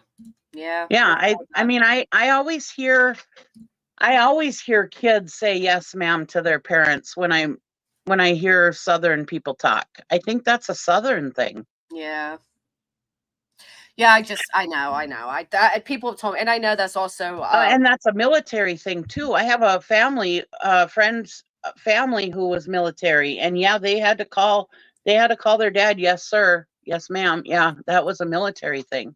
I know that's I know somebody's going to tear me apart, so I'm not going to say it proper, the proper way. But in the Black culture, that's all of my friends growing up, they had to approach their parents with yes, ma'am, no, Yeah. no, sir. Yeah. But just I think it was when it was the one thing though that I was like, Yeah. I don't Yeah. know. It just, it's the respect to elder things. I get it. It's a Southern thing, but that's the Yeah. only thing that made me a little like, it made me feel sad. I don't know. I Yeah. know when you're in trouble, right? Like you're going to approach me with respect. So it's like, yes, ma'am, I'm sorry. But to be like, I don't know, all the time, like Sir Chris, or I don't know. It's just, But us northern people, we weren't raised like that, to say yeah, yes, ma'am. And when of course, I remember as a kid, if it was an adult, you called them Mr. or Mrs. or yeah, Miss. what feisty And nanny nowadays said. they don't do that. But still in No, the South, I think that's still a big thing, yeah. Yeah, the chat saying it is a normal. A lot of them grew up saying the same thing. I just made me feel sad. I don't know why. Yeah. Southern and military. Yeah, well, thank It you sounds for weird. telling me. It sounds weird to I us don't because hear it. we weren't Right. raised that way. Yeah. Yeah, I grew up calling my neighbor, Miss So and So, but no, today, don't get me started on kids. I sound like an old lady. I sound like my parents with this part, but kids today, so damn disrespectful. Maybe we do need more yes, ma'am, no, sirs. Right. But I think it wasn't like, I think he still could call her mom. It's just when they answer, they're supposed to say, yes, ma'am, or whatever, to have some respect, and I think that's great. I mean, yeah, have some respect for your parents. Kids these days don't have enough respect for their parents. No, I had to tell my kids if they called me bro or bruh one more time, like I'm not for your bruh. And actually, I watch a lot of police cop like cam footages, and I can't believe how many kids call the police bro. Right. Like I'm like, oh my god, you know how disrespectful that is. I know. That's what I found that sad, Leon. I'm glad you did as well. The Mr. Chris, I found that sad. But I guess he was Mr. Chris to him. But then we also hear he was also dad to him. So was he Mr. Chris dad or Mr. Dad, or was he just Mr. Chris, or was he ever just dad? Well, I imagine the way I felt cheesy, to be honest, is like Sebastian lived such a strict, stern life, right? Like limited on the internet, limited on this, and then the Mr. and the Mrs. It was so uptight. I felt. I don't know. But how would I know? Yeah, they were probably uptight. Like I said, a military family, and I suppose in being in the South, like we were raised, you're not supposed to call somebody by an adult by their first name, but he was Chris to him because he's a stepdad, so it would be disrespectful to Seth to call him dad, Right. And so then what would he call him? Not Chris, because he's an adult, so Mr. Chris. Mr. Chris, That makes sense to me. You're right. Thank you for explaining it. Now, do you want to? So I want to address this really quick because Aristocrat, you're taking this so the wrong way. She didn't call her child as a child any names. As her child's now an adult woman who's recently diagnosed with ADHD, and she said, "As when you were a child, I just saw you were flaky." So like she walked around calling, "Hey, flaky, get over here and clean up your toys." No, she wasn't calling her child any names. No, I did not. You took it the wrong way. Yeah, my daughter. Let me explain. My daughter was, and she's a very successful adult now, and she was the type that loved movies. That's all she cared about was watching movies. She loved to watch movies, but and she would like if I told her to get her room cleaned, she was off in La La Land doing whatever. I mean, she couldn't focus on different things, and she would just be off doing other things. And honestly, I have an aunt like that. And she was always just kind of flaky, just, I don't know. It wasn't, and I don't want to say flaky as in a bad thing. No, you just heard she was, flaky, quirky, different. That's it. You didn't. Yeah. And I didn't think that it was because we don't have that diagnosed in our family anywhere that I know of. So it never dawned on me that there might be something wrong. I just thought she was just a flaky kid, just often doing her own thing. And I say flaky, and I don't mean that as a bad thing. I'm just saying, that she was was how just you described her. It was a descriptive for her. She was flaky. That's right. all. She was just a kid that just did her own thing. She liked movies. I wouldn't let her get her driver's license at 16 because she didn't focus on things. She was off. And I keep saying she didn't focus on things. So yeah, maybe I should have thought of that. But like I said, it was never a thing in my family.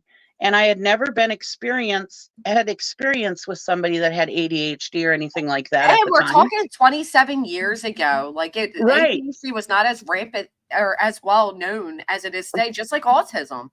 Right. The internet nobody wasn't had like it is autism. now. The information wasn't out there like it is now. So Right. yeah, I'm not saying that I was right or whatever. I know I did not call her flaky. I never abused my children or called them Right. nasty names. And That's and just how so you yeah, described her. I kind of I wanted to agree with explain myself a little bit. I really do have wonderful children. I was blessed with wonderful children. And Right. everybody says, "Oh, well, it's good parenting." I said, "No, I really just think I was blessed." I mean, they were really good kids. And yeah, she was a very good kid, very well behaved. But yeah, she would just get off on her own little thing or whatever, and not be able to. Yeah, she didn't want to do her homework. She wanted to go do this, and normal kid. I was the same way. I used to do things like that. Maybe I got a little bit. Who knows? I don't know. No, I just had a conversation with somebody about that I feel like it is so although it has been great that there's more awareness to things nowadays. I feel like it has also become an easy Right. cop out for a lot of things. I feel like a lot of titles are being Yep. placed on things that don't need that title to be fixed, right? Like there's a Yeah. lot of it's easy to diagnose than it is to kind of look deeper. Right. And Yeah. my daughter jokes around, like when she was diagnosed, she's like, "Oh, way to go, Mom. You thought I was a flaky kid," and she's laughing, I mean, she doesn't She's not think insulted. that I abused her. She doesn't think that she was not, and she went to the doctor regularly. Why did the doctor say something? Right. Her school never said anything. They never said anything. She had to work hard for her grades. My Right. oldest daughter was a whiz at everything, which my husband is. And I had to work for every grade I ever got. I had to work for every damn D I got, for Christ's sakes, at some subjects like math. And then on other things, I excelled and got A's. She was the same way. So I just thought she was just like me. I didn't Yeah. know. I think it was right. Say he's nerdy. I think it was Yeah, just it's not an missing and excuse. It's just misunderstood. I just didn't know. Right. And when she told me that she was diagnosed with this, she took it upon herself to go see the doctor. And I said, "I'm sorry." And she goes, "No, it wasn't your fault. You didn't know." Right. I'm sure you've had a little bit of mom guilt for it. Like, man, if I would have known, Sure. things would have been different. But you Yeah, didn't. maybe I could have helped her more. And I was like that. I was a mom who wanted to make sure my kids had everything they needed. So yeah. Right. And like I said, they were at the doctor regularly. They had their own pediatrician. I actually had my oldest daughter had a health issue at one time, and the one doctor said it was an attention getter. And I was like, no, my kids don't need extra attention. It's not an attention getter. So I fired that pediatrician and I went and I got her the best pediatrician. And I told him, "If you can't figure this out," I gave him 2 days. I said, "You figure this out or we're taking her to Mayo Clinic," which is like 5 hours away. So no, I was a good mom. I took good care of my kids, and I was very aware of Present. what was going on with my kids. Right. And You just so can't yeah, diagnose something that you weren't even aware of or considered right. to be a possibility. Right. I'm not a doctor. I don't just assume things are wrong, I mean, Right. I have nephews that were hyperactive and did all kinds of things, and the teachers thought that they should have been on meds, but my sister-in-law was like, "No, I'm not going to put them on meds." And now they are great grown adults. They were just boys. They Yeah. acted like boys, and that's what they did. And now they're all good adults. They all have nice families. And no, they never did need meds. They were fine, and they still are to this day. Right. So Well, like Dixie said, a understand. lot of kids from the early 2090s and before, many, many, many did not get diagnosed until adulthood on their own. Right. Right.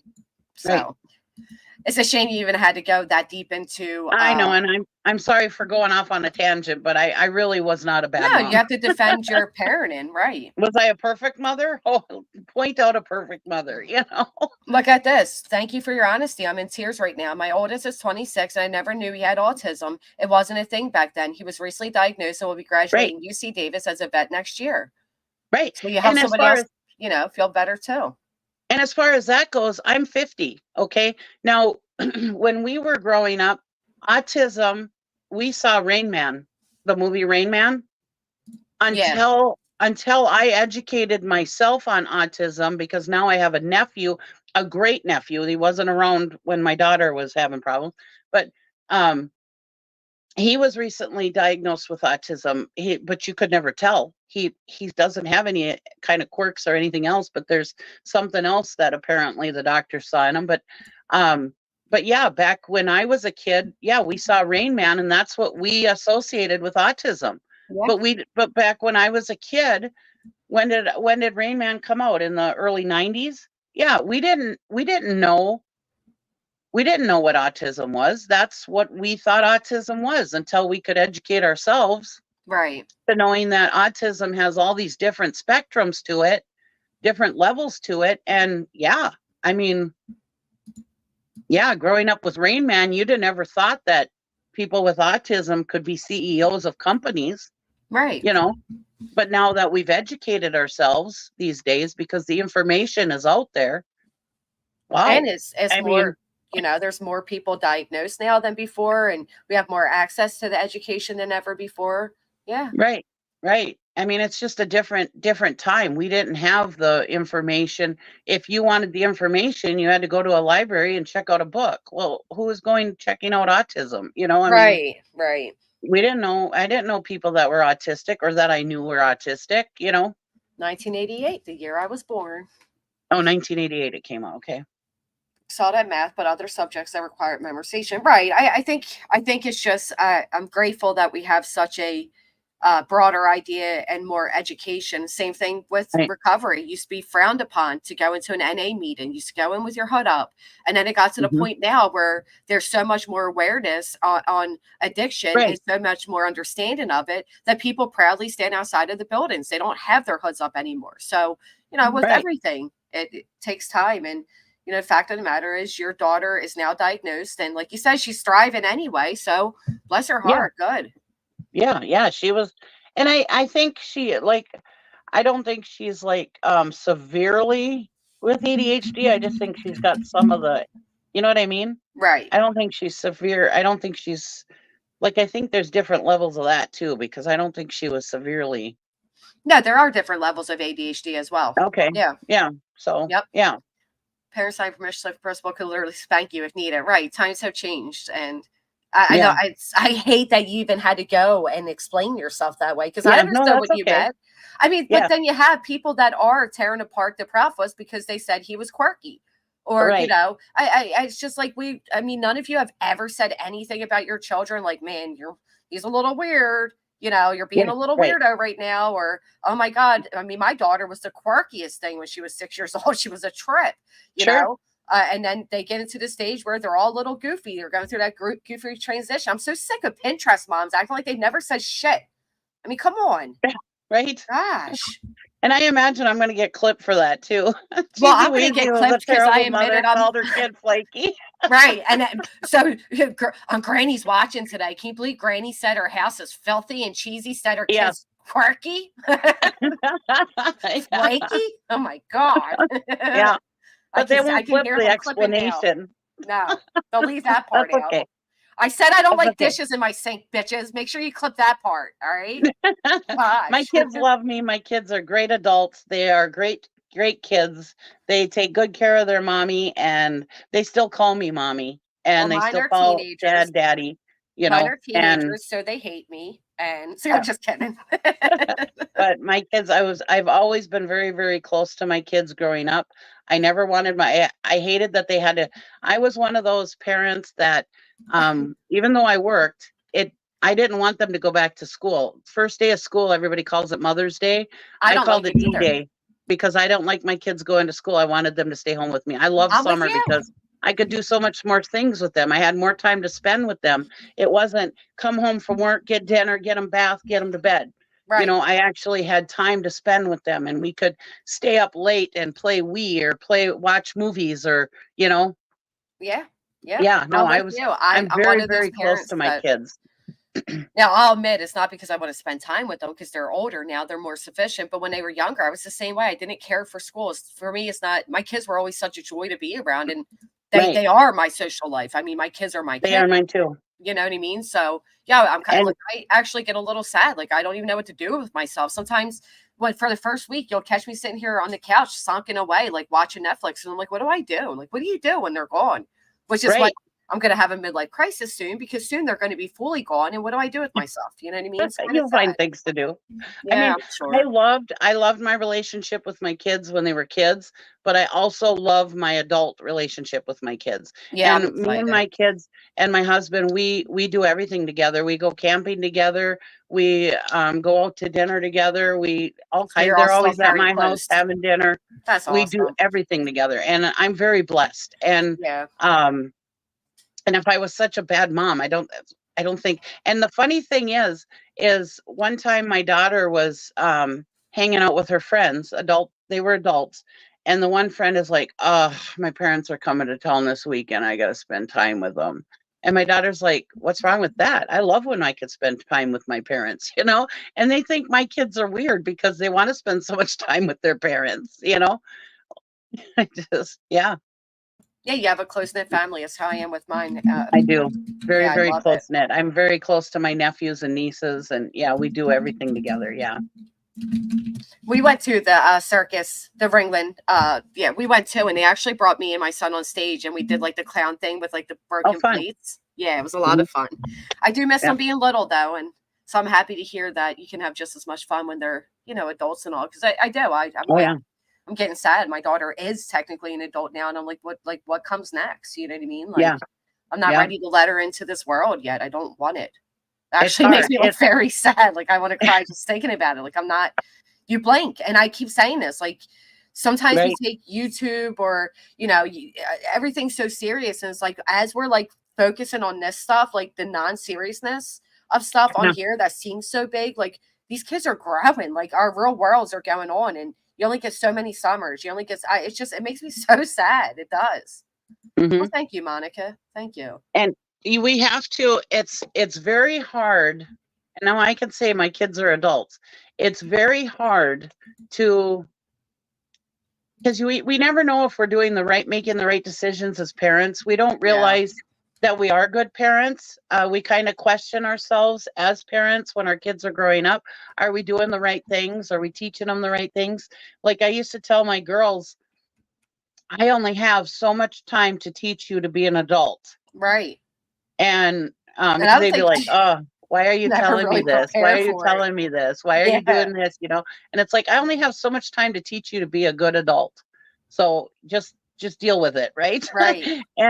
And yeah, when it's time to put them out there, we just have to trust that we did the right thing and we taught them the right things. And it is hard. I mean, like that first day my oldest daughter got her license when she was 16, and to send her out there in that car by Yeah. herself, even though I had gone many, many hours with her, teaching her how to drive, and she drove me many places, and I knew she was a good driver. She was very safe.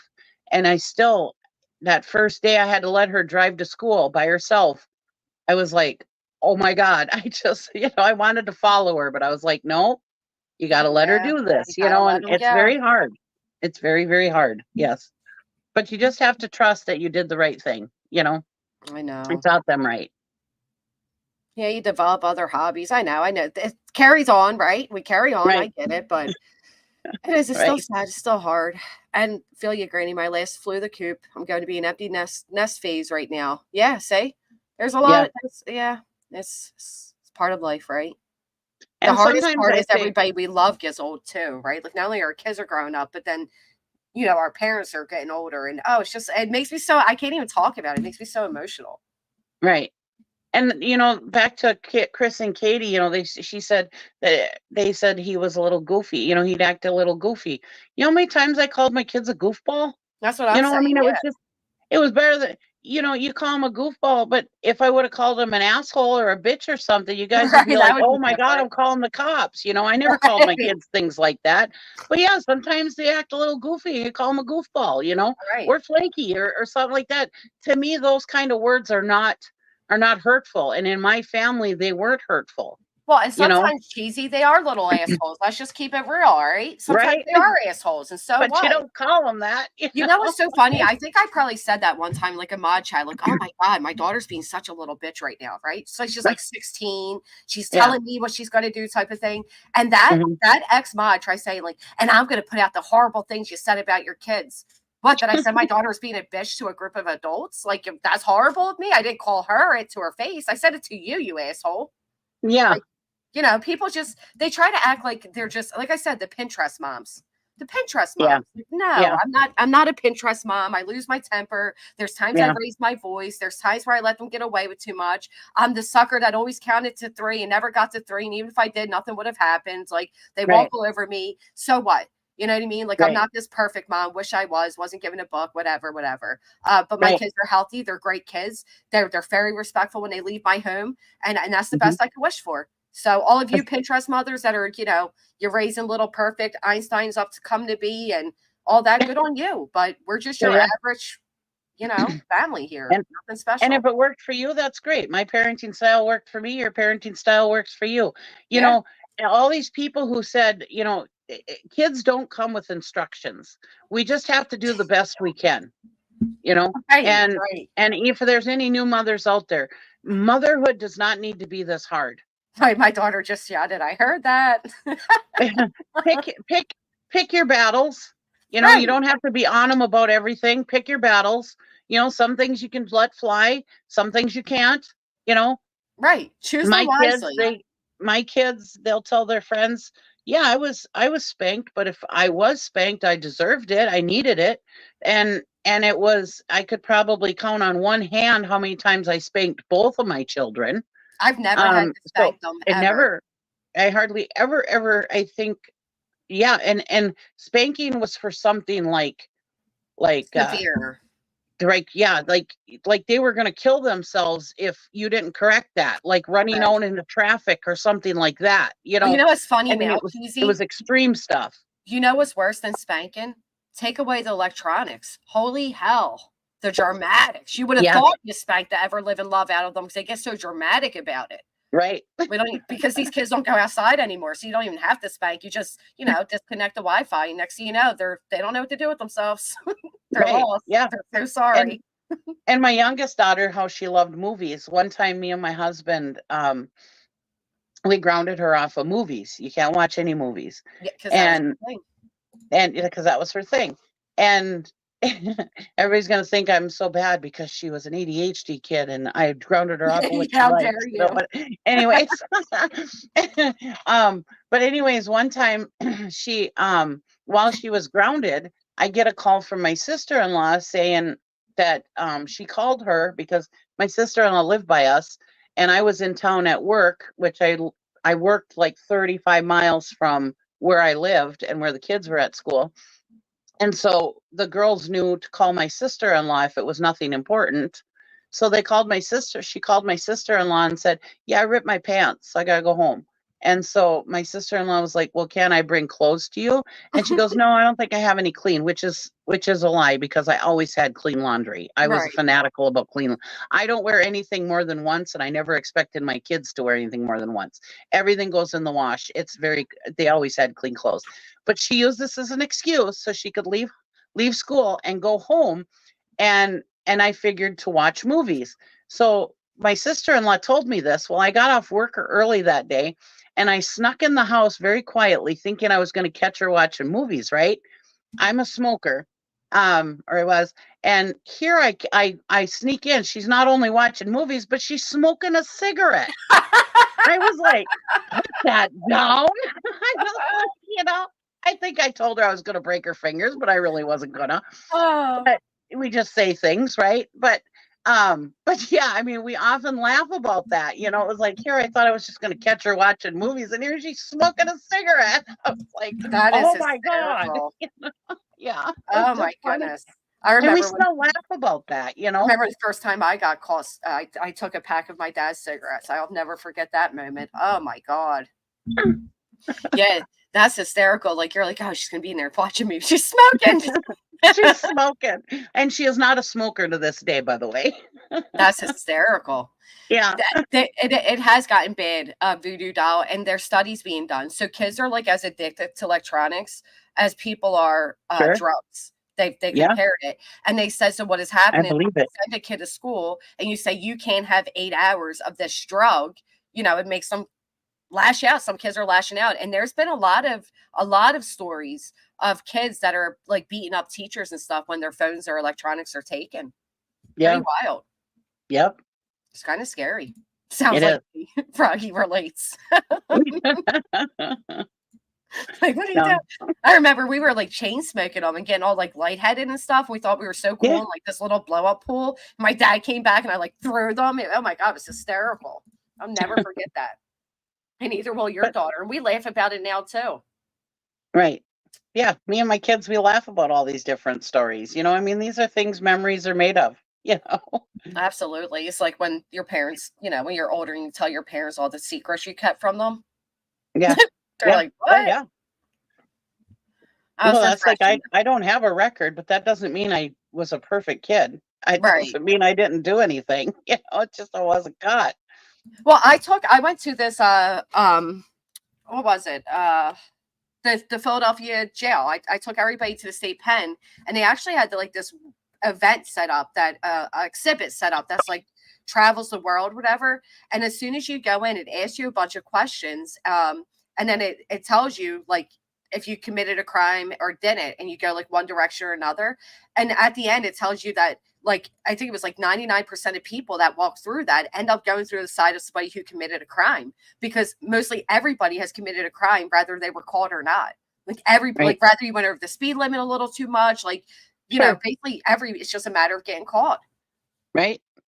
Well, I'm on my best behavior driving right now, because I've always had a perfect driving record, and I was a truck driver, and I've been very adamant about I've always had a perfect driving record.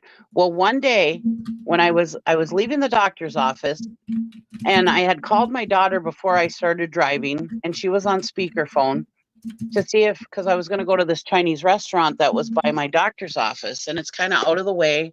So while I was in that area, I was like, "Ooh, I love that Chinese. I'm going to go get it." So I called my daughter, because she works from home, so she doesn't get a chance to go get anything.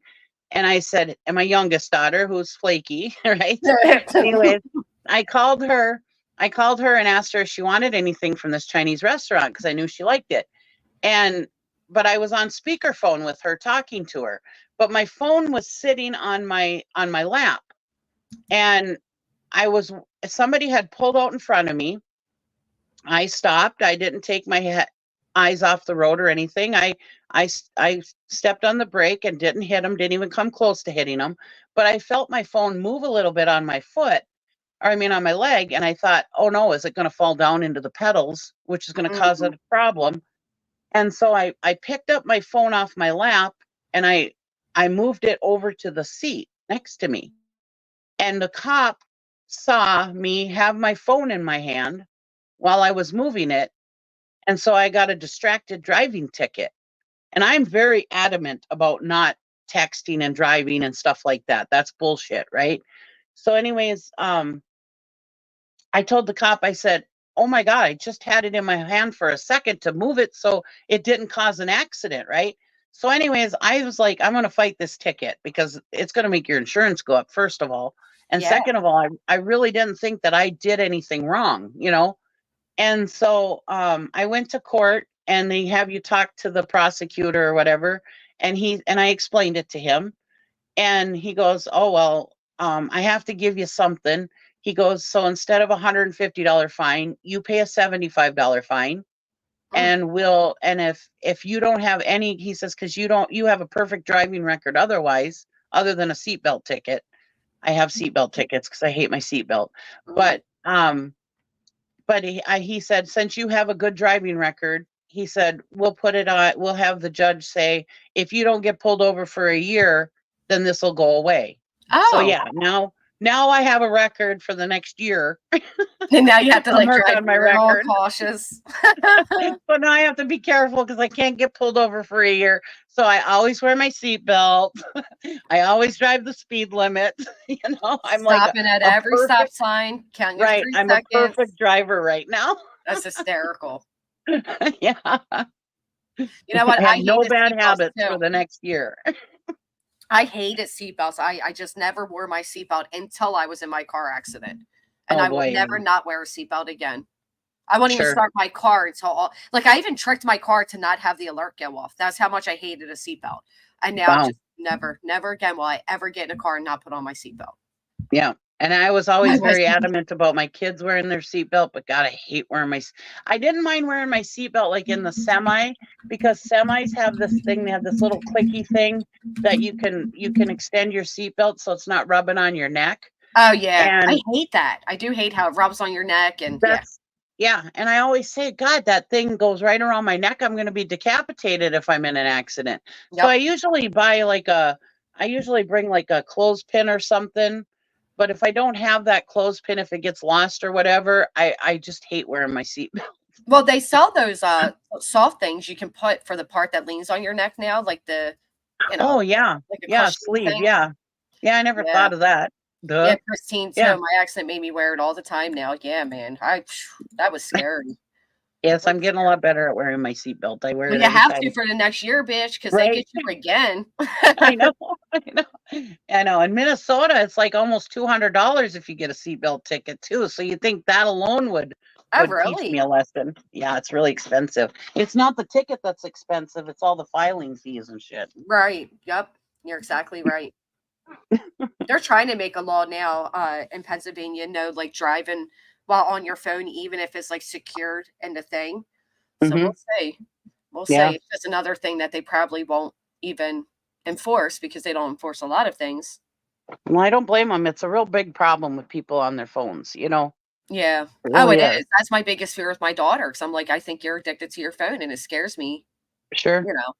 with them Yeah. driving and all. How many people I see that are driving like either too slow or they don't go into light change. Then you look and you're like, yep, on your phone again. Like it drives me nuts. Absolutely Right. nuts.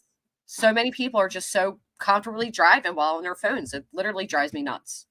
Right. Oh, My you had uncle, one who's quicker? 70, my uncle is 70 some years old. I saw him driving down the road one day, he's swerving. I'm like, what the hell's going on with the uncle? And I look and here he's texting and driving. I'm like, what the hell? You're 70 some years old. Right. Oh my goodness. What is wrong with you? I guess it's better than what could have been the alternative, right? Right. I yelled at him. I was like, what the hell's wrong with you?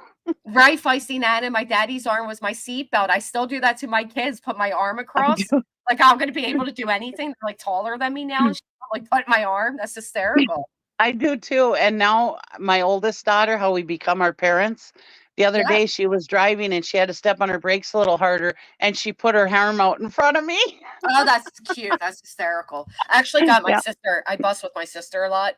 We're like so close. She's my best friend. But I got her a sign that said "Mirror, mirror on the wall. I am my mother after all." And my sister Yep. was like, "Oh my," like made this big deal. My mom got so insulted. Sorry. Yeah, all of a sudden I was like, I'll say something and I'm like, whoo, that was my mom coming out of me. Oh, absolutely. All the Coming out of my time. mouth. Or like the other day, I said, "What do you think? We're air conditioning the whole neighborhood?" I'm like, "Oh, that is such a Right. parent thing to say." Right. It's Yeah. crazy.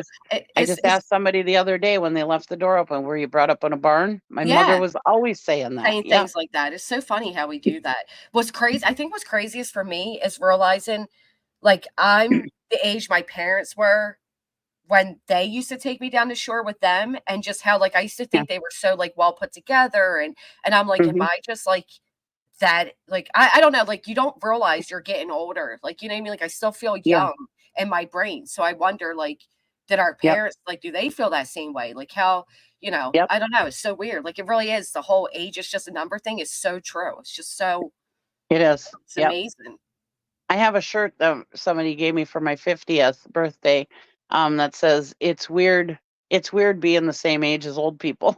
Right. Like, yeah. Yeah. Even right now we were talking to Betty's record, it's 20, Mhm. 2006. Somebody's like 20 years ago. It took me a minute. I'm like, was that 20 years ago? Like, it's just crazy. It's Yeah. time goes. I remember about, I don't know, 10, 15 years ago or something, 10 years ago or whatever, I was looking up oldies because I love golden oldies, like when Me too. my mom listened to that music, and she was always singing it. So I do like it. I love all music. I even like polka. But We just had a conversation about that. I remember. but I was looking up I typed in oldies, and I think it was like back when we had what was that music program? I can't remember, but anyways, it was when you used to download music on your computer. So anyways, I looked up yeah, something like that. Yeah. So I looked up oldies, and here Bon Jovi came up. I was like, what? Right, like that's not the oldies you Considered were oldies? expecting. Yeah, man, it's Like, wait a crazy. minute. Music actually makes me sad because I have a Sirius XM and I like to go to the like 50 station, the 60s, the 70s, the 80s. Yeah. And I like listening to how the music has transitioned and the different sounds and all that. But I do feel like music back then was more like loving. It was more lovey-dovey. It was. And nowadays it's not the same, and it makes me like cringe how music has changed. Napster. No. I think that is the Yeah. music app. Napster, that's what it was. Yep. Thank you. Yeah, music Yep. has changed so much. Mm-hmm.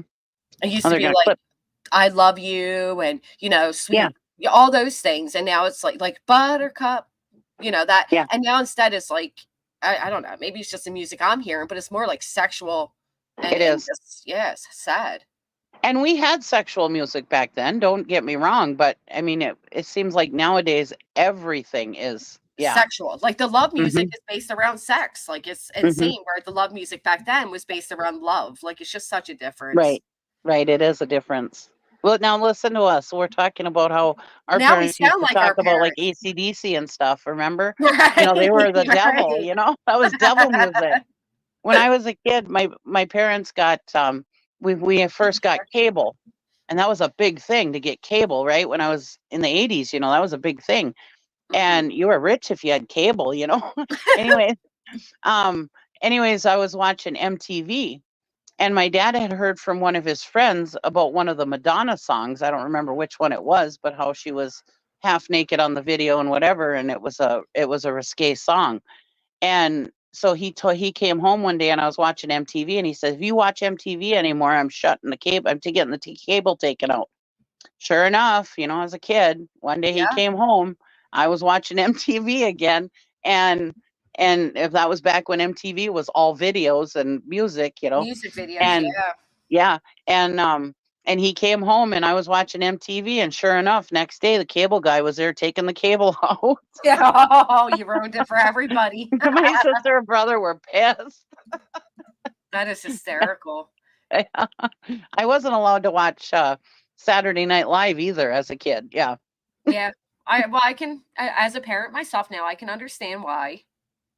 It's funny things we didn't understand though, Right. Yeah, I don't like the white people dress nowadays either. No, not especially the young girls. No. Like the whole like crop tops and I don't know. I just feel like times are changing now, and I guess that's when we officially become sound like our parents, cheesy. We're sitting here complaining about the younger generation, the music. Yep. Them damn kids. Them damn kids ruin everything. Yeah, I was thinking that too. It's probably like a virgin because that was very. Woo. Yeah. Yeah, that was about the time like a virgin and that, yeah. Your dad used to be a hip hop DJ in San Francisco. That's pretty cool. Helpers used to tell us we were going to ruin our child having listened to our oldies. Oh, that's funny. How could you ruin? Yeah, no, I don't know. Well, Cheesy, I appreciate you being up with me and just being. It was nice to have an actual, genuine conversation and say, hey, as parents, we F up. We're not all perfect, Yep. We're all faulted. So refreshing. Show me a perfect parent and a perfect kid. Yeah, and those people that say that they have perfect children, chances are they're going to turn out not perfect. Well, and it's so funny. We all think our kids are so perfect. Well, I mean, I know mine aren't. Like I said, don't expose that message. I called her BICCH. Watch out. Hey, Meredith. But yeah, no, you're right. Like it just seems so like you even watch some of these family vlogs where they act like they're also like proper. The perfect example would be whatchamacallit. Oh yeah, 8 passengers. 8 passengers. Yeah.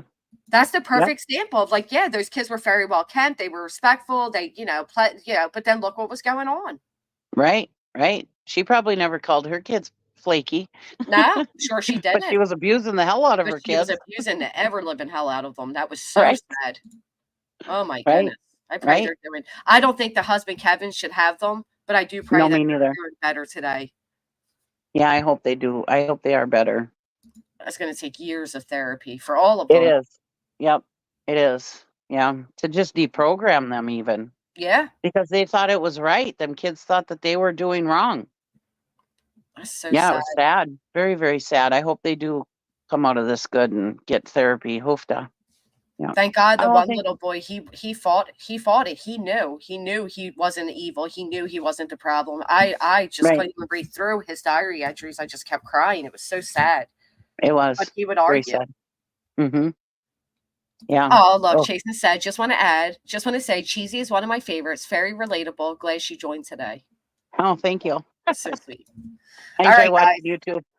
Well, We thank are you very outta much for here. having me. I'll come Thank up you, anytime. Cheesy. I don't mind. I love I to come love up it. on panels. You guys do all the work. I don't have to do it, right? I can just come up here and chit chat, and you guys have to do all the work, right?